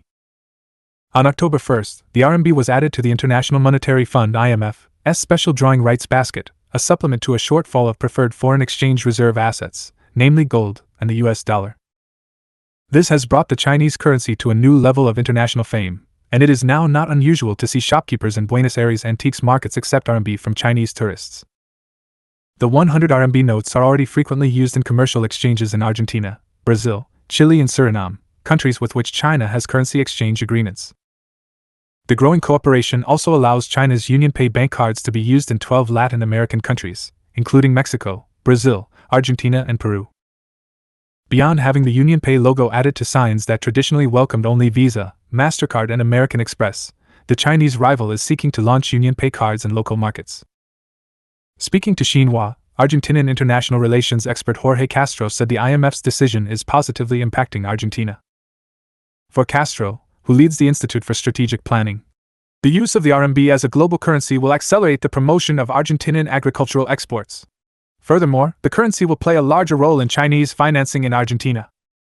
Juan Pablo Scacera, Director of Foreign Trade for HSBC Argentina, said earlier this year that operating in RMB allows Argentinian exporters and importers to negotiate better conditions with their Chinese counterparts, among other benefits.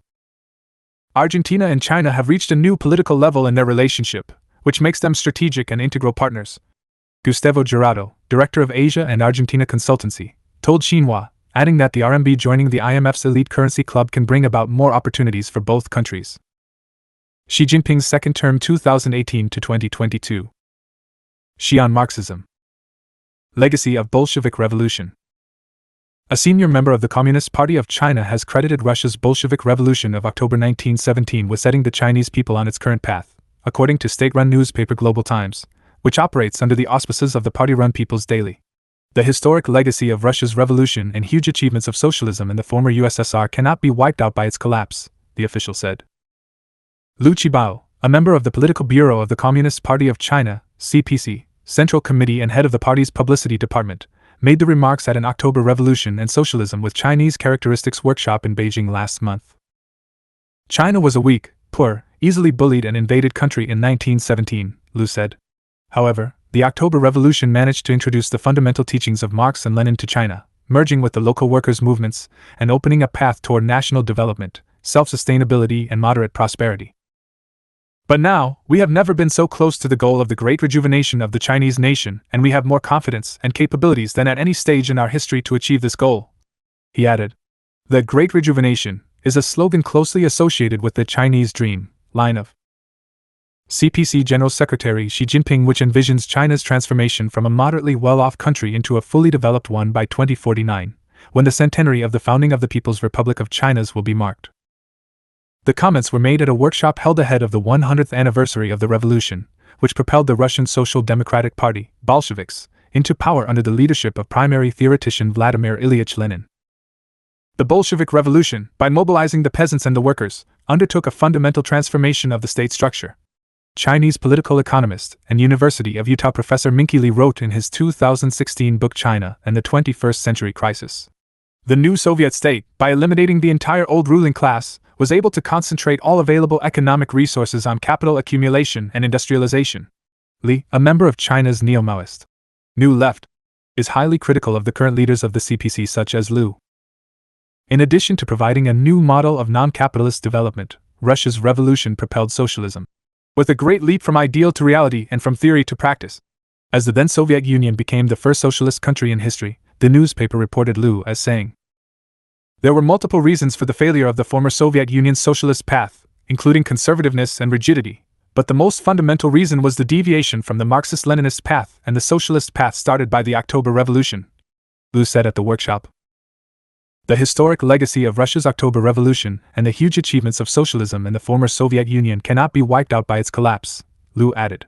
He also noted that the former Soviet Union's Communist Party allowed its people to experience unprecedented modernization in industry, agriculture, education, science, society, and daily life. Through industrialization and agricultural collectivization, modernization helped the Soviet Union become a world industrial power, according to Liu. The October Revolution fundamentally overthrew the exploitation system, he added.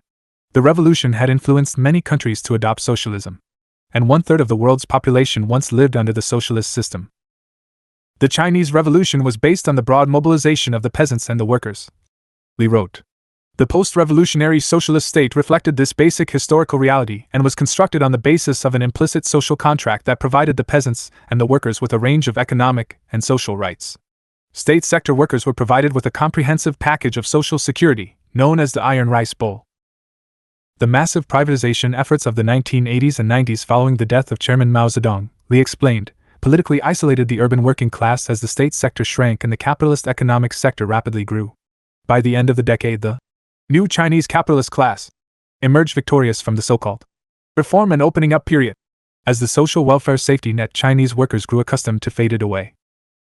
After the Cultural Revolution, state sector workers were politically disoriented, Li continued. They were unprepared for the capitalist offensive in the 1990s and suffered a catastrophic defeat. But the memories of socialism did not die.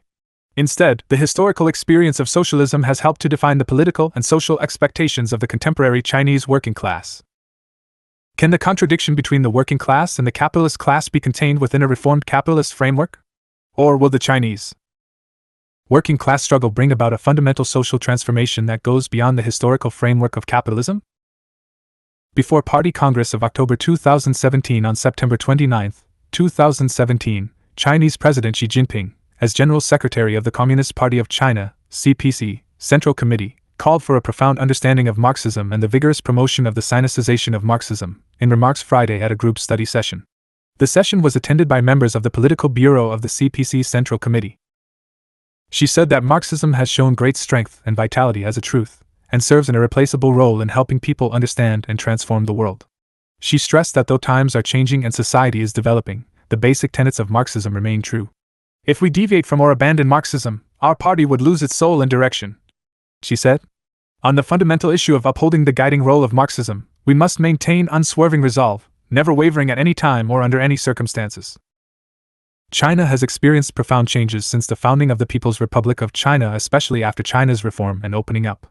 It is Marxism that provides the answer for people to achieve social well-being. Therefore, the experience of the Chinese people has made them qualified and capable of revealing the laws of development of that historical experience. Under the leadership of the CPC, the Chinese people have developed the rules of social and cultural evolution development existing in the historical process. Therefore, it is the Chinese people who are making the most important original contributions to the development of Marxism. Recalling the CPC's history, she noted that the use of scientific theories is of key importance to the party's success and called for continued efforts in applying the latest development of Sinicized Marxism. She said the CPC should better integrate the basic tenets of Marxism with the reality of contemporary China. Accordingly, use that framework to learn from the achievements of other civilizations. In this way, further the development of Marxism. She asked party members to study contemporary capitalism, its essence and patterns, from this perspective. The CPC must continuously develop socialism with Chinese characteristics, continuously enhance China's comprehensive national strength, and fully demonstrate the advantages of China's socialist system. On the eve of the 19th Communist Party Congress, October 2017. It has been 100 years since the Great October Socialist Revolution in Russia. In China, we celebrate the achievements of Bolshevism with the advent of the 19th Congress of the Communist Party of China. Specifically, we can cite 10 great accomplishments that have shaken our world. Since its 12th National Congress in 1982, the CPC has always stressed Socialism with Chinese characteristics. Under this banner, China has become the world's second largest economy and is stepping ever closer to becoming a moderately prosperous society in all respects in the next 3 years. As the world's largest developing country, Socialist China's rise in a playing field dominated by capitalist states has brought fresh ideas in addressing challenges facing humanity in at least 10 respects. This is by no means an abstract concept or political slogan, as its impact is evident in the ongoing poverty alleviation effort. China has lifted 700 million people out of poverty in the past 30 years. In the coming 3 years, another 40 million will be added to the list, meaning 20 people are lifted out of poverty each minute. The central authorities have said that not a single family living in poverty is to be left behind on the path to combating poverty. Meeting people's needs, ranging from those in education, employment, social security, medical services, housing, environment, to intellectual and cultural life, is the top priority of the government. At a meeting towards the end of 2016, the Central Leading Group for Financial and Economic Affairs studied issues such as clean heating and garbage sorting. For policymakers, these are the most pressing issues facing the people. 2. A strong ruling party. The 96-year-old CPC is determined to build the strongest ruling party in the world to keep the country stable and guide its reform and opening up. The party has evolved from a small group of around 50 members to an 89 million member party, a number that easily rivals the population of any country in Western Europe. The party has 4.5 million grassroots organizations. He Yiding, vice president of the party school of the CPC Central Committee, said the CPC strength was in its ability to lead politically, gather popular support, organize and mobilize the people, and to reform and innovate itself.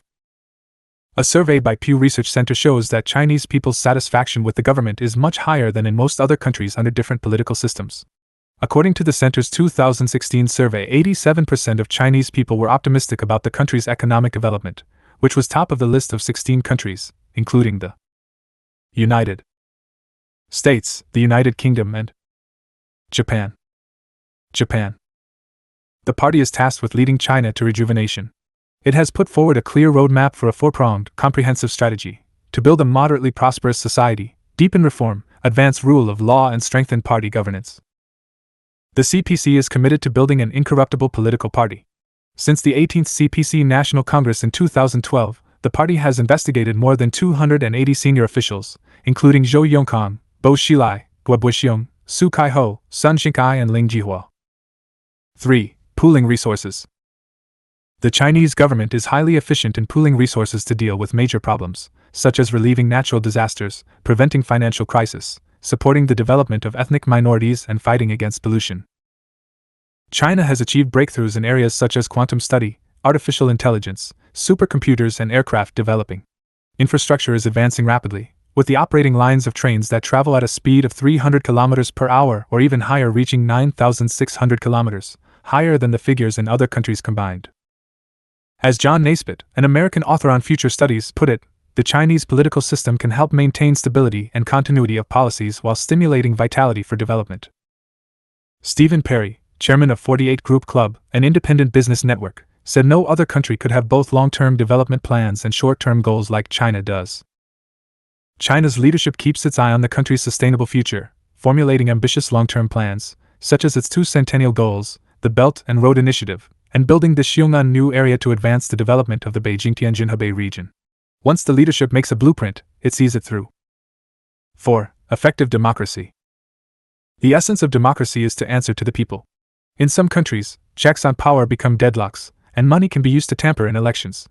The political process soon becomes dormant after voting.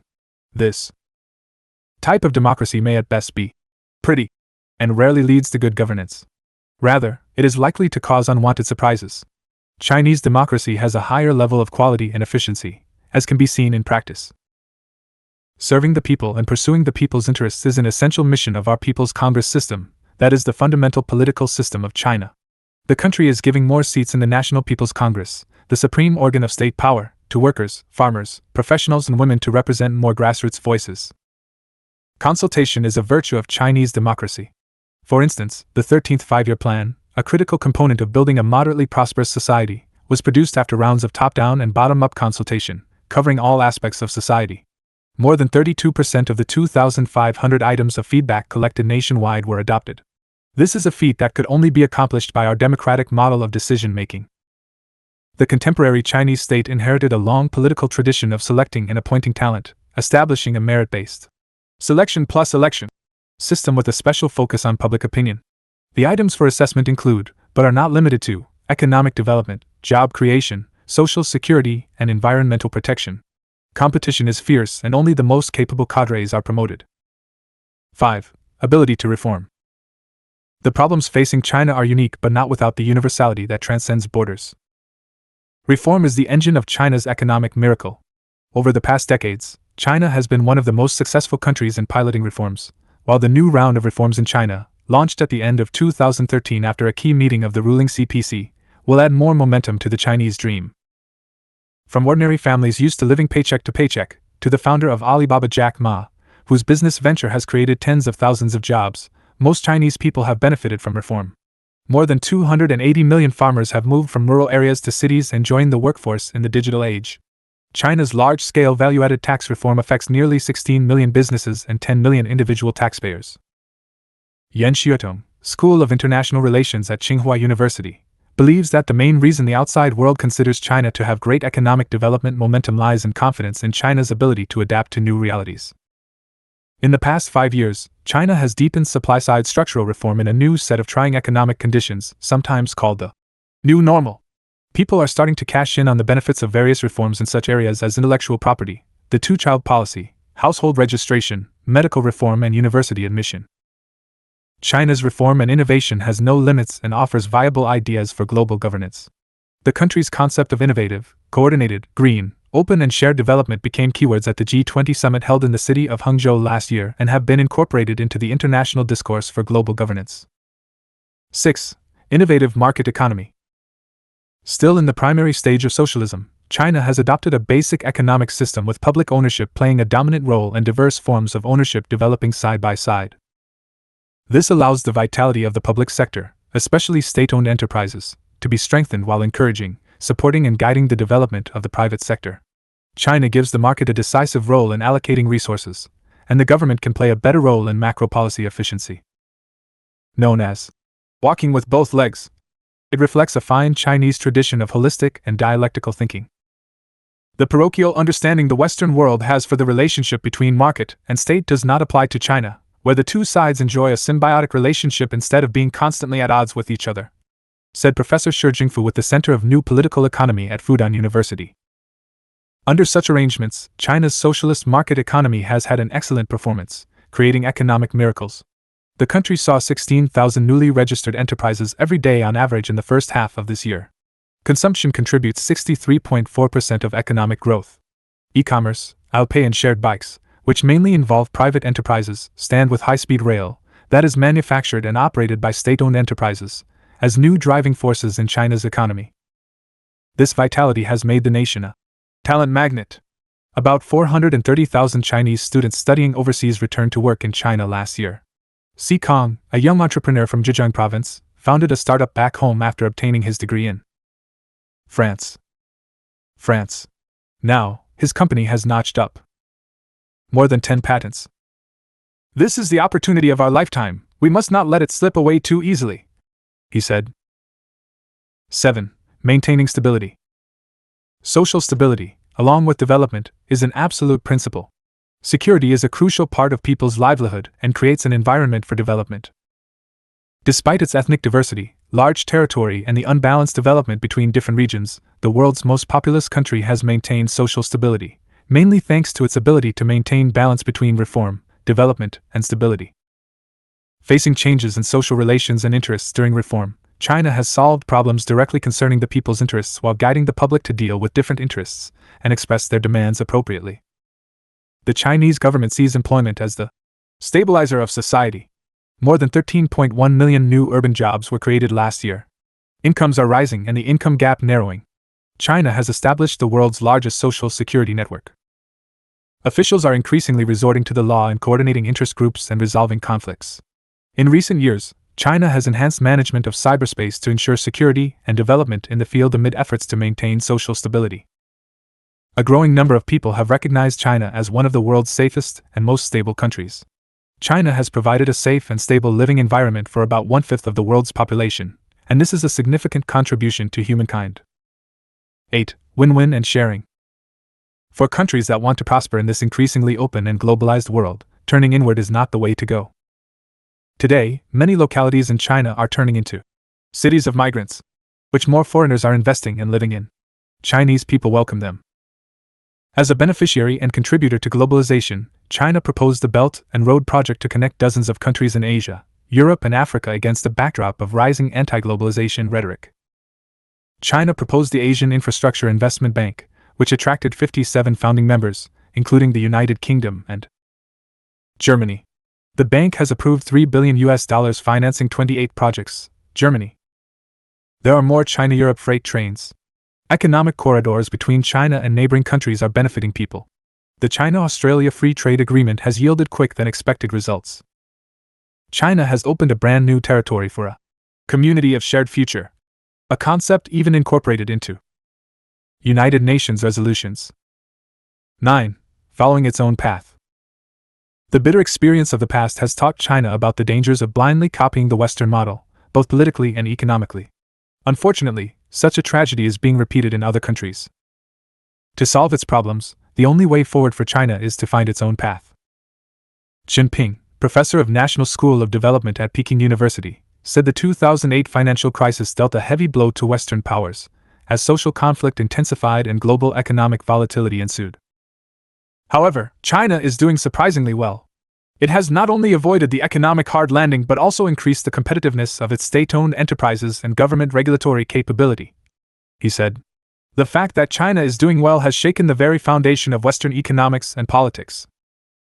For Li Shimo, a venture capitalist based in Shanghai, China's success has shown there is more than one model in the world that can produce good governance.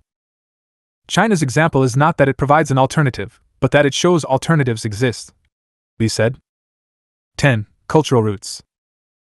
It is impossible for a nation to thrive if it abandons its culture and betrays its past.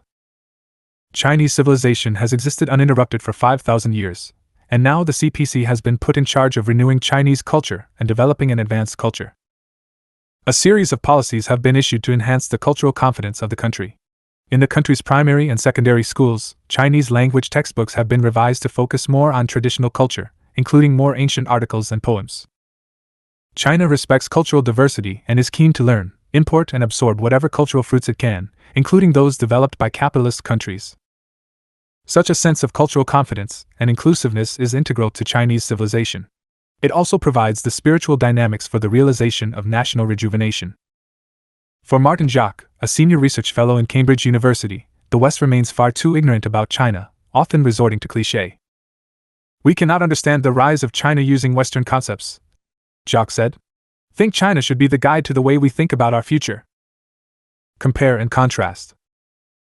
Beijing, October 17, Xinhua. As crises and chaos swamp Western liberal democracy, it may be instructive to examine the Chinese democracy and ask how the system which sets the current standards for development and progress measures up. The 19th National Congress of the Communist Party of China, CPC, is a good chance to analyze the unique socialist organization from historical and global perspectives. Every 5 years CPC delegates meet to draw up the strategy for both party and country in the lustrum to come. This year, the primary objective is Xiaokong, the first centenary goal. Mere 3 years into the future, the establishment of a moderately prosperous society in 2020 will be the culmination of 100 years of work by the CPC. The second century goal to commemorate the founding of the People's Republic of China in 1949 will see the fulfillment of the Chinese dream of national rejuvenation. The CPC consulted with 8 other non-communist parties and prominent figures without party affiliation in August when opinion and advice were canvassed on a draft report to the Congress. This well-established practice of institutional consultation is just one of the ways the CPC ensures the democratic nature of decision-making. This CPC-led multi-party cooperation and consultation system, an entirely new type of political system inaugurated in 1949, is very different from the two-party and multi-party systems in Western countries or the one-party system practiced in some others. Unlike competitive, confrontational Western politics, the CPC and non-communist parties cooperate with each other, working together for the advancement of socialism and striving to improve the people's standard of living. The relationship maintains political stability and social harmony and ensures efficient policy making and implementation. As the leading party, the CPC takes advice from other parties on major policies, plans, revisions to the law and other matters, allowing members of other parties to hold official posts. Institutionalized consultative democracy is important in China, whose basic political systems also include the people's congresses and self-governance at the grassroots level such as village committees. The Chinese system leads to social unity rather than the divisions which come as an unavoidable consequence of the adversarial nature of Western democracy today. Endless political backbiting, bickering and policy reversals, which make the hallmarks of liberal democracy, have retarded economic and social progress and ignored the interests of most citizens. The Constitution of the People's Republic of China states that the multi-party cooperation and political consultation system under the leadership of the Communist Party of China shall continue to exist and develop for a long time to come. In parliamentary or presidential politics, parties obtain their legitimacy in turn through ballot boxes, causing frequent regime change and often a complete about-face in policy. What progress has been made is often lost and inefficiency reigns. At 96 years old, the CPC with 89 million members represents the interests of the majority of the people and is dedicated to serving the people, with people-centered development deeply rooted in party culture. The diversity of the party is clearly demonstrated by the extensive representation of different walks of life among the more than 2,200 delegates to the National Congress. As parties in the West increasingly represent special interest groups and social strata, capitalist democracy becomes more oligarchic in nature. The cracks are beginning to show, with many eccentric or unexpected results in recent plebiscites. Under the leadership of a sober-minded, forward-looking CPC, Chinese-style democracy has never been healthier, and China has absolutely no need to import the failing party political systems of other countries. After several hundred years, the Western model is showing its age. It is high time for profound reflection on the ills of a doddering democracy which has precipitated so many of the world's ills and solved so few. If Western democracy is not to collapse completely, it must be revitalized, reappraised, and rebooted. The CPC has led the nation to unparalleled growth and staggering achievements, particularly in the reduction of poverty. It may be fairly described as a transformational miracle, bringing prosperity and optimism that were unimaginable a mere 4 decades ago.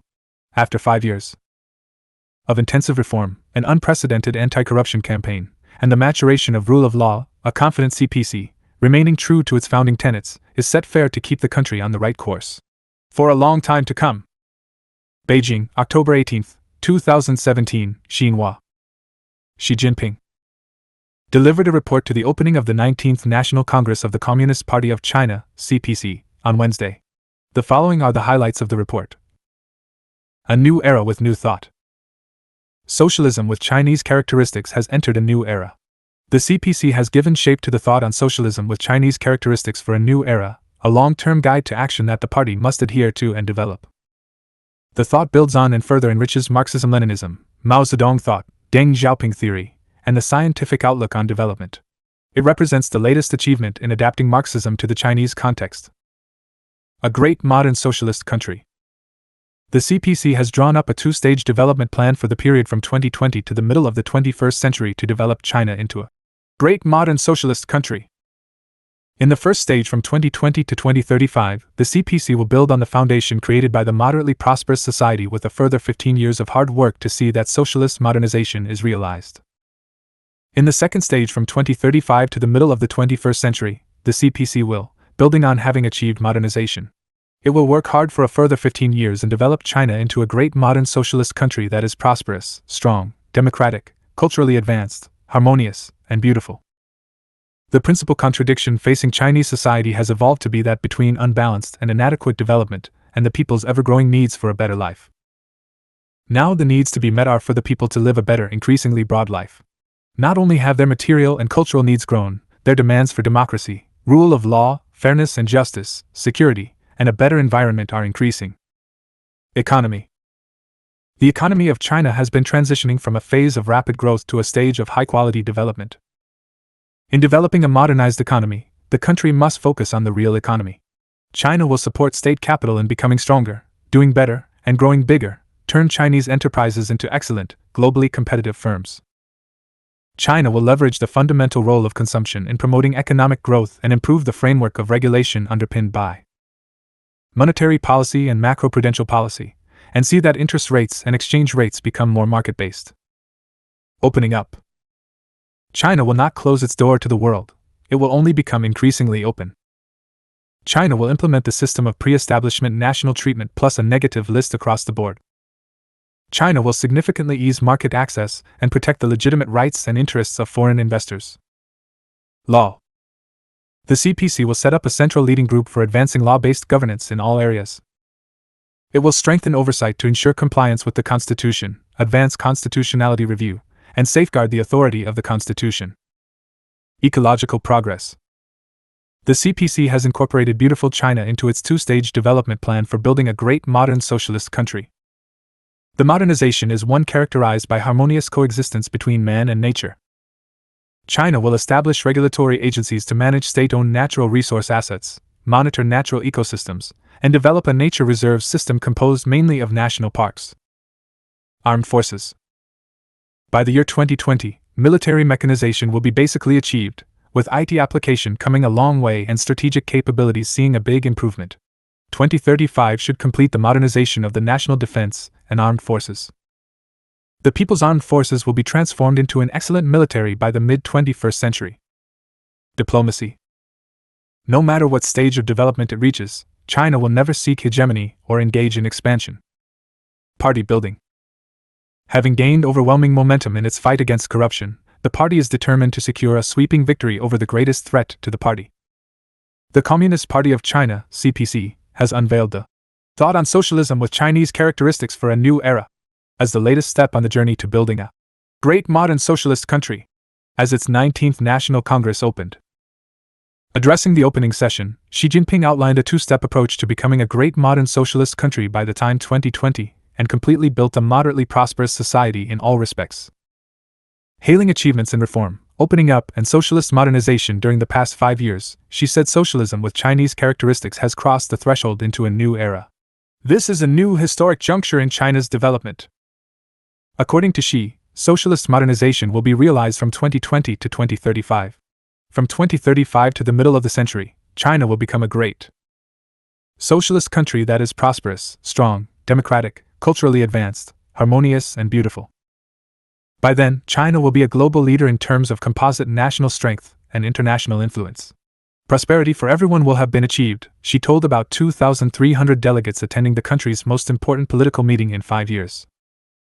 The goal exceeds the party's previous plans to basically realize modernization by the middle of the 21st century. It also sets a higher target for China's modernization in terms of material, political, cultural and ethical, social and ecological development. The two-step approach is an important component of the New Thought, a long-term guide for action. The thought builds on and further enriches Marxism-Leninism, Mao Zedong thought, Deng Xiaoping theory, the theory of three represents, and the scientific outlook on development. It represents the latest achievement in adapting Marxism to the Chinese context, she said. She listed 14 points that underpin the development of socialism with Chinese characteristics in the new era. The principal contradiction facing Chinese society is that between unbalanced and inadequate development and the people's ever-growing needs for a better life, she said. The people's desire to live a better life is increasingly broad. Not only have material and cultural needs grown, but demands for democracy, rule of law, fairness and justice, security and a better environment are increasing. The report outlines the development of a modernized economy and socialist democracy, stronger cultural confidence, and improved social well-being. She called on the party's 89 million members to regard as their goal as the people's aspirations to live a better life. The CPC is the highest force for political leadership, she said, stressing strict governance over the party and improvement of the party's ability to govern and lead. Having gained overwhelming momentum in its fight against corruption, the party is determined to secure a sweeping victory over corruption as the greatest threat to the party. The Congress was held in the Great Hall of the People in central Beijing and presided over by Li Keqiang, will deliberate an amendment to the CPC Constitution. Delegates will elect a new CPC Central Committee and a new CPC Central Commission for Discipline Inspection. Established in 1921, the CPC founded the People's Republic of China in 1949 and began reform and opening up in 1978. Over the past 5 years, China's GDP rose from 54 trillion yuan, $8.2 trillion to 80 trillion yuan, contributing more than 30% of global economic growth. More than 60 million people have been lifted out of poverty. Over 1,500 reform measures have established general frameworks for reform in major fields, and the country is building excellent armed forces. The country has entered an era with the greatest composite national strength since the Opium War of 1840, which plunged China into the darkness of domestic turmoil and foreign aggression. The Chinese nation has stood up, grown rich, and become strong, and it now faces the brilliant prospects of rejuvenation, she said. Scientific socialism is full of vitality in 21st century China. Xi Jinping delivers a report to the 19th National Congress of the Communist Party of China, CPC, on behalf of the 18th Central Committee of the CPC at the Great Hall of the People in Beijing, capital of China, October 18, 2017. The CPC opened the 19th National Congress at the Great Hall of the People Wednesday morning. Xinhua/Li Tao. It also shows other developing countries the way to modernization, and offers wisdom through the Chinese approach to solving the problems facing mankind, he said. But China is still and will long remain in the primary stage of socialism. Its international status as the world's largest developing country has not changed, she said. Achieving national rejuvenation will be no walk in the park, she said. It will take more than drum beating and gong clanging to get there. She reaffirmed China's commitment to building a community with a shared future for mankind. No matter what stage of development it reaches, China will never seek hegemony or engage in expansion. This is a very powerful and strong report with a lot of determination, said Holly Snape, editor of the English version of the report. It sends a message about how China intends to move forward, and how China will take the lead in promoting development of the world. The report provides a new alternative for the rest of the world to speed up development, said Robert Lawrence Kuhn, chairman of the Kuhn Foundation, an American NGO promoting U.S.-China ties. Wan Xianghong, a Congress delegate from East China's Jiangsu province, said the dream of building a modern socialist country will surely come true, as long as we unite around the CPC Central Committee with Comrade Xi Jinping at the core. In his 1927 book, Decisive Moments in History, Austrian writer Stefan Zweig wrote that though a critical moment rarely occurred, when it did it would be decisive for the course of history for decades or centuries. In years to come, it might be that people recall the current Communist Party of China, CPC, National Congress as one such moment for the country, perhaps even for the world. Past CPC National Congresses taught us that the twice-a-decade meeting is not just important as a leadership reshuffle, but is equally essential for setting the way forward for China's future. In a report delivered to the Congress on behalf of the outgoing CPC Central Committee, Xi Jinping said China would become a great modern socialist country by the middle of the 21st century. China will have become a global leader in terms of composite national strength and international influence, with a modern economy, advanced culture, and excellent armed forces. Common prosperity for everyone is achieved. The Chinese people enjoy happier, safer, and healthier lives, she said. On the eve of the Congress, French newspaper Le Monde printed, in large Chinese characters, China a rising great power, on the front page with an 8-page special report on China's emergence. Le Monde is not alone seeing such a trajectory.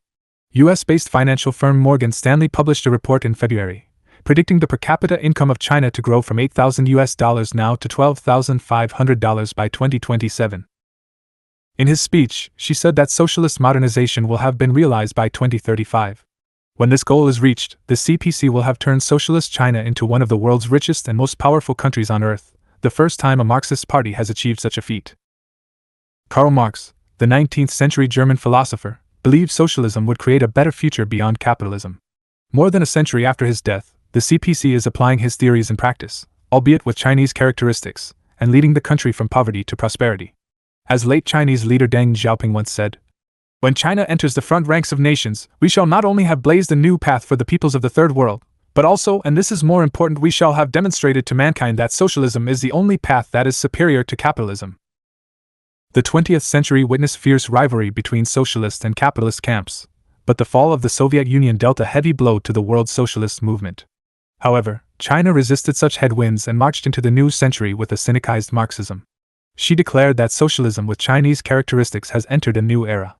Scientific socialism is full of vitality in 21st century China. The banner of socialism with Chinese characteristics is flying high and proud for all to see. The illusion that socialism is over is now dead in the water. It is clear that capitalism is unfit to monopolize the world's ideology. This has been truer than ever since the 2008 financial crisis, whose prolonged impact still causes ripples across the developed world. So the wealth gap widens, the working class suffers, and society remains divided. The cracks in capitalism are all too easy for everyone to see. It is no surprise that there is a growing nostalgia for socialism in the West. In the developing world, the experience of China offers them a new option to speed up development, while preserving their independence. The 21st century is likely to see capitalism lose its appeal while the socialist movement, led by China, rapidly catches up. Many economic observers are upbeat about China overtaking the United States as the world's top economy this century. London-headquartered global accounting firm PwC predicts this may even happen before 2030, no matter one calculates the gross domestic product in market exchange rate, MER, term or in purchasing power parity, PPP, term. The day China overtakes the world's most advanced capitalist country will be a milestone in history, a history that follows thus. In the 19th century, Marx conceived scientific socialism. In the 20th century, the Russian Revolution led by Vladimir Lenin started the application of Marxist theories in real-world politics. In the 21st century, the Chinese experiment showed the world that socialism could achieve its full potential in a developing country, living up to a time-honored Chinese slogan, "Socialism is great."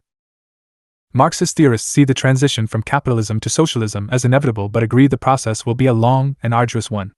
Today, the socialist and capitalist camps seem more likely to maintain a relationship that is both competitive and cooperative for a very long time. Nevertheless, both ideologies can and should peacefully coexist in an era of globalization. As she put it, in a community with a shared future for mankind. A leading U.S. expert on China studies said the ongoing 19th National Congress of the Communist Party of China, CPC, marks a new historic starting point, believing it will exert influence on China and the world for decades to come. Xi Jinping set out an audacious, grand vision for China's future development, which, without doubt, is the highlight of the political report, said Robert Lawrence Kuhn, chairman of the Kuhn Foundation, referring to the report she delivered at the opening of the Congress. What impressed Kuhn was the report's comprehensive scope, and that it established the policies not only for the next 5 years, but framed the agenda and set the strategies for the next 30 years. While announcing socialism with Chinese characteristics has entered a new era, the CPC leader envisioned China developing into a nation with socialist modernization basically realized by 2035 and a great modern socialist country by the middle of the century with a leading influence in the world. That's why this Congress has special significance, as it marks the start of a 5-year period that is the confluence of the 2 centenary goals, said Kuhn, who was at the Great Hall of the People as the co-producer and host of Closer to China with R.L. Kuhn on China Global Television Network, CGTN, when the report was delivered. People orientation and rejuvenating the country, in the historic context of China's ancient civilization and long struggle against foreign oppression, formed the foundation of the report, Kuhn said. The report also gave Kuhn, author of bestseller How China's Leaders Think, a sense of how confident the Chinese leader and the country are in socialism and their commitment to deepening reform and strengthening rule of law. From the report, he also saw the strict governance of the party by reforming and purifying itself, which he said is unambiguous. The anti-corruption campaign not only continues but is enhanced, he added. On the economic front, Kuhn saw the increasing role of innovation, especially in science and technology. Regarding military, he described the content concerning military reform and modernization as open and specific. From the report, he also saw China's sovereignty as sacrosanct and its international engagement as proactive, confident, and growing. It impressed Kuhn that the leadership of China, led by Xi, has a profound understanding of the country, its governance, economy, and society, and is determined to bring about its great rejuvenation. She gave a realistic appraisal of problems, including social imbalances, economic structure, and endemic pollution, while making an epic narrative of what China has remarkably achieved, what China has yet to do, and what China envisages as necessary to be a great nation. He said, "It is on this competence and accomplishment that the political legitimacy of the CPC is founded," said Kuhn. With this political report and the Congress, Xi, who is the core of the CPC Central Committee and of the whole party, sees China as standing at a new historic starting point and that socialism with Chinese characteristics is entering a new era, Kuhn added. The influence of the 19th CPC National Congress and the impact of Xi's new vision, thinking and strategies are likely to be felt for decades to come, Kuhn said. New principal contradiction. Everyone who followed Xi Jinping. Jinping's speech at the opening of the 19th National Congress of the Communist Party of China, CPC, got the message loud and clear: a new era has begun. Central to Xi's declaration that socialism with Chinese characteristics has entered a new era was his statement that the principal contradiction facing Chinese society, a maxim that has stood for 36 years, has changed. It is a shift that affects the whole landscape. The principal contradiction is a term most Chinese are familiar with from grade school, but only a tiny number of foreigners, experts in cynicized Marxism, will know this seemingly obscure piece of political jargon. Marxists interpret the world through dialectical materialism. Contradictions, or dynamic opposing forces, that are omnipresent in society and drive social change. The principal contradiction is what defines a society. By identifying and solving it, society develops peacefully. Left unresolved, it can lead to chaos and eventually, as Marx predicted, to revolution. Since coming to power in 1949, the CPC has identified the principal contradiction, and, as the times changed and contradictions changed, crafted new policies in response. Soon after 1949 it was the people versus imperialism, feudalism and the remnants of Kuomintang forces, which evolved into proletariat versus bourgeoisie, a mentality which led to prolonged social turmoil across the country. In 1981, the CPC changed its assessment of the principal contradiction to the ever-growing material and cultural needs of the people versus backward social production, a historic policy shift at the heart of reform and opening up. Developing the economy, mainly through growth, was thus endorsed by the CPC as the central task. Market economic reforms, seen at the time as a magic bullet to transform production, were unleashed on an unprecedented scale. The rest is a history we all know well. The Chinese economy grew to the second largest in the world, expanding by about 10% each year for more than 3 decades. China became the world's factory floor. Consumer goods, which were hardly ever seen in the country in 1981, are now abundant. The Made in China list today grows ever longer, its products more sophisticated. From fingernail-sized computer chips to jumbo jets and high-speed trains, the world's factory is now the world's laboratory and marketplace. Giant internet companies have emerged, with booming consumer demand satisfied through the most advanced mobile technology. The era of backward social production is well and truly over. What we now face is the contradiction between unbalanced and inadequate development and the people's ever-growing needs for a better life, she said. However, with wealth come new desires. An education at Oxford or Cambridge, a California vacation, a villa in Sydney. This demand for a better life overseas is derived from an inability to satisfy these desires at home. The very highest level of education is not available, or in acute short supplies. There are long waiting lists in the very best hospitals. Tourist sites are crowded and services there have hardly advanced at the same pace as people's expectations. Despite huge improvements, smog remains an obvious problem. A store inside the Jingxi Hotel in downtown Beijing, where many party delegates stay during the Congress, sells face masks, including a type with an electric filter priced at 398 yuan, $60 US. For your health, please wear a mask on smoggy days. A sign reads. Taking a stroll outside Jingxi, one finds old, nondescript apartments selling for more than 80,000 yuan per square meter.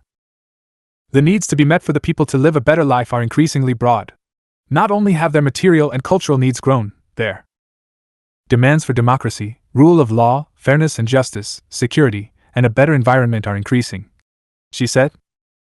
Serving the majority of the people is what distinguishes socialism from capitalism, which only protects the interests of a selected few, Karl Marx said some 150 years ago. Common prosperity is the hallmark of socialism. Development between various Chinese regions varies sharply.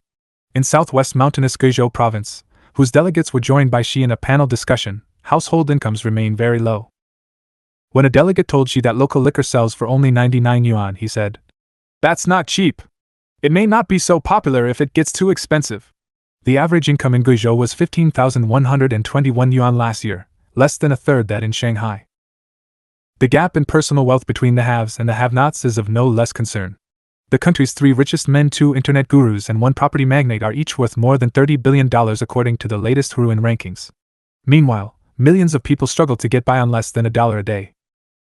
CPC policy aims for more balanced, better quality development across regions and sectors and is expected to remain that way for some time to come, perhaps until the principal contradiction shifts again.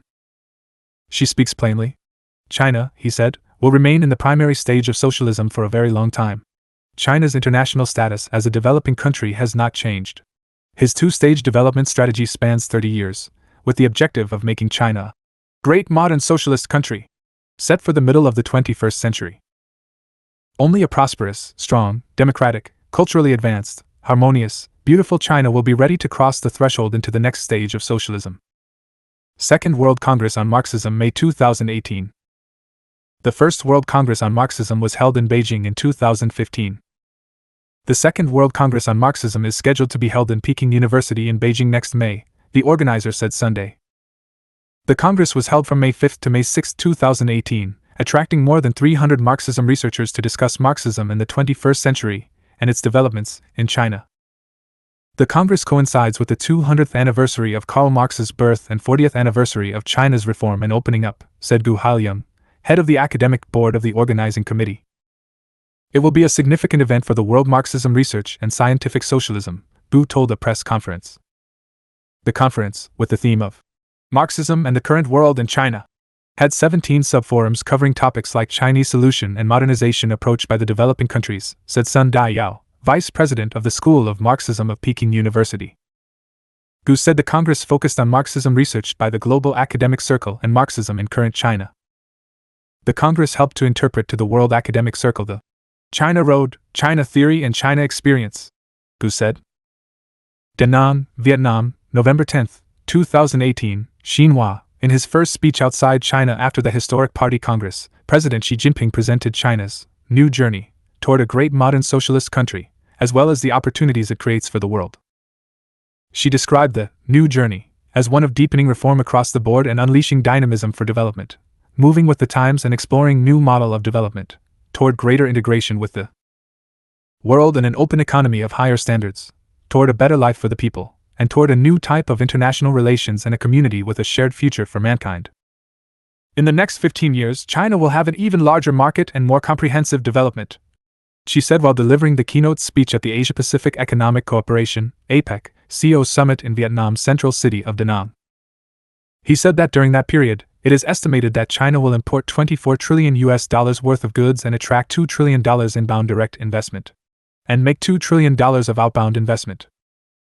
In November 2019, China will hold the first China International Import Expo in Shanghai, which will provide a new platform for expanding cooperation in China's market among all parties, she said. China will not slow its steps in opening up itself, she told the business leaders. We will work together with other countries to create new drivers of common development through the launching of the Belt and Road Initiative. He promised that all businesses registered in China will be treated as equals, and that China will grant more powers to pilot free trade zones to conduct reform and explore the opening of free trade ports. She noted that China would speed up institutional reform for ecological conservation, pursue green, low-carbon and sustainable development, and implement the strictest possible system for environmental protection. By 2035, there will be a fundamental improvement in the environment.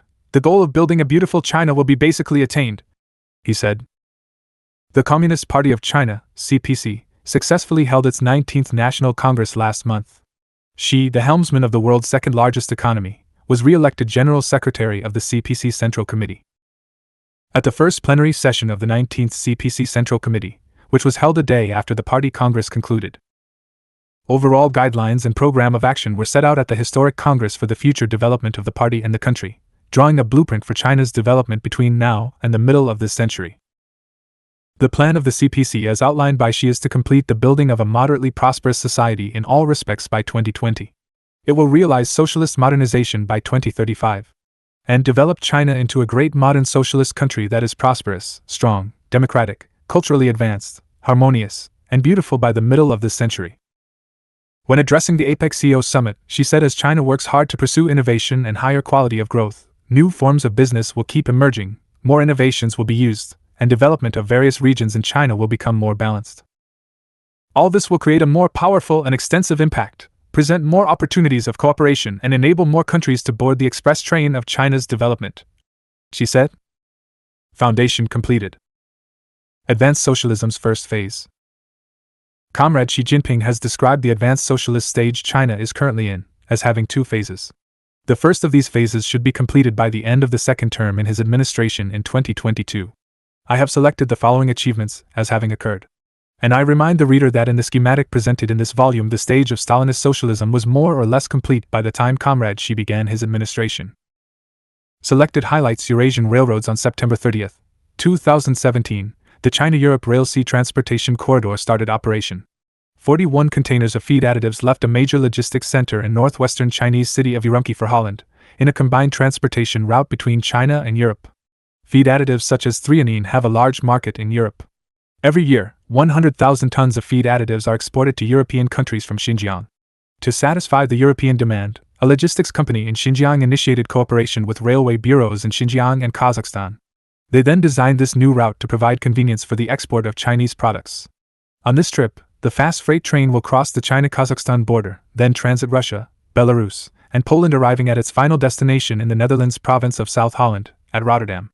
The combined serial transportation co-designed China and Kazakhstan route will lower logistics costs and improve efficiency. Everyone involved wins. This is another achievement for greater connectivity and intermodal transportation by road, rail, and sea. Especially because this rail route connects Urumqi, Lianyungan, a coastal city in East China, and New Delhi in India. It is the first route that links the Silk Road economic belt and the 21st century maritime Silk Road. On November 10, 2017, a fast freight train departed from the southeast Finland city of Kuvula with more than 40 containers of cargo bound for Chinese inland city of Xi'an departed Kuvula, southeastern Finland. It will take 17 days to run 9,000 kilometers to cross the Eurasia continent, passing through countries including Russia and Kazakhstan, before reaching its final destination of the northwest China's Xi'an, one of the oldest cities in China. Compared with the normal sea freight, the cargo rail line can shorten the travel time by 30 days. Goods packed in the containers are all made in Finland, ranging from machinery, timber, workwear, to ship components, according to Jari Granlund, Chief Operation Officer of Unitrade Company. Founded just in this summer, Unitrade especially serves the newly opened route, said Granlund, who believes the only railway route linking Scandinavia and China will open a new channel to bring more Nordic products to the nations along the route. Ali-Pekka Helmola, logistics professor at Lappeenranta University of Technology, told Finnish national broadcaster, YLE, that a regular train connection from Kuvula to China would be important to the Finnish economy. The general manager of Xi'an International Inland Port Investment and Development Group, Zypage, said the goods will be further transported to various markets in China after arriving in Xi'an. Being the main operator of the multinational project, the Zypage has outsourced the transportation in Finland to VR, the country's state-owned railway monopoly, and the other sections to the railway companies of Russia and Kazakhstan accordingly. 5 trains will run between Kuvula and Xi'an at the beginning of 2018. A train will depart Xi'an towards Kuvula every week. The rate and number of trains will increase as increased trade demands, with a train of goods sent every day. Hundreds of China-EU cargo trains have been running through the Central Asia each year, but the new line diverted to Kuvula would serve as a new chapter for economic ties and cultural communication. Murat Nurtlov, ambassador of Kazakhstan to Finland, said Finland is now part of the Belt and Road Initiative. Chinese ambassador to Finland Chen Li said, "We have achieved the 4 objectives for all participants of the Belt and Road Initiative, communication among the 4 countries. These participants are China, Finland, Kazakhstan and Russia, namely, connectivity and facilities, the smooth flow of trade activities, the financial integration, and commonality among the peoples." On October 22, 2017, the People's Daily newspaper of the CPC Central Committee reported that a 3-day conference on intensified China-Europe cargo rail services featured attendance by more than 70 railway representatives. These reps came from China, Belarus, Germany, Kazakhstan, Mongolia, Poland and Russia. They discussed their collaboration roadmap and drew up new plans for their joint working group to speed things up. It was their first meeting as members of the group. The China-Europe Freight Train, or China Railway Express to Europe, is a cargo train service between China and Europe, as well as Belt and Road countries that runs on fixed routes and schedules. More than 5,000 cargo train trips have been made between China and Europe since the start of the direct rail freight services 6 years ago, half of which were made in 2017, showed statistics from China Railway Corporation, CRC. 57 routes have been opened, linking 34 Chinese cities with 34 European cities in 12 countries.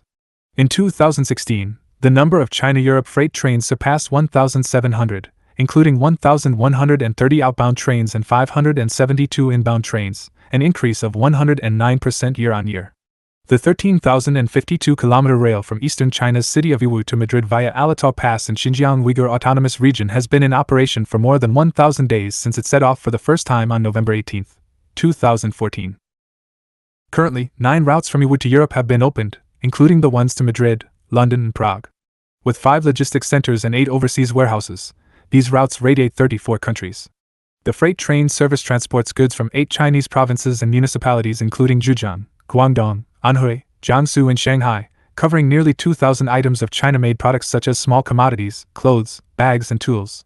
Overseas projects, including the China-Belarus Industrial Park and a wholesale market for small commodities set up by China in Warsaw, also benefited from the service.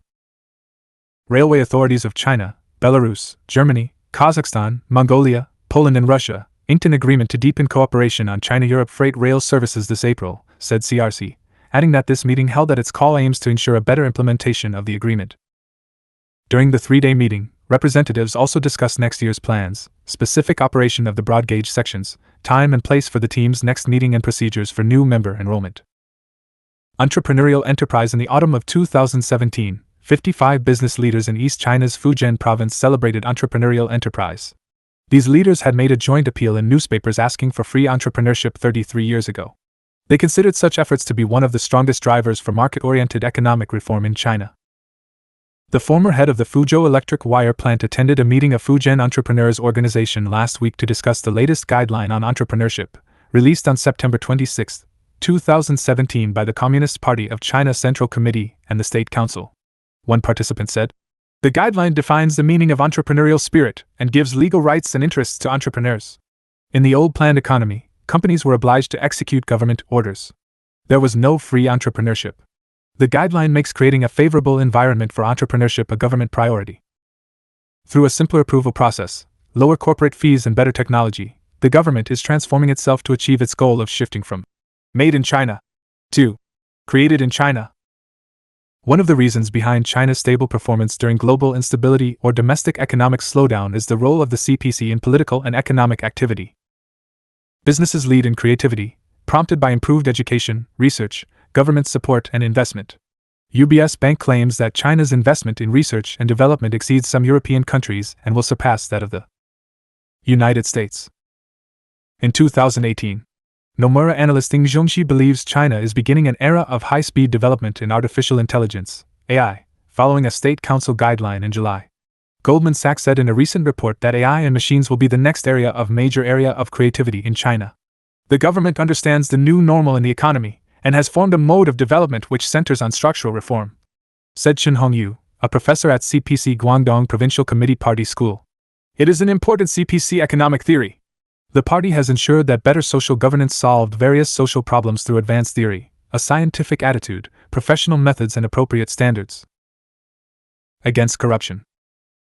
Over the past 5 years, officials have come up with new ideas, mechanisms, and methods, solving a number of problems, improving the sense of security and satisfaction of the people, and creating a stable environment for reform and development. At a corruption reporting center in Foshan City, South China's Guangdong Province, an LED screen displays a map showing villages in different colors. The deeper the color, the more complaints about the village committee. The complaints are about iPhone, the 4 forms of decadence, formalism, bureaucratism, hedonism, and extravagance. In December 2012, the Political Bureau of the CPC Central Committee came up with an 8-point frugality code to address iPhone.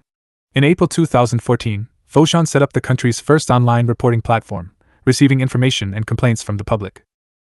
As of September 2017, it had dealt with more than 4,000 complaints, through which 444 officials were punished. The high efficiency of the platform has earned it the nickname, the E-Commission for Discipline Inspection. The CPC uses big data as new means to dig for possible violations and corruption in officials. The platform analyzes the performance of officials and public servants in different areas, industries, and levels. It sounds an alarm when complaints rise markedly, according to Pei Guangming, Deputy Secretary of CPC Discipline Inspection Committee in Foshan. Yao Yang, Dean of the National School of Development at Peking University, said that with new methods, CPC should select more capable staff in promoting officials. The party must ceaselessly tackle problems in promotions, such as those based only on scores. GDP age. Reaching the previously isolated and left behind on October 1, 2017, Xinhua reporting from Ximen, Guizhou Province wrote, "It has never been easy to make a difference in Ximen, a place hidden in the mountains in southwest China's Guizhou Province." Ximen, translated as Stone Gate, had its share of fame about 110 years ago when British pastor Samuel Pollard, known as Bo Jelly, arrived at Weining County, which administers Ximen Township. Ximen was known as Ximenkan at that time. Pollard pioneered modern education in the community, where ethnic Miao people lived. He founded Guanghua Elementary School in 1905. Pollard led a struggle for the people of Ximen to escape poverty. These people here have persistently struggled against isolation and destitution, and the battle is still on. Ximen once flourished under external influence, however, it went into decline since the 1940s due to remoteness, poor infrastructure, and failing education. Over 1.48 million people live in Weining, an autonomous ethnic county in western Guizhou, inhabited by Hui and Miao people. Even today, about 13% of the population there are still struggling under the poverty line. Per capita annual income is under 2,300 yuan, $353. The The poverty rate in Sherman is around 25%. In 2015, Sherman became a liaison point for Chen Minner, then Communist Party chief of Guizhou. Chen went to Sherman 3 times to personally direct anti-poverty efforts. 20 provincial leaders of Guizhou were sent to lead poverty relief work in 20 extremely poor towns. New houses, roads, and power grids are under construction in Sherman. Investment in schools has greatly increased. Poverty must end at this generation, not the next, and the ultimate means to get rid of it is through better education, Chen told teachers at Minzu Middle School in a visit. The Minzu Middle School has been completely renovated at cost of over 97 million yuan, $15 million. It is very expensive to build a school on a mountain like ours. The walls and underlying structure cost over 40 million yuan, said Li Jingdong, the principal. Now the school has 1,044 students in air-conditioned classrooms, new labs, and well-equipped libraries. Before 2015, the school ranked almost the lowest in the county in terms of performance, but by 2017 it ranked second. Sherman students scored very well in high school entrance exams, Li said. The teachers are better paid than before, so they are very committed to teaching the kids, said Vice Principal Zhao Bingying. Last year, 1,215 people were taken off the poverty list in Sherman. The target for this year is 2,576. And Chaowen, 47, gave up his home on a mountain slope and was given a 140 sq meter apartment free, according to the poverty relief policy. Now he transports construction material with his new tractor. He also runs a grocery shop. I have 6 kids and my wife suffers rheumatism. It was difficult to get water when we lived at the old home. It is much more convenient for 4 of my children to go to school, now that we are living in the town, he said. Now many contractors have come to buy our vegetables, and business has been very good for the farmers, said Ma Su, party chief of Nuga village. Poverty relief needs policies and day-to-day work of grassroots officials, besides the diligence of the farmers themselves. We believe, as the old saying goes, if you are sincere enough, you can move a stone gate, said Xie Dingguang, head of the Sherman Township. New business model. On October 2, 2017, Xinhua reported from Beijing. Is there any connection between a jungle of seemingly discarded bikes crowding a suburban subway exit and the smell of money in the heart of the financial market? In China there is. Riding the tide of bike sharing, a new business model is emerging in China. The Changzhou Yuan Public Bicycle System Company, Limited went public on the Shanghai Stock Exchange, August 17, 2017. It was the first initial public offering by a company providing bike-sharing services. With its blue and yellow bikes ready for use with a simple scan of a QR code by a mobile phone, Yuan is set to get traction on the stock market. Its shares soared by the daily limit on the first trading day. The same happened for the following 10 trading days. The success of Yuan's IPO was an epitome of quiet but ubiquitous changes to China's economy brought by a new force of internet-based, innovation-driven businesses. Yuan and its more prominent rivals, Mobike and Ofo, have shaken up the transport industry. Whizzing down the street on colorful bicycles, rather than in a car, has become a new fad. At the exit of Anhikyo North subway station in the remote northwestern corner of Beijing, a bicycle jungle forms in the morning travel peak. It is whittled down in the evening as throngs of commuters leave the station and pedal back to their homes. Bike sharing is much cheaper than taking a taxi, and a good way of exercise, says Mr. Zhao, whose home is a 5-minute ride from the subway station. China's bike-sharing market is expected to rake in 10.3 billion yuan, $1.5 billion in revenue this year, a 736% increase from 1.2 billion yuan in 2016, according to a report from AI Media Research. It estimated the number of shared bike users in China will hit 209 million this year, compared with 28 million last year. More new business models. It is not just transportation. New business models inspired by information technology and upgrading consumer demand have slipped into all sectors of the economy. The rise of online shopping has forced brick-and-mortar stores to either close doors or focus on better services and customer experiences. Mobile payment has made it possible to order food, pay credit card bills and manage stock accounts at any time, anywhere, or buy a pancake at a roadside breakfast stall without having to carry a wallet. Since 2015, the value of third-party e-payments in China has grown at an annual rate of more than 100%. This payment option gives consumer an alternative to bank payment channels and at lower transaction costs. In the countryside, farmers are learning how to advertise and sell fruit through online channels such as Taobao or WeChat. In urban homes, a variety of applications on smartphones have boosted consumption of novel services including in-home massages and manicures. GDP. A bigger slice of the nation's economic pie is now digital. The aggregate value of the digital economy of China accounted for over 30% of. Last year, according to the China Academy of Information and Communications Technology, CAIT. The wave of change is evident in the capital market, with ripples sent beyond the border. The total market value of Chinese listed internet firms soared 48.7% year-on-year. It hit a record high of 7.24 trillion yuan, about $1.1 trillion in the second quarter, CAIT.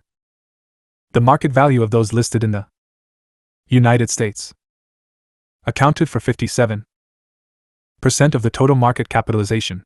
Worldwide, 9 Chinese firms, including Alibaba and Tencent, ranked among the 30 largest internet companies in market value, with their combined share exceeding 30%. The new force is reshaping the economic structure of China. Services and consumption increasingly fuel the economy, once reliant on fixed asset investment and exports. The internet is speeding up this process. Online retail sales surged 33.7% year-on-year in the first 7 months of this year. In 2017, online sales of goods accounted for 13.8% of the country's overall retail sales of consumer goods, up 2.2 percentage points from a year earlier, according to data from the National Bureau of Statistics. Thanks to the revolution of information technology and innovative business models, the cost of consumption is getting lower, which helps boost economic growth, said Li Wei with the Development Research Center of the State Council. In 2017's first half, final consumption contributed 63.4% of GDP growth, and will probably increase more in future. In the long term, the development of e-payments and e-commerce will encourage China's economic rebalancing from investment toward consumption. Consumption is the first sector to benefit from the extensive application of internet technology. Market entry costs in this sector are relatively low for newcomers, said Wu Huchuan from the Chinese Academy of Engineering and president of the Internet Society of China. Eventually, the internet is going to remake the traditional industrial sector, Wu said. For example, big data could be used to analyze the preferences of car purchasers and guide production. Millions of small manufacturers could upgrade their products by seeking help from professional designers through online platforms, while sensors and software could make the production process smarter. Regulation. In June 2017, Chinese Premier Li Keqiang told a cabinet meeting that authorities should avoid simply applying traditional methodology on sharing economy and regulate it in a tolerant while prudent manner. Government regulation is catching up with the changing economic landscape. Chinese authorities have cut red tape and slashed taxes to support innovative businesses, while tightened oversight over some risky new sectors including internet finance. More needs to be done, as new business models and technology could bring new problems and demands, said Zhang Zhangbin, a researcher with Chinese Academy of Governance. The regulatory framework remains fragmented, with too many agencies overseeing one sector, while the standards of regulation are not unified, he said. Advances in currency. On October 1, 2016, the RMB became the 5th currency in the basket, joining the US dollar, the euro, the Japanese yen, and the British pound. In 1969, the International Monetary Fund (IMF) created the SDR as an international reserve asset supplementing members' official reserves. It is exchanged among governments for freely usable currency in times of need. The US dollar has a weighting of 41.73% in the new basket, 30.93% for the euro, 10.92% for the yuan, 8.33% for the Japanese yen, and 8.09% for the British pound. On October 1, 2017, Xinhua reported from Beijing that a year has passed since the Chinese currency renminbi, or the yuan, joined the IMF Special Drawing Right (SDR) basket. The CPC intended the impact of the move to be limited. However, China's stability, within the milieu of global uncertainty, has meant the currency has taken big steps on its global march in acceptability. Most recently, the yuan is the preferred exchange currency in the pricing of oil and natural gas, as for example, in China, Russia, and Venezuela. By the end of 2018, one can foresee a multitude of buyers and sellers of petroleum products in the yuan exchange window. Over the past year, multi-pronged efforts have encouraged global use of the yuan. Here are some of the milestones of the yuan's progress toward internationalization. Yuan trade accounted for 1.94% of all transactions made through the Society for Worldwide Interbank Financial Telecommunication, SWIFT, in August, the 5th most traded currency. Following the launch of the Shanghai-Hong Kong Stock Link in 2014, the Shenzhen-Hong Kong Stock Connect started trading in December 2016, gradually internationalizing the capital market. A bond connect between the Chinese mainland and Hong Kong began this July, allowing investors from both sides to trade bonds on each other's interbank markets. Foreign institutions increased their holdings of yuan-denominated bonds by a record 82.6 billion yuan, about $12.4 billion in August. Global equity indexes provider MSCI announced in June this year that it will include China A shares in the MSCI Emerging Markets (EM) Index and the MSCI ACWI All Country World Index from June 2018. In May 2017, a change was made in the way the yuan-US dollar central parity rate was calculated, allowing dealers to incorporate a counter-cyclical factor into the mechanism. The adjustment endeavors to keep exchange rates stable at a time when global financial markets remain beset by instability. Outward-looking strategies including the Belt and Road Initiative are expected to increase the use of the RMB for project funding. Since 2013, the initiative has delivered real benefits to countries along the routes. From Mongolia to Malaysia, Thailand to Pakistan and Laos to Uzbekistan, many projects, including high-speed railways, bridges, ports, industrial parks, oil pipelines and power grids.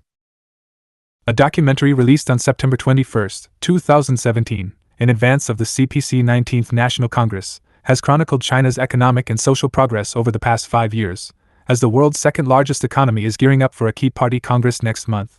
A 6-episode series, Amazing China, highlights innovation, coordination, greening, opening up and inclusiveness since the 18th National Congress of the Communist Party of China, CPC, in 2012. The first 2 episodes that have been aired focused on infrastructure, bridges, expressways, high-speed rail and new ideas such as shared bikes, mobile payments and aerospace technology. People have felt the benefit of the progress, said Xin Yi, Deputy Director of Fudan University's Cyberspace Governance Study Center. Over the past 5 years, despite a global economic slowdown, the economy of China was stable, advancing at an average annual growth of 7.2% from 2013 to 2016.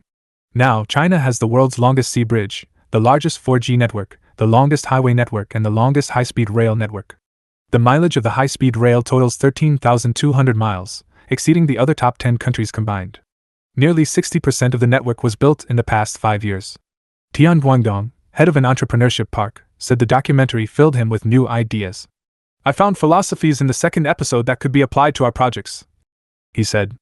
Over the past 5 years, Chinese leaders have underscored the significance of innovation for the country's science and technology development. The support of the government for innovation is heartily welcomed, breeding a burst of entrepreneurship among the public, said Xin. The documentary said China sold around 90,000 industrial robots last year and has become a leader in supercomputers, aerospace, maritime engineering, logistics and mobile payments. Over 2.65 million overseas students had returned to China by the end of 2016, 70% since the 18th CPC National Congress, according to the documentary. These returnees will be a mainstay to fulfilling the party's 2-centennial goal. The documentary shows the party's determination to achieve those goals and public confidence in the party, said Chini. Electronics on October 3, 2017, Xinhua reported from Changchun that Chinese scientists have made a breakthrough in creating full-color emissive carbon dots, FCDs. Now they are one step closer to developing a faster wireless communication channel that could be available in just 6 years. Light fidelity, known as Li-Fi, uses visible light photons from LED bulbs to transfer data much faster than wire-carried radio photons on Wi-Fi. While most current research uses rare earth materials to provide the light for Li-Fi to transmit data. Now, a team of Chinese scientists has created an alternative, FCDs, a fluorescent carbon nanomaterial that proves to be safer and faster. We are the first to successfully create photon transmission using cost-effective raw materials such as urea with simple processing, said Chu Songnan, at Changchun Institute of Optics, Fine Mechanics and Physics, the Chinese Academy of Sciences, leading the research. Chu said rare earth has a long lifespan and reduces the speed of Li-Fi transmission. However, FCDs has the advantage of faster data transmission speeds. In previous studies, carbon dots were limited to the emission of lights such as blue and green. The new nanomaterial that Chu's team has developed can emit all light visible to the human eye, which is a breakthrough in the field of fluorescent carbon nanomaterial. Chu said this is significant for the development of Li-Fi, which he expects to enter the market in just 6 years. A 2015 test by a Chinese government ministry showed that Li-Fi reaches speeds of 50 gigabytes per second, at which a movie download can be completed in just 0.3 seconds. Water diversion. On October 3, 2017, Xinhua reporting from Beijing said 53.1 million people in northern China have benefited from the country's massive water diversion project.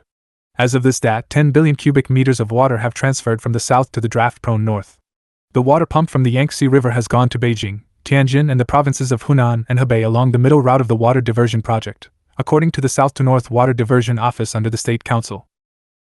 The middle route of the project carries water through canals and pipes from Danjiangkou Reservoir in central China's Hubei province.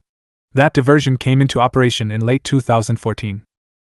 Tianjin got 2.2 billion cubic meters of water, while Hunan and Hebei provinces got 3.5 billion cubic meters of water and 1.1 billion cubic meters of water respectively.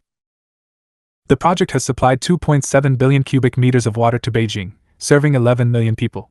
Currently, about 70% of Beijing's water supply comes from the project. The city's per capita water resources have increased from 100 to 150 cubic meters. Previously, the city's water supply came mainly from underground water. Officials with the office said the project has played an indispensable strategic role in helping the North ease water shortage, improve water quality and ecology, build a resource-conserving society, and prevent natural disasters. PLA advances. On October 4, 2017, Xinhua said Chinese broadcasters have aired a documentary on the achievements of military reforms during the last 5 years. The 8-episode series began airing September 29. It highlights how the Chinese army has stepped forward to solve problems and reshape its political ecology, organizational structure, system, and work style since the 18th National Congress of the Communist Party of China in 2012. This has inspired increasing confidence in the country's goal of building a strong army. The documentary is called Changjun, which means building a strong army. The Political Work Department of the Central Military Commission produced it. It is being aired on the China Global Television Network and local television stations. Many Chinese have expressed their pride after watching some episodes. A documentary worth waiting for. China has undergone such great changes during the 5-year reform, said a user named Guihang. Chu Qingyi, 21, said that she has longed to join the army since she was a child, and that desire is stronger after watching the documentary. He Xiaoming, daughter of Revolutionary Marshal He Long, said she had once worried about the development of the Chinese People's Liberation Army, but the military has been reborn and taken on new look after just 5 years of reform. Innovation progress. On October 4, 2017, Xinhua reports that a close China watcher in New York City said of the rate of Chinese industrial innovation, to wit, if China maintains its current pace in innovative industrial development, its innovative activity share in total output will likely surpass that of the United States in about 18 months. That China-watching expert is Daniel Rosen, founding partner of Rhodium Group. His remarks made at a forum of the Asia Society. He said that in the second quarter of 2012, innovation accounted for 30% of total Chinese output, while today the share has come up to around 34%. It seems like a small difference, but was in fact very significant. He said, the innovative industry share in industrial value added of the United States has been stable at about 34.5% over the past few years, while that of European Union and Japan stand at roughly 37% and 47%, respectively. An Asia Society study comes as an interactive online dashboard called the China Dashboard, tracking China's economic reform program. This is a newly designed program of Asia Society Policy Institute and Rhodium Group. It assesses the ongoing impact of economic reforms on Chinese growth potential. In October 2017, the dashboard went live, and an analysis of the data in its 10 areas is being published. These areas range from fiscal policy to domestic financial system reform to cross-border investment reform, Rosen said. He previewed the dashboard and chose innovation as one example of the 10 areas that the program tracks. Along the way, noting that China's innovative activities have been increasing fast, especially over the past 2 years. The analysis will look at the details of the growth rate of this innovative share to find out if it is sustainable, as opposed to being just a cycle that might come down, thus needing more time to get to the US levels. There is also discussion of what might go wrong that could permanently impair China's progress toward that innovation share of the economy. He then compared some of critical economic Chinese indicators of 2000 and 2015 to show its share growth in global economy. For example, in 2000, China accounted for about 3.9% and 3.4% of global exports and global imports. In 2015, they rose to the vicinity of 14% and 10%, respectively. More shocking is China's outbound investment, which rose from 0.1% of the global outbound flows in 2000 to just shy of 9% in 2015. He stressed that China is a nation of about 1.4 billion people and about $12 trillion of economic activity. Therefore, coming economic policy reforms of China will have massive consequences and implications not only for China itself, but also for the world as a whole. International friendship. On October 7, 2017, Xinhua reports that a total of 516 Confucius Institutes and 1,076 Confucius classrooms have been established in 142 countries and regions. That data provided by the Confucius Institute headquarters. 135 Confucius Institutes were set up in 51 countries along the Belt and Road, it said in a statement. The Confucius Institute, named after the ancient Chinese philosopher Confucius, is a non-profit public institution which aims to promote Chinese language and culture in foreign countries. Since the Confucius Institute was established 13 years ago, more than 7 million students have been trained worldwide and 2.1 million are currently studying, it said. With the development of the economy of China and its extensive international exchanges, the global demand for learning Chinese has dramatically increased, it said. At present, 67 countries have enacted laws or regulations that list Chinese study as part of their national education systems, and Chinese majors or courses are offered in more than 170 countries. Micromovie industry. On October 7, 2017, People's Daily newspaper reports that the micromovie industry helps ordinary people make their own movies. This happens on a professional movie set at the largest film studio in the world, known as China's Hollywood. Engdian World Studios in Zhejiang Province is being used to make short movies that use everyday people as stars. This new but increasingly popular industry lets tourists pay to star in their own film. This is transforming and upgrading the tourism industry of the studio. Tourists pay to star in their own film, giving them a valuable memory and a chance to experience the professional movie-making process. We provided fragmented services for making personal movies before, but these services had never been integrated. We established a formal company at the end of last year, Wu Xiao said, the manager of a micromovie company that caters to tourists. Visitors can choose different projects according to their own traveling arrangements, with prices that depend in part on the length of the movie that they would like to make. Prices can range anywhere between $30 to $1,500. Like an assembly line, Wu and his team have several basic frameworks including scripts, scenes, and clothing to ensure the quality and efficiency of their movie production. Their peak season is during the summer vacation months, so they have had to learn how to streamline their business. The Russia-China cross-border bridge. On October 7, 2017, from Harbin, Xinhua reported on the opening of the cross-border road bridge. I am so happy to see the smooth construction of the first China-Russia cross-border road bridge, said Najia after she and another 120 artists from China and Russia performed at the bridge construction site. Construction of the long-awaited bridge across the Heilongjiang River, or the Amur River in Russia, started in 2016 after 28 years of negotiation between China and Russia. The bridge and its corresponding infrastructure are part of the China-Mongolia-Russia Economic Corridor under China's Belt and Road Initiative, intended to trigger a development boom in the region. The bridge is important in connecting the vibrant Asian economic circle at one end and Europe at the other, before extending the corridor further to other regions. The corridor is China's program to resuscitate China's Rust Belt. That Rust Belt covers Liaoning, Jilin and Heilongjiang provinces in the northeast. These provinces border Russia and are located in the center of Northeast Asia. It was among the first regions in China to become industrialized. Traditional industries include steel, automobiles, shipbuilding, aircraft manufacturing, and petroleum refining. Rebirth of the Rust Belt is central to the reconstruction of the entire region. Because of the government's resuscitation program, these provinces saw double-digit economic growth until 2012 and 2013. Then the region faced shrinking resources and industrial overcapacity amid the global economic slowdown. However, heavy investment in rebuilding continued. After the Belt and Road Initiative was proposed, China's Rust Belt worked to improve cross-border transport facilities and develop export-oriented industries to rejuvenate the economy of the region by taking advantage of its favorable location. In September 2017, the first international cold chain logistics cargo train of China left Qiqihar City in Heilongjiang for Moscow of Russia. The train mainly carries fruit, vegetable and frozen food produced in the northeast to Russia, and then returns with Russian dairy products to China, said Dong Ling, chairman of Heilongjiang Longyun Group. China-Europe cargo trains have transported many affordable high-quality goods to China, said Lu Hanzhong, a staff member at a supermarket in Changchun City, capital of Jilin Province.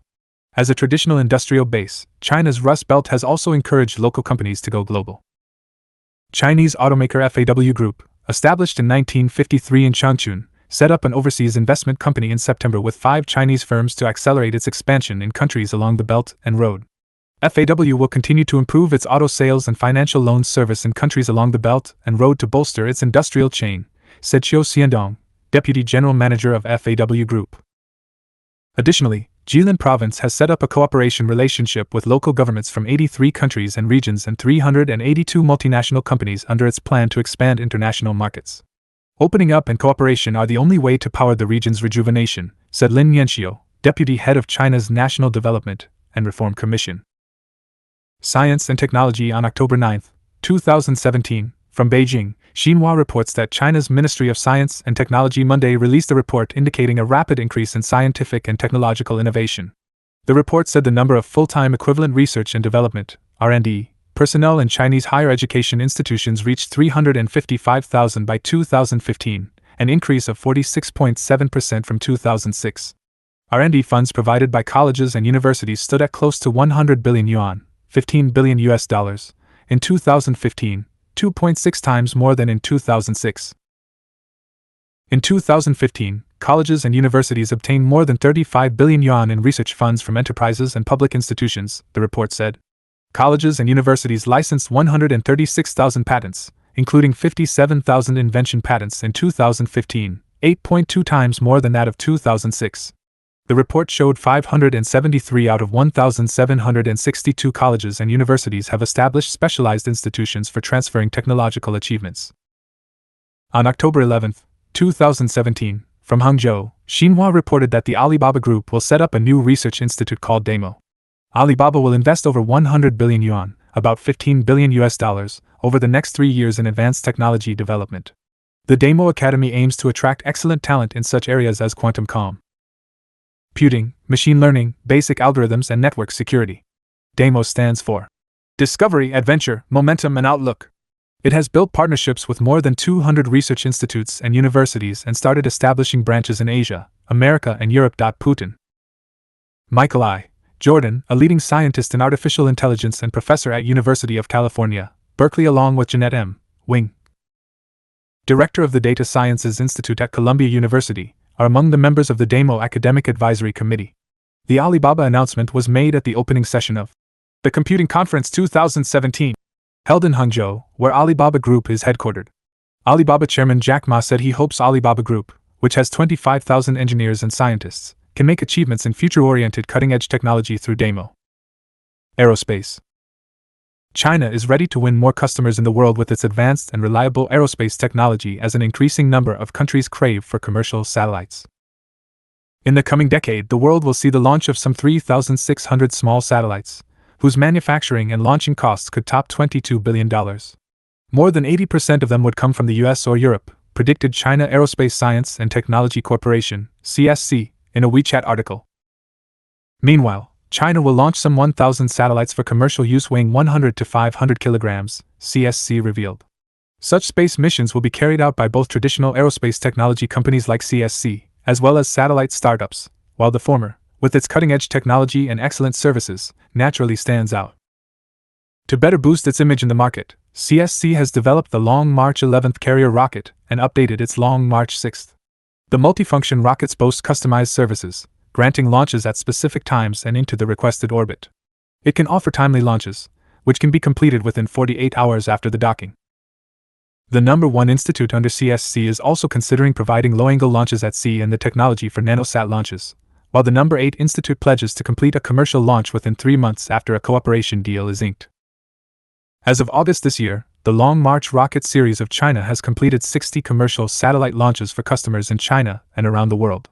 China also launched Venezuela's remote sensing satellite, the VRSS-2, into preset orbit from the Jiuquan Satellite Launch Center in northwest China's Gobi Desert. Xi's inspection tours. Since the 18th Communist Party of China, CPC, National Congress in 2012. Xi Jinping, General Secretary of the CPC Central Committee, has been all over the country on inspection tours. 5 years ago, Xi chose Shenzhen as his first stop of inspection, outside the capital, after being elected as the party's top leader. Shenzhen is in Guangdong Province, the reform of China and opening up frontier. Shortly after returning from Guangdong, he visited impoverished villages in Hebei Province, near Beijing, to inspect poverty alleviation efforts. These moves signaled the focus of Xi's governance, which has highlighted fulfilling the Chinese dream of national rejuvenation and realizing the goals set for the centenaries of the CPC in 2020 and the People's Republic of China in 2049. Since 2012, Xi has completed 50 inspection tours across the country, totaling 151 days. Reform and innovation. In 2016, Xi Jinping visited Shaojiang, Anhui Province. It was here, in 1978, that 18 farmers signed a secret agreement to divide communally owned farmland into family plots. In this way, the party and these farmers ignited the flame for China's rural land reform. She chose this now iconic town to say that reform is the only way out of difficulties, and that the word, reform, should be repeatedly injected with new meaning. Reform and innovation have always been in Xi's thoughts. During his visits to the Shanghai Pilot Free Trade Zone, Tianjin Behind New Area, Wuhan Countryside Comprehensive Property Exchange, and other reform recreated areas, Xi put comprehensively deepened reform on top of his agenda. In the provinces of Jiangsu, Shandong, and Hubei, he stressed the need for bold exploration and advancing reform, and explicitly stated balance should be properly dealt with in the process, including that between boldness and steadiness, and reform and stability. In 2014, Xi went to the Commercial Aircraft Corporation of China and boarded the sample of C919, China's self-developed large passenger aircraft. He encouraged engineers to give themselves progressive goals and strive to get passenger aircraft of China into the air. In 2017, only 3 years later, the C919 completed its maiden flight. While inspecting research institutes, universities, high-tech companies, and new development zones, he has always stressed the need for innovation and the importance of commercializing research results. Poverty relief. In the past 5 years, Xi visited a number of impoverished places and households. From the Lipanshan mountain region in West China to the Dabishan mountain region in the east, Xi went to all the poorest areas. He visited homes of impoverished workers and villagers in Inner Mongolia, Hunan, Ningxia, amongst others, to see with his own eyes the life of people in poverty in order to work out solutions for improvement. She said it was heart-wrenching to see people live in such difficulties. He also presided over a series of symposiums across the country, bringing what he had seen and heard during the inspection trips to discuss with participants. China has set the baseline task to lift all people out of poverty by 2020 and build an all-round well-off society, or a moderately prosperous society, in all respects. Since China started the reform and opening up drive more than 30 years ago, over 700 million have shaken off poverty since, accounting for over 70% of global poverty reduction. Major policy planning. On February 23, 2017, Xi visited Anqing County of Hebei Province to learn about local population density, geological and hydrological conditions. On April 1, 2017, little over a month later, the CPC Central Committee and the State Council, China's cabinet, announced a national-level new area to be kicked off in Anqing County. Xi's inspection tours come with the planning and implementation of major policies. He listens to public opinions on these policies. Results always quickly follow, as in Anqing County. When documents were being compiled for the 5th plenary session of the 18th CPC Central Committee 2 years ago, Xi visited the east, middle, west, and northeast parts of the country. The reason was to have better ideas on planning the economic and social development during the 13th five-year plan. He also presided over symposiums in the provinces of Zhejiang, Guizhou, and Jilin to hear from leaders in 18 provinces on development during the 13th five-year plan. For the 19th CPC National Congress in October 2017, Xi visited Guangxi Zhuang Autonomous Region in April. There he spoke with grassroots-level delegates to the Congress about their advice and expectations for the event. He stressed that preparations for the Congress must take in wisdom from people of all ethnicities in the country. The Communist Party of China, CPC, held its 19th National Congress in October 2017. New guidelines were issued to further develop socialism with Chinese characteristics. Since its founding in 1921, the CPC has overcome great hardships. However, by remembering its roots and progressing with innovation, the party has established China firmly on the world stage. Faith in Marxism. Political parties the world over have recognized the need for faithfulness to their spiritual foundations. The CPC is no different. Ever since the party's founding, Marxism has been its creed, communism its supreme ideal. Marxism, in particular, is the foundation of theories developed by Chinese communists to guide the cause of the CPC and the nation. Communists' faith in Marxism, socialism, and communism is their political soul and sustains them in all tests. Read the report of the CPC's 18th National Congress in 2012. At the rally marking the 95th anniversary of the CPC in 2016, Xi Jinping, General Secretary of the CPC Central Committee, warned against deviating from or abandoning Marxism, as without such a fundamental guiding theory the party would lose its soul and direction. It is no surprise then that a first edition Chinese translation of the Communist Manifesto, which is now exhibited at the first CPC National Congress Memorial, has been carefully preserved through times of war and revolution. The reason why the CPC could lead the nation and the people to historic achievements is that the party has always been true to its founding mission, said Zhang Liming, head of the memorial. The CPC and socialism are becoming more dynamic, a result of Marxism's successful practice in China, said Huang Ruwei, with the Shanghai Academy of Social Sciences. People-oriented development. At the China Executive Leadership Academy of Jinggangshan, students get a chance to live in some of the villages that have been lifted out of poverty. Here they experience the first-hand effects of poverty relief in an experiential course. The course aims to bring CPC officials closer to the people, said Mei Liming, Executive Vice President of the Academy. As the heartland of the early revolutionary activities of the CPC in East China's Jiangxi province, it is symbolic that Jinggangshan has been officially taken off the list of impoverished areas. The CPC comes from the people, therefore the people are seen as a source of strength and wisdom. To meet the people's desire for a happy life is our mission, said Xi Jinping when meeting the press after being elected as General Secretary of the CPC Central Committee in 2012. She has repeatedly stressed that the success of the party hinges on the support of the people. The CPC and the Chinese government have been taking heed of the people's needs and formulating policies accordingly, which in turn helps promote social stability. More than 700 million people have been lifted out of poverty since the reform of China, and the opening up policy was adopted in 1978. Currently, the goal is to eradicate poverty in the country by 2020.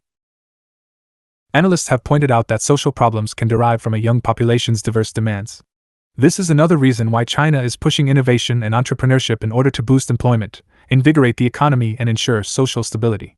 The CPC and socialism have maintained their vitality mainly because seeking benefit for the people is at the center of the party's values and cause, said Professor Dai Yanjun with the CPC Central Committee Party School. Continued reform and innovation. The reform and opening up policy has ushered in an era of innovations in ideas, systems, and policies in the country. The socialist path, theory, system, and culture, with Chinese characteristics, are evidence of the CPC's creativity, said Professor Huang Xianghuai with the CPC Central Committee Party School. Since its 18th National Congress, the CPC has championed a new concept of innovation, coordination, green development, opening up, and sharing, as well as supply-side structural reform to cope with the economic new normal. Led by Xi, the Central Leading Group for Deepening Overall Reform has held 38 meetings since its establishment. More than 1,000 reform measures are being conducted and supervised nationwide. The CPC will never lose its vitality as long as it continues to reform and innovate, said Huang. Strict party governance. To forge iron, one must be strong oneself. This is the lesson the CPC has taken away from the drastic changes in the former Soviet Union and Eastern Europe. The party proposed the policy of self-discipline in 1962 and strict governance in 1985. In 2014, she put forward that comprehensively and strictly governing the party was a necessity. The CPC constitution is the basis for intra-party supervision, and several amendments have been made to ensure that self-discipline and strict governance continue.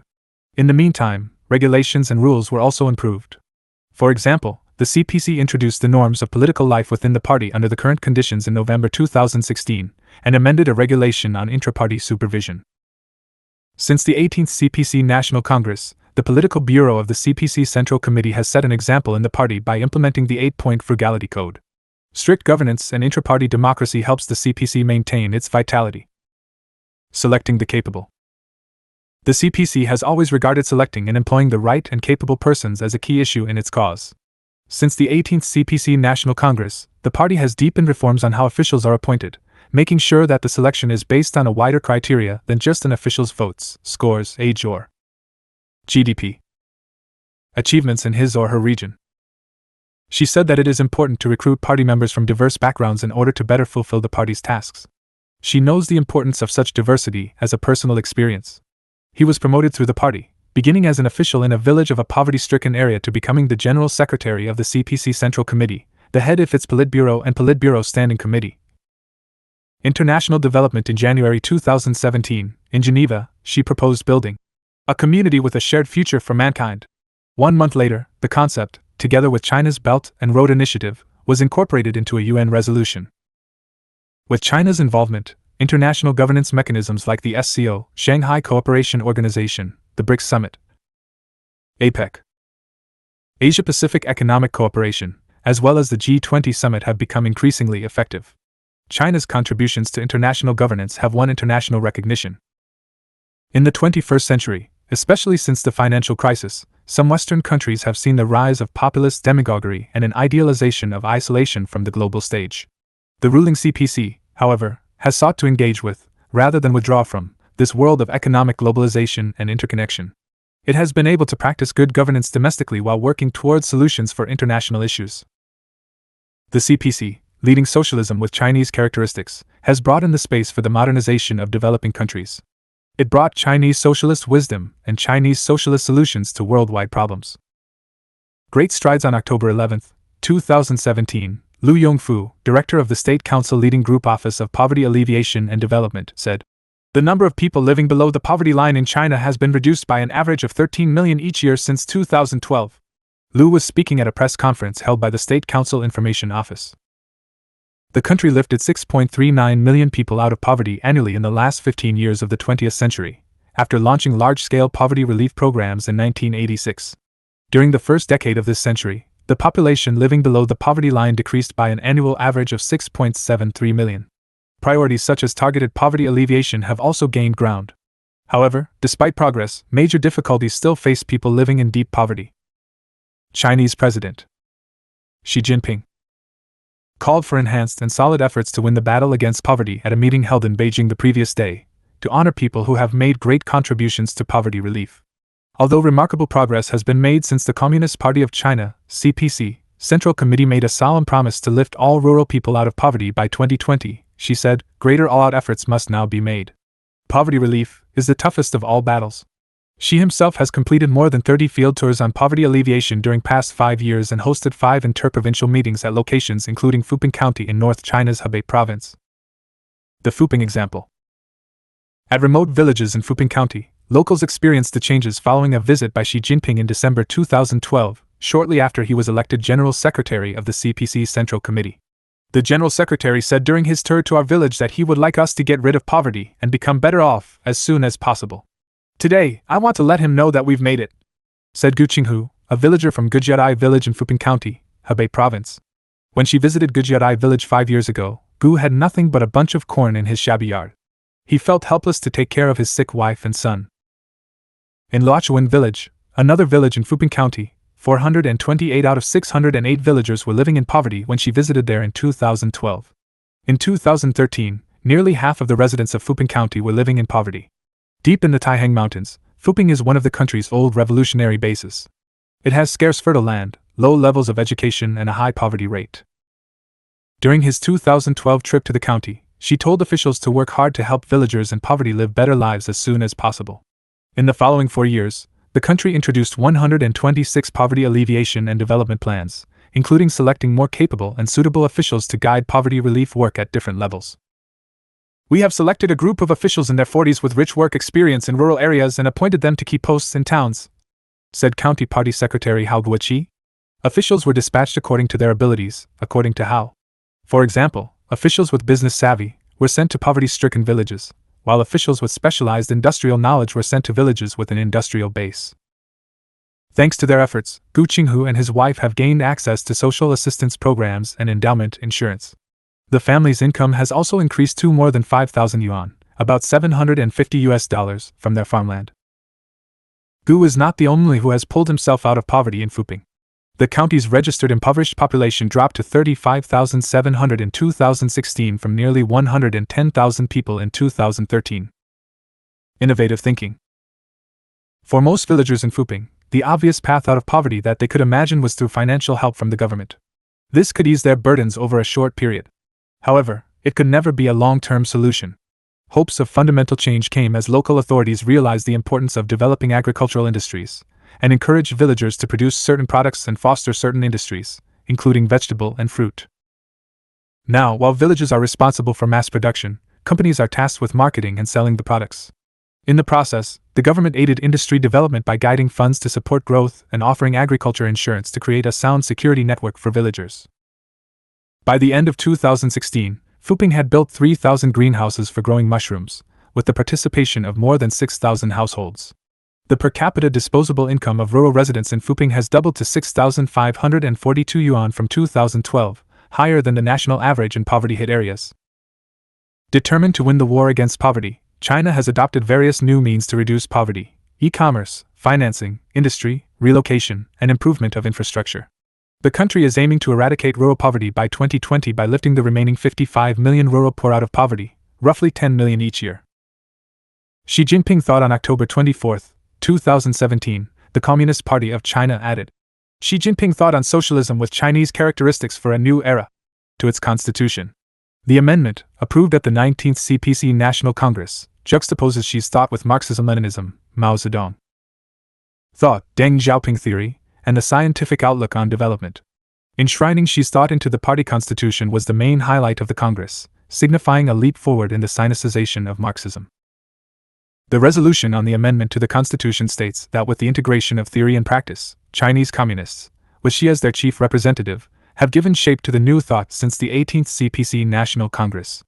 The resolution states the amendment has systematically addressed the major questions of our times.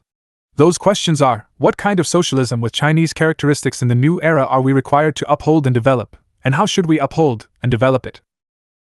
The resolution stresses that Xi's thought must be upheld on a long-term basis and constantly developed. Under the guidance of Xi's thought, the CPC has led the Chinese people of all ethnic groups in a concerted effort to conduct a great struggle, develop a great project, and advance a great cause. The CPC's task is to realize our great dream, ushering in a new era of socialism with Chinese characteristics.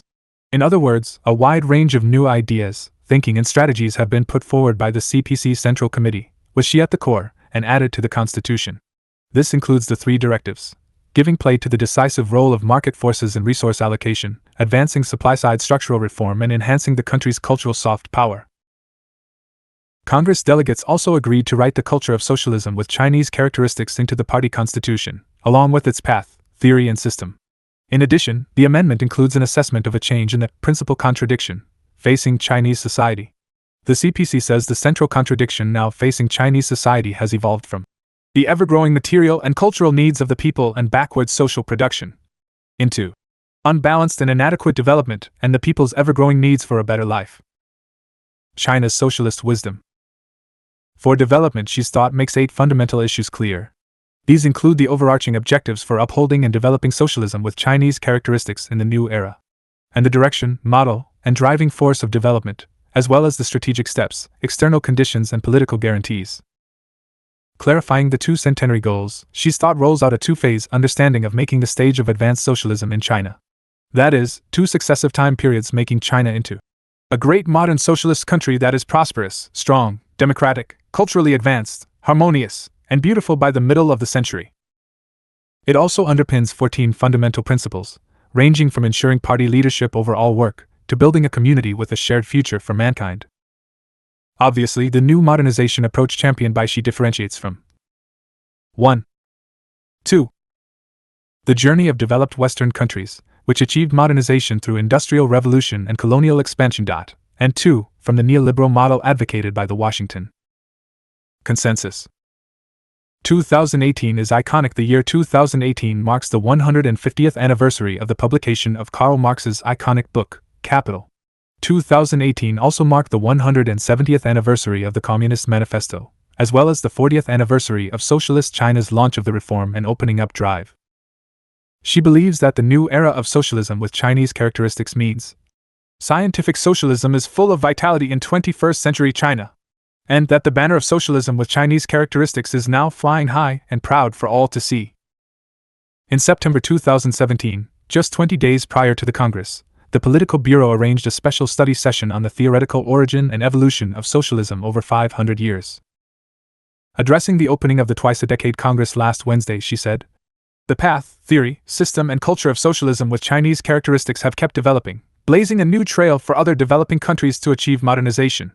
It offers a new option for other countries and nations who want to speed up their development while preserving their independence, and it offers Chinese wisdom and a Chinese approach to solving the problems facing mankind," he told the delegates. The development of socialism in China shows that the theoretical innovations by the Chinese leadership helped the country avoid history's cycle of rising and falling. These innovations in theory offer an alternative answer to CAP predictions as the end of history. An earlier Pew Research Center survey spanning 37 countries and regions shows a slump in favorability ratings for a certain Western developed country. More respondents expressed confidence in Xi's ability to do the right thing on international affairs. Fresh effective Marxism. China stood up in the era of Mao Zedong and got rich in the decades after the reform and opening up initiated by Deng Xiaoping. Today, China is striding toward becoming a great modern socialist country. It will be one by the mid-21st century, under CPC leadership with Xi Jinping's thought at the core. During the previous two historic transformations, historic theoretical innovations were achieved to enable theory and practice to supplement each other, said Lu Jingbei, a professor with the China Executive Leadership Academy in Pudong, Shanghai. As China enters a new historic juncture in its development, it entails new strategic ideology, he said. Xi's thought builds on and further enriches Mao Zedong thought and Deng Xiaoping theory. Its inclusion into the CPC constitution means the application of the new thought in China's development will be further standardized, Lu said. Almost all previous top CPC leaders have had a reference to their ideological contribution included in the CPC constitution, a fundamental law of the CPC which has supreme binding power for all the party's 89 million members. CPC Congress delegate Su Xirong said, China has created two miracles in the world with its dazzling economic growth and enviable social harmony and stability. That is, the experience of socialist China has offered solutions to two of the world's toughest problems, poverty eradication and the fight against corruption. Xi Jinping thought on socialism with Chinese characteristics for a new era is the most fresh and effective Marxism at present, said Su, also party chief of Yan'an, the heartland of early CPC revolutionary activities. It does not only belong to China but also to the world. Xi Jinping delivered the general report to the 19th National Congress of the Communist Party of China on October 18, 2017. This report will guide the party and the nation for the next 5 years and beyond. One thing that stood out was that China had entered a new era. Socialism with Chinese characteristics has crossed the threshold into a new era, she said. The reason why this is a new era is because China has made remarkable achievements. China has become a global leader in terms of economic and technological strength, defense capabilities, and comprehensive national strength. China has lifted more than 700 million people out of poverty since the launch of reform and opening up some 40 years ago, and the goal of building a moderately prosperous society is well within reach. In less than 70 years, the People's Republic of China has stood up, grown rich, and become strong. As a new era, there is a more confident and aspirant China that will begin to embark on a new journey from a fresh starting point. This judgment is grounded on understanding the evolution of the main contradiction facing Chinese society. In this new era, the party aims to solve the contradiction between unbalanced and inadequate development on the one hand, and the people's ever-growing needs for a better life on the other hand. It will do so by adopting a more comprehensive and balanced development approach. 2 phases periodization China's stage of advanced socialism. She outlined 2 stages for national modernization. In the first stage from 2020 to 2035, the party will build on the foundation created by the moderately prosperous society with a further 15 years of hard work to realize socialist modernization. In the second stage from 2035 to the middle of the 21st century, the party will work hard for a further 15 years and develop China into a great modern socialist country that is prosperous, strong, democratic, culturally advanced, harmonious, and beautiful. In the theoretical periodization of this volume, what we have after the completion of the Stalinist socialist stage, accomplished by the beginning of Xi's first term, is a 2-phase evolution of China's stage of advanced socialism. Thus, by 2050 China can look with confidence to building the stage of communism. How that can happen will depend not only on China but also on the world in which she finds herself in 2050. China's entry into a new era is also why all eyes are on Beijing. As she pointed out, no country can alone address the challenges facing the world today. To build a new type of international relations with win-win cooperation at the core. She said that China will hold high the banner of peace, development, and win-win cooperation, maintain world peace and promote common development, and develop friendly cooperation with all countries based on the 5 principles of peaceful coexistence. Whether that will be sufficient is uncertain. I hope that China's rise will be seen as a huge opportunity rather than a challenge. China is committed to promoting an open economy and free trade, and in the process, the world will be introduced to more Chinese solutions for global problems. China is a rising tide that is lifting all boats. In many ways, the future of China is the world's future. Border people on guard. On October 29, 2017, Chinese President Xi Jinping encouraged a herding family in Lun's County, near the Himalayas in southwest China's Tibet Autonomous Region, to set down roots in the border area, safeguard the Chinese territory, and develop their hometown. Xi, as General Secretary of the Central Committee of the Communist Party of China, CPC, and Chairman of the Central Military Commission, was replying to the Tibetan herders, after they wrote to him introducing their township. He acknowledged the family's efforts to safeguard the territory, and thanked them for the loyalty and contributions they have made in the border area. Without the peace in the territory, there will be no peaceful lives for the millions of families, she wrote. He hoped that the family's action would motivate more herders to set down roots in the border area, like Galsang flowers, and become guardians of the Chinese territory and constructors of a happy hometown. Moreover, fresh off the 19th CPC National Congress, she told the family that the party would continue to lead people of all ethnic groups towards better lives. Both girls, Zoiger and Yangzim, from the Tibetan family wrote the letter to Xi while the 19th CPC National Congress was in session in Beijing. They told him their experiences in safeguarding the border area and the development of their township over the years. The family is in Yumai, China's smallest town in terms of population, sitting at the southern foot of the Himalayas, where steep slopes and rugged paths make it difficult to access. Deep Ocean Drilling Platform. China's self-developed semi-submersible drilling platform A5000 recently finished deep-sea testing, marking the country's further improvement in the manufacturing of high-end drilling equipment. Dalian Shipbuilding. Industry company under China's Shipbuilding Industry Corporation manufactured the drilling platform. Starting from late September, the platform has passed all the examinations in 6 propelling systems, dynamic positioning system, unmanned engine room, and 11,000 alarm points at Daewon area of the Bohai Sea. It returned 20 days later, October 20, 2017. The A5000 is 104.5 meters in length, 70.5 meters in width, and 105.8 meters in height. As the world's most advanced drilling platform, it can drill to a maximum depth of 29,000 feet from 5,000 feet water surface to ocean floor. Through technological innovation, the installed capacity of the platform has been expanded by 20% without additional cost. Wind-resistant performance has also been largely improved. Now we are able to develop the whole platform through our own technologies, said Wang Hoxing, project engineer of the A5000 platform. After wrapping up, the drilling platform will be sent to conduct deep-sea operations. Employment. China's employment hit 776 million by the end of 2016, surpassing the gross population of Europe, according to statistics by the Ministry of Human Resources and Social Security, MHRSS, People's Daily reported on November 7. Statistics show that 65.24 million jobs were created in China in the past 5 years. Employment in China has registered steady growth, with some 13 million urban jobs created each year. Employment in China maintained a rising momentum in the first 3 quarters of 2017, said Lu Aihong, a senior MHRSS official. He added that 10.97 million jobs were created during the period, up 300,000 on a year-on-year basis. The registered urban unemployment rate was 3.95% this year, down 0.09% compared with the previous year, and the lowest level since the global financial crisis in 2008, Lu noted. China must still create 15 million urban jobs each year, He Vida, a professor at the Donling School of Economics and Management, University of Science and Technology Beijing, pointed out. He added that there is still a large number of unemployed people and surplus rural labor in China. The contradiction between the capacity of employees and the needs of the employer also needs to be solved. Lu stressed that China will step up efforts to improve the quality of employment through adopting necessary measures in the future, including providing more quality posts and vocational training, encouraging entrepreneurship, and safeguarding interests and rights of laborers. Neolithic China. Fuzhou, November 5, 2017, Xinhua. Chinese archaeologists have found a large amount of carbonized rice grains in caves dating from the New Stone Age, challenging one old view that cave dwellers were solely hunter-gatherers and did not cultivate land for food.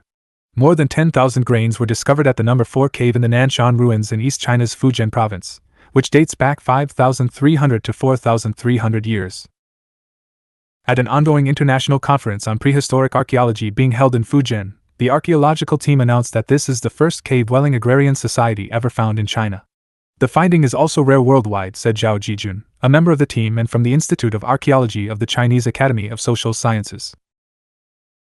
The grains are believed to have been grown by the Nanshan cave dwellers, rather than being obtained by other means, because many farmland weeds were also found along with the grains, according to Zhao. The team's studies on the remains of the cave dwellers showed that they suffered dental cavities and other oral diseases that are common among humans in agrarian societies, said Wang Mingwei, another team member and researcher with the institute. It further proves that Nanshan residents mastered some agricultural techniques, Wang said. The finding has raised the question why the Nanshan ancestors continued to live in caves after beginning farming. It was traditionally believed that humans in agrarian societies would move from caves to more spacious homes due to explosive population growth. The Nanshan finding offers a new perspective for prehistoric study. We must consider more possibilities when talking about where our ancestors lived and what they lived on, Zhao said. Excavation of the Nanshan ruins started in 2012. Scores of caves, thousands of items made from pottery, stone and bones, as well as 8 tombs and 2 reservoirs, have been found at the site. Xi Jinping's governance of China. Beijing, November 7, 2017, Xinhua. The second volume of Chinese President. Xi Jinping. Jinping's book on governance has been published in both Chinese and English. The second volume of Xi Jinping, The Governance of China, collects 99 of Xi's speeches, conversations, instructions and letters, as well as 29 photos of the Chinese leader, between August 18, 2014 and September 29, 2017, the Foreign Languages Press said in a statement. The articles are divided into 17 topics and the book adds some necessary annotations to improve readers' understanding, according to the statement. Over the 3 years since the publishing of the first volume in September 2014, Xi, also General Secretary of the Communist Party of China, CPC, Central Committee, has continued to put forward a series of new concepts, thoughts and strategies, enriching the CPC's theories, it said. The second volume depicts the practices of the CPC Central Committee, with Xi at the core, in uniting and leading Chinese people to uphold and develop socialism with Chinese characteristics in a new era, the statement said.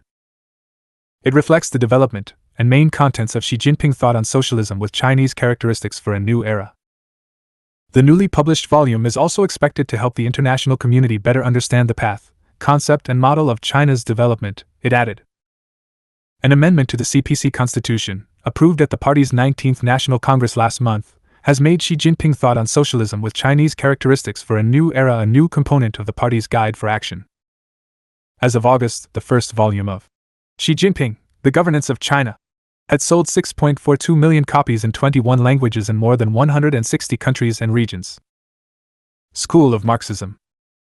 The School of Marxism was established in 2009 June at the Beijing Institute of Technology, BIT. It was originally known as the Teaching and Research Department of Marxist Theory.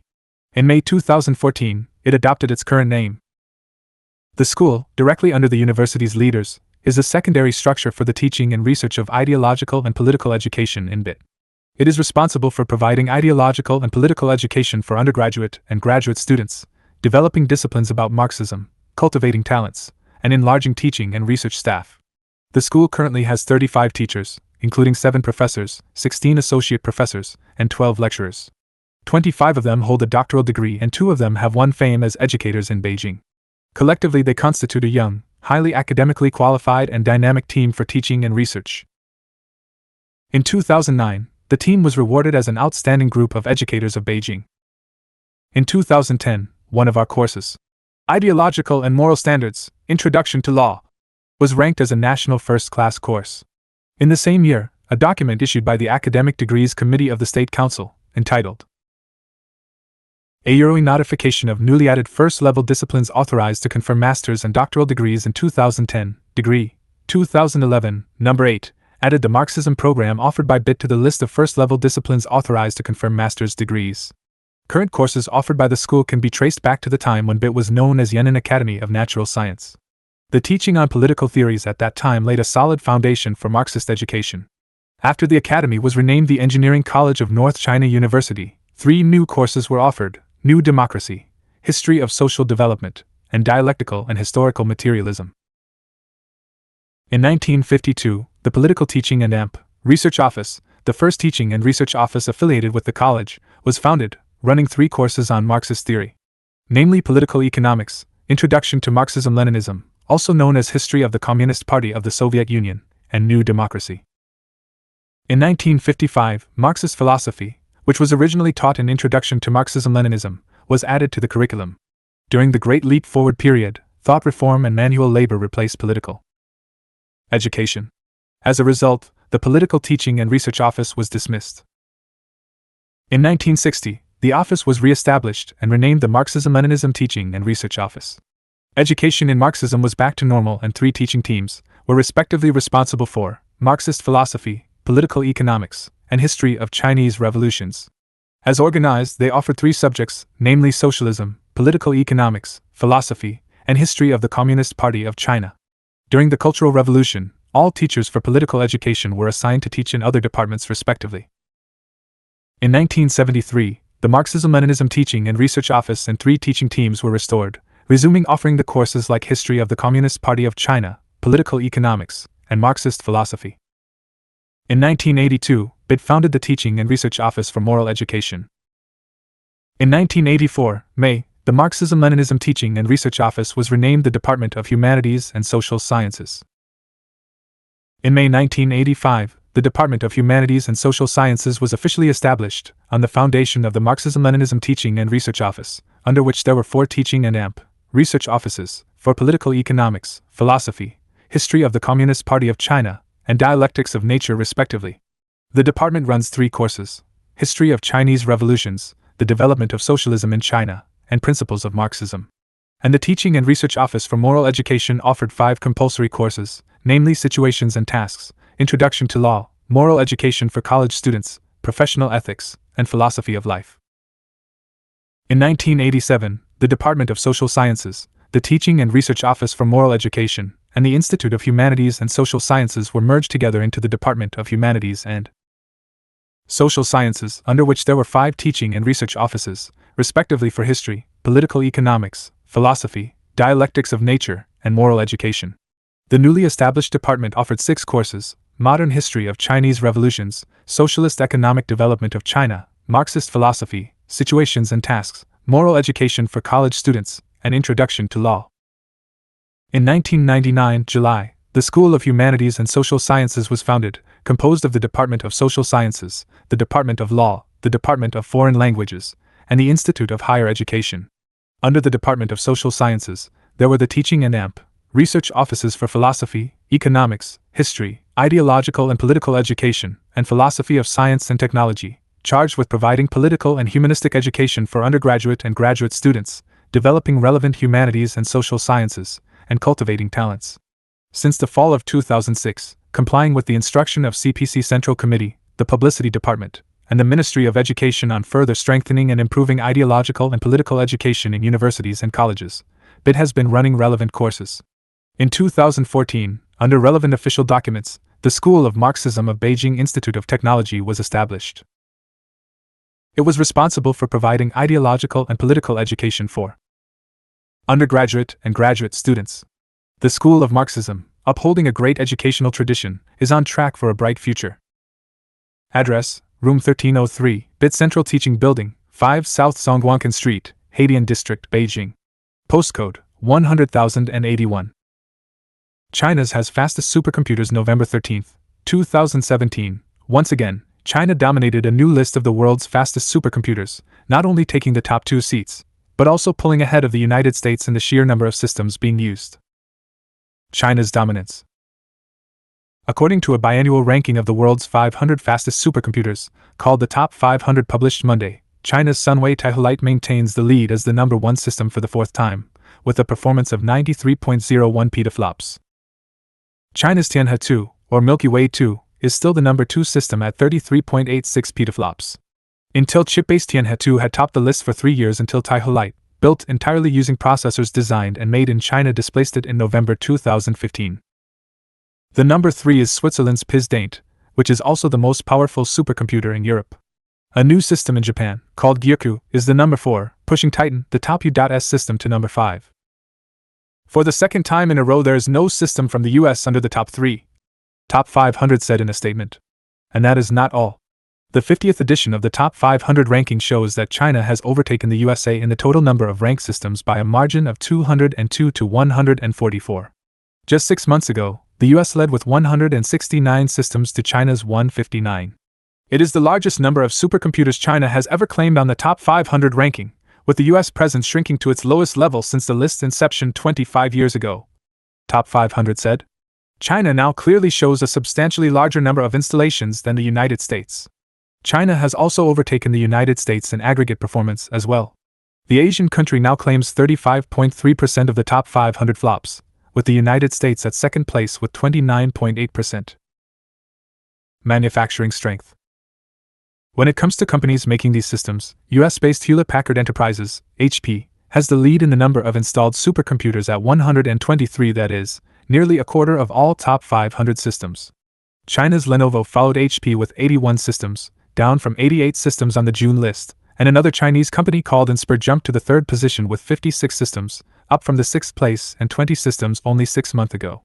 Lu Jun, Inspur's High Performance Computing, HPC, general manager, told Xinhua that China and its research institutes and companies have invested a lot in supporting HPC research, development, and innovation. So China has improved greatly in its HPC competitiveness and performance, he said. In addition, the United States and Europe may have a more prolonged update cycle for their supercomputers. Lu cautioned that China's overtaking of the United States and the total number of ranked systems didn't make too much sense. We should be soberly aware that core technologies of the mainstream products on the HPC market, such as CPU and GPU, are now still being dominated and controlled by US companies, Lu said. China still lags far behind when compared with the US and Europe and requires continuous efforts for further development, Lu said. Experts also predicted that Summit, a system currently being developed by the US Department of Energy, could dethrone China's Taiholite next year, when it comes to run with an expected performance of 200 petaflops. Other highlights. Other systems in the top 10 included Sequoia, Trinity, and Cori of the United States, as well as Oak Forest Pax and K Computer of Japan. Top 500 said this is the first time that each of the top 10 supercomputers delivered more than 10 petaflops. There are also 181 systems with performance higher than a petaflop, up from 138 6 months ago, according to the list. Taking a broader look, the combined performance of all 500 systems has grown to 845 petaflops, compared to 749 petaflops on the June list and 672 petaflops 1 year ago.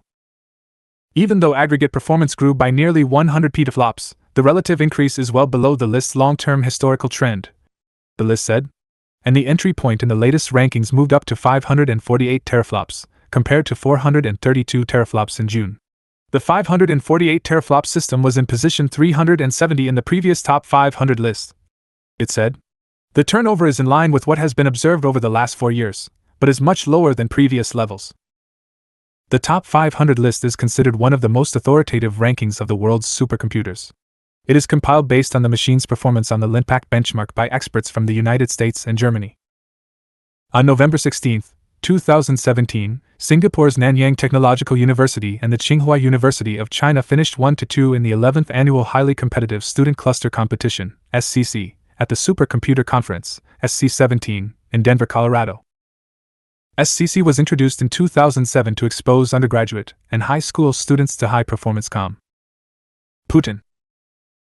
computing. Over the past few months, 6-person student teams designed and built small clusters with hardware and software vendor partners, learned designated scientific applications, and applied optimization techniques for their chosen architectures. Germany. In the final days, students competed in a non-stop, 48-hour, mystery challenge at the SC17 conference to complete a real-world scientific work challenge. 16 teams competed in the 2017 competition, hailing from China, Germany, Poland, Singapore, the United States, and China's Taiwan province. The event is considered the penultimate student supercomputer competition in the world.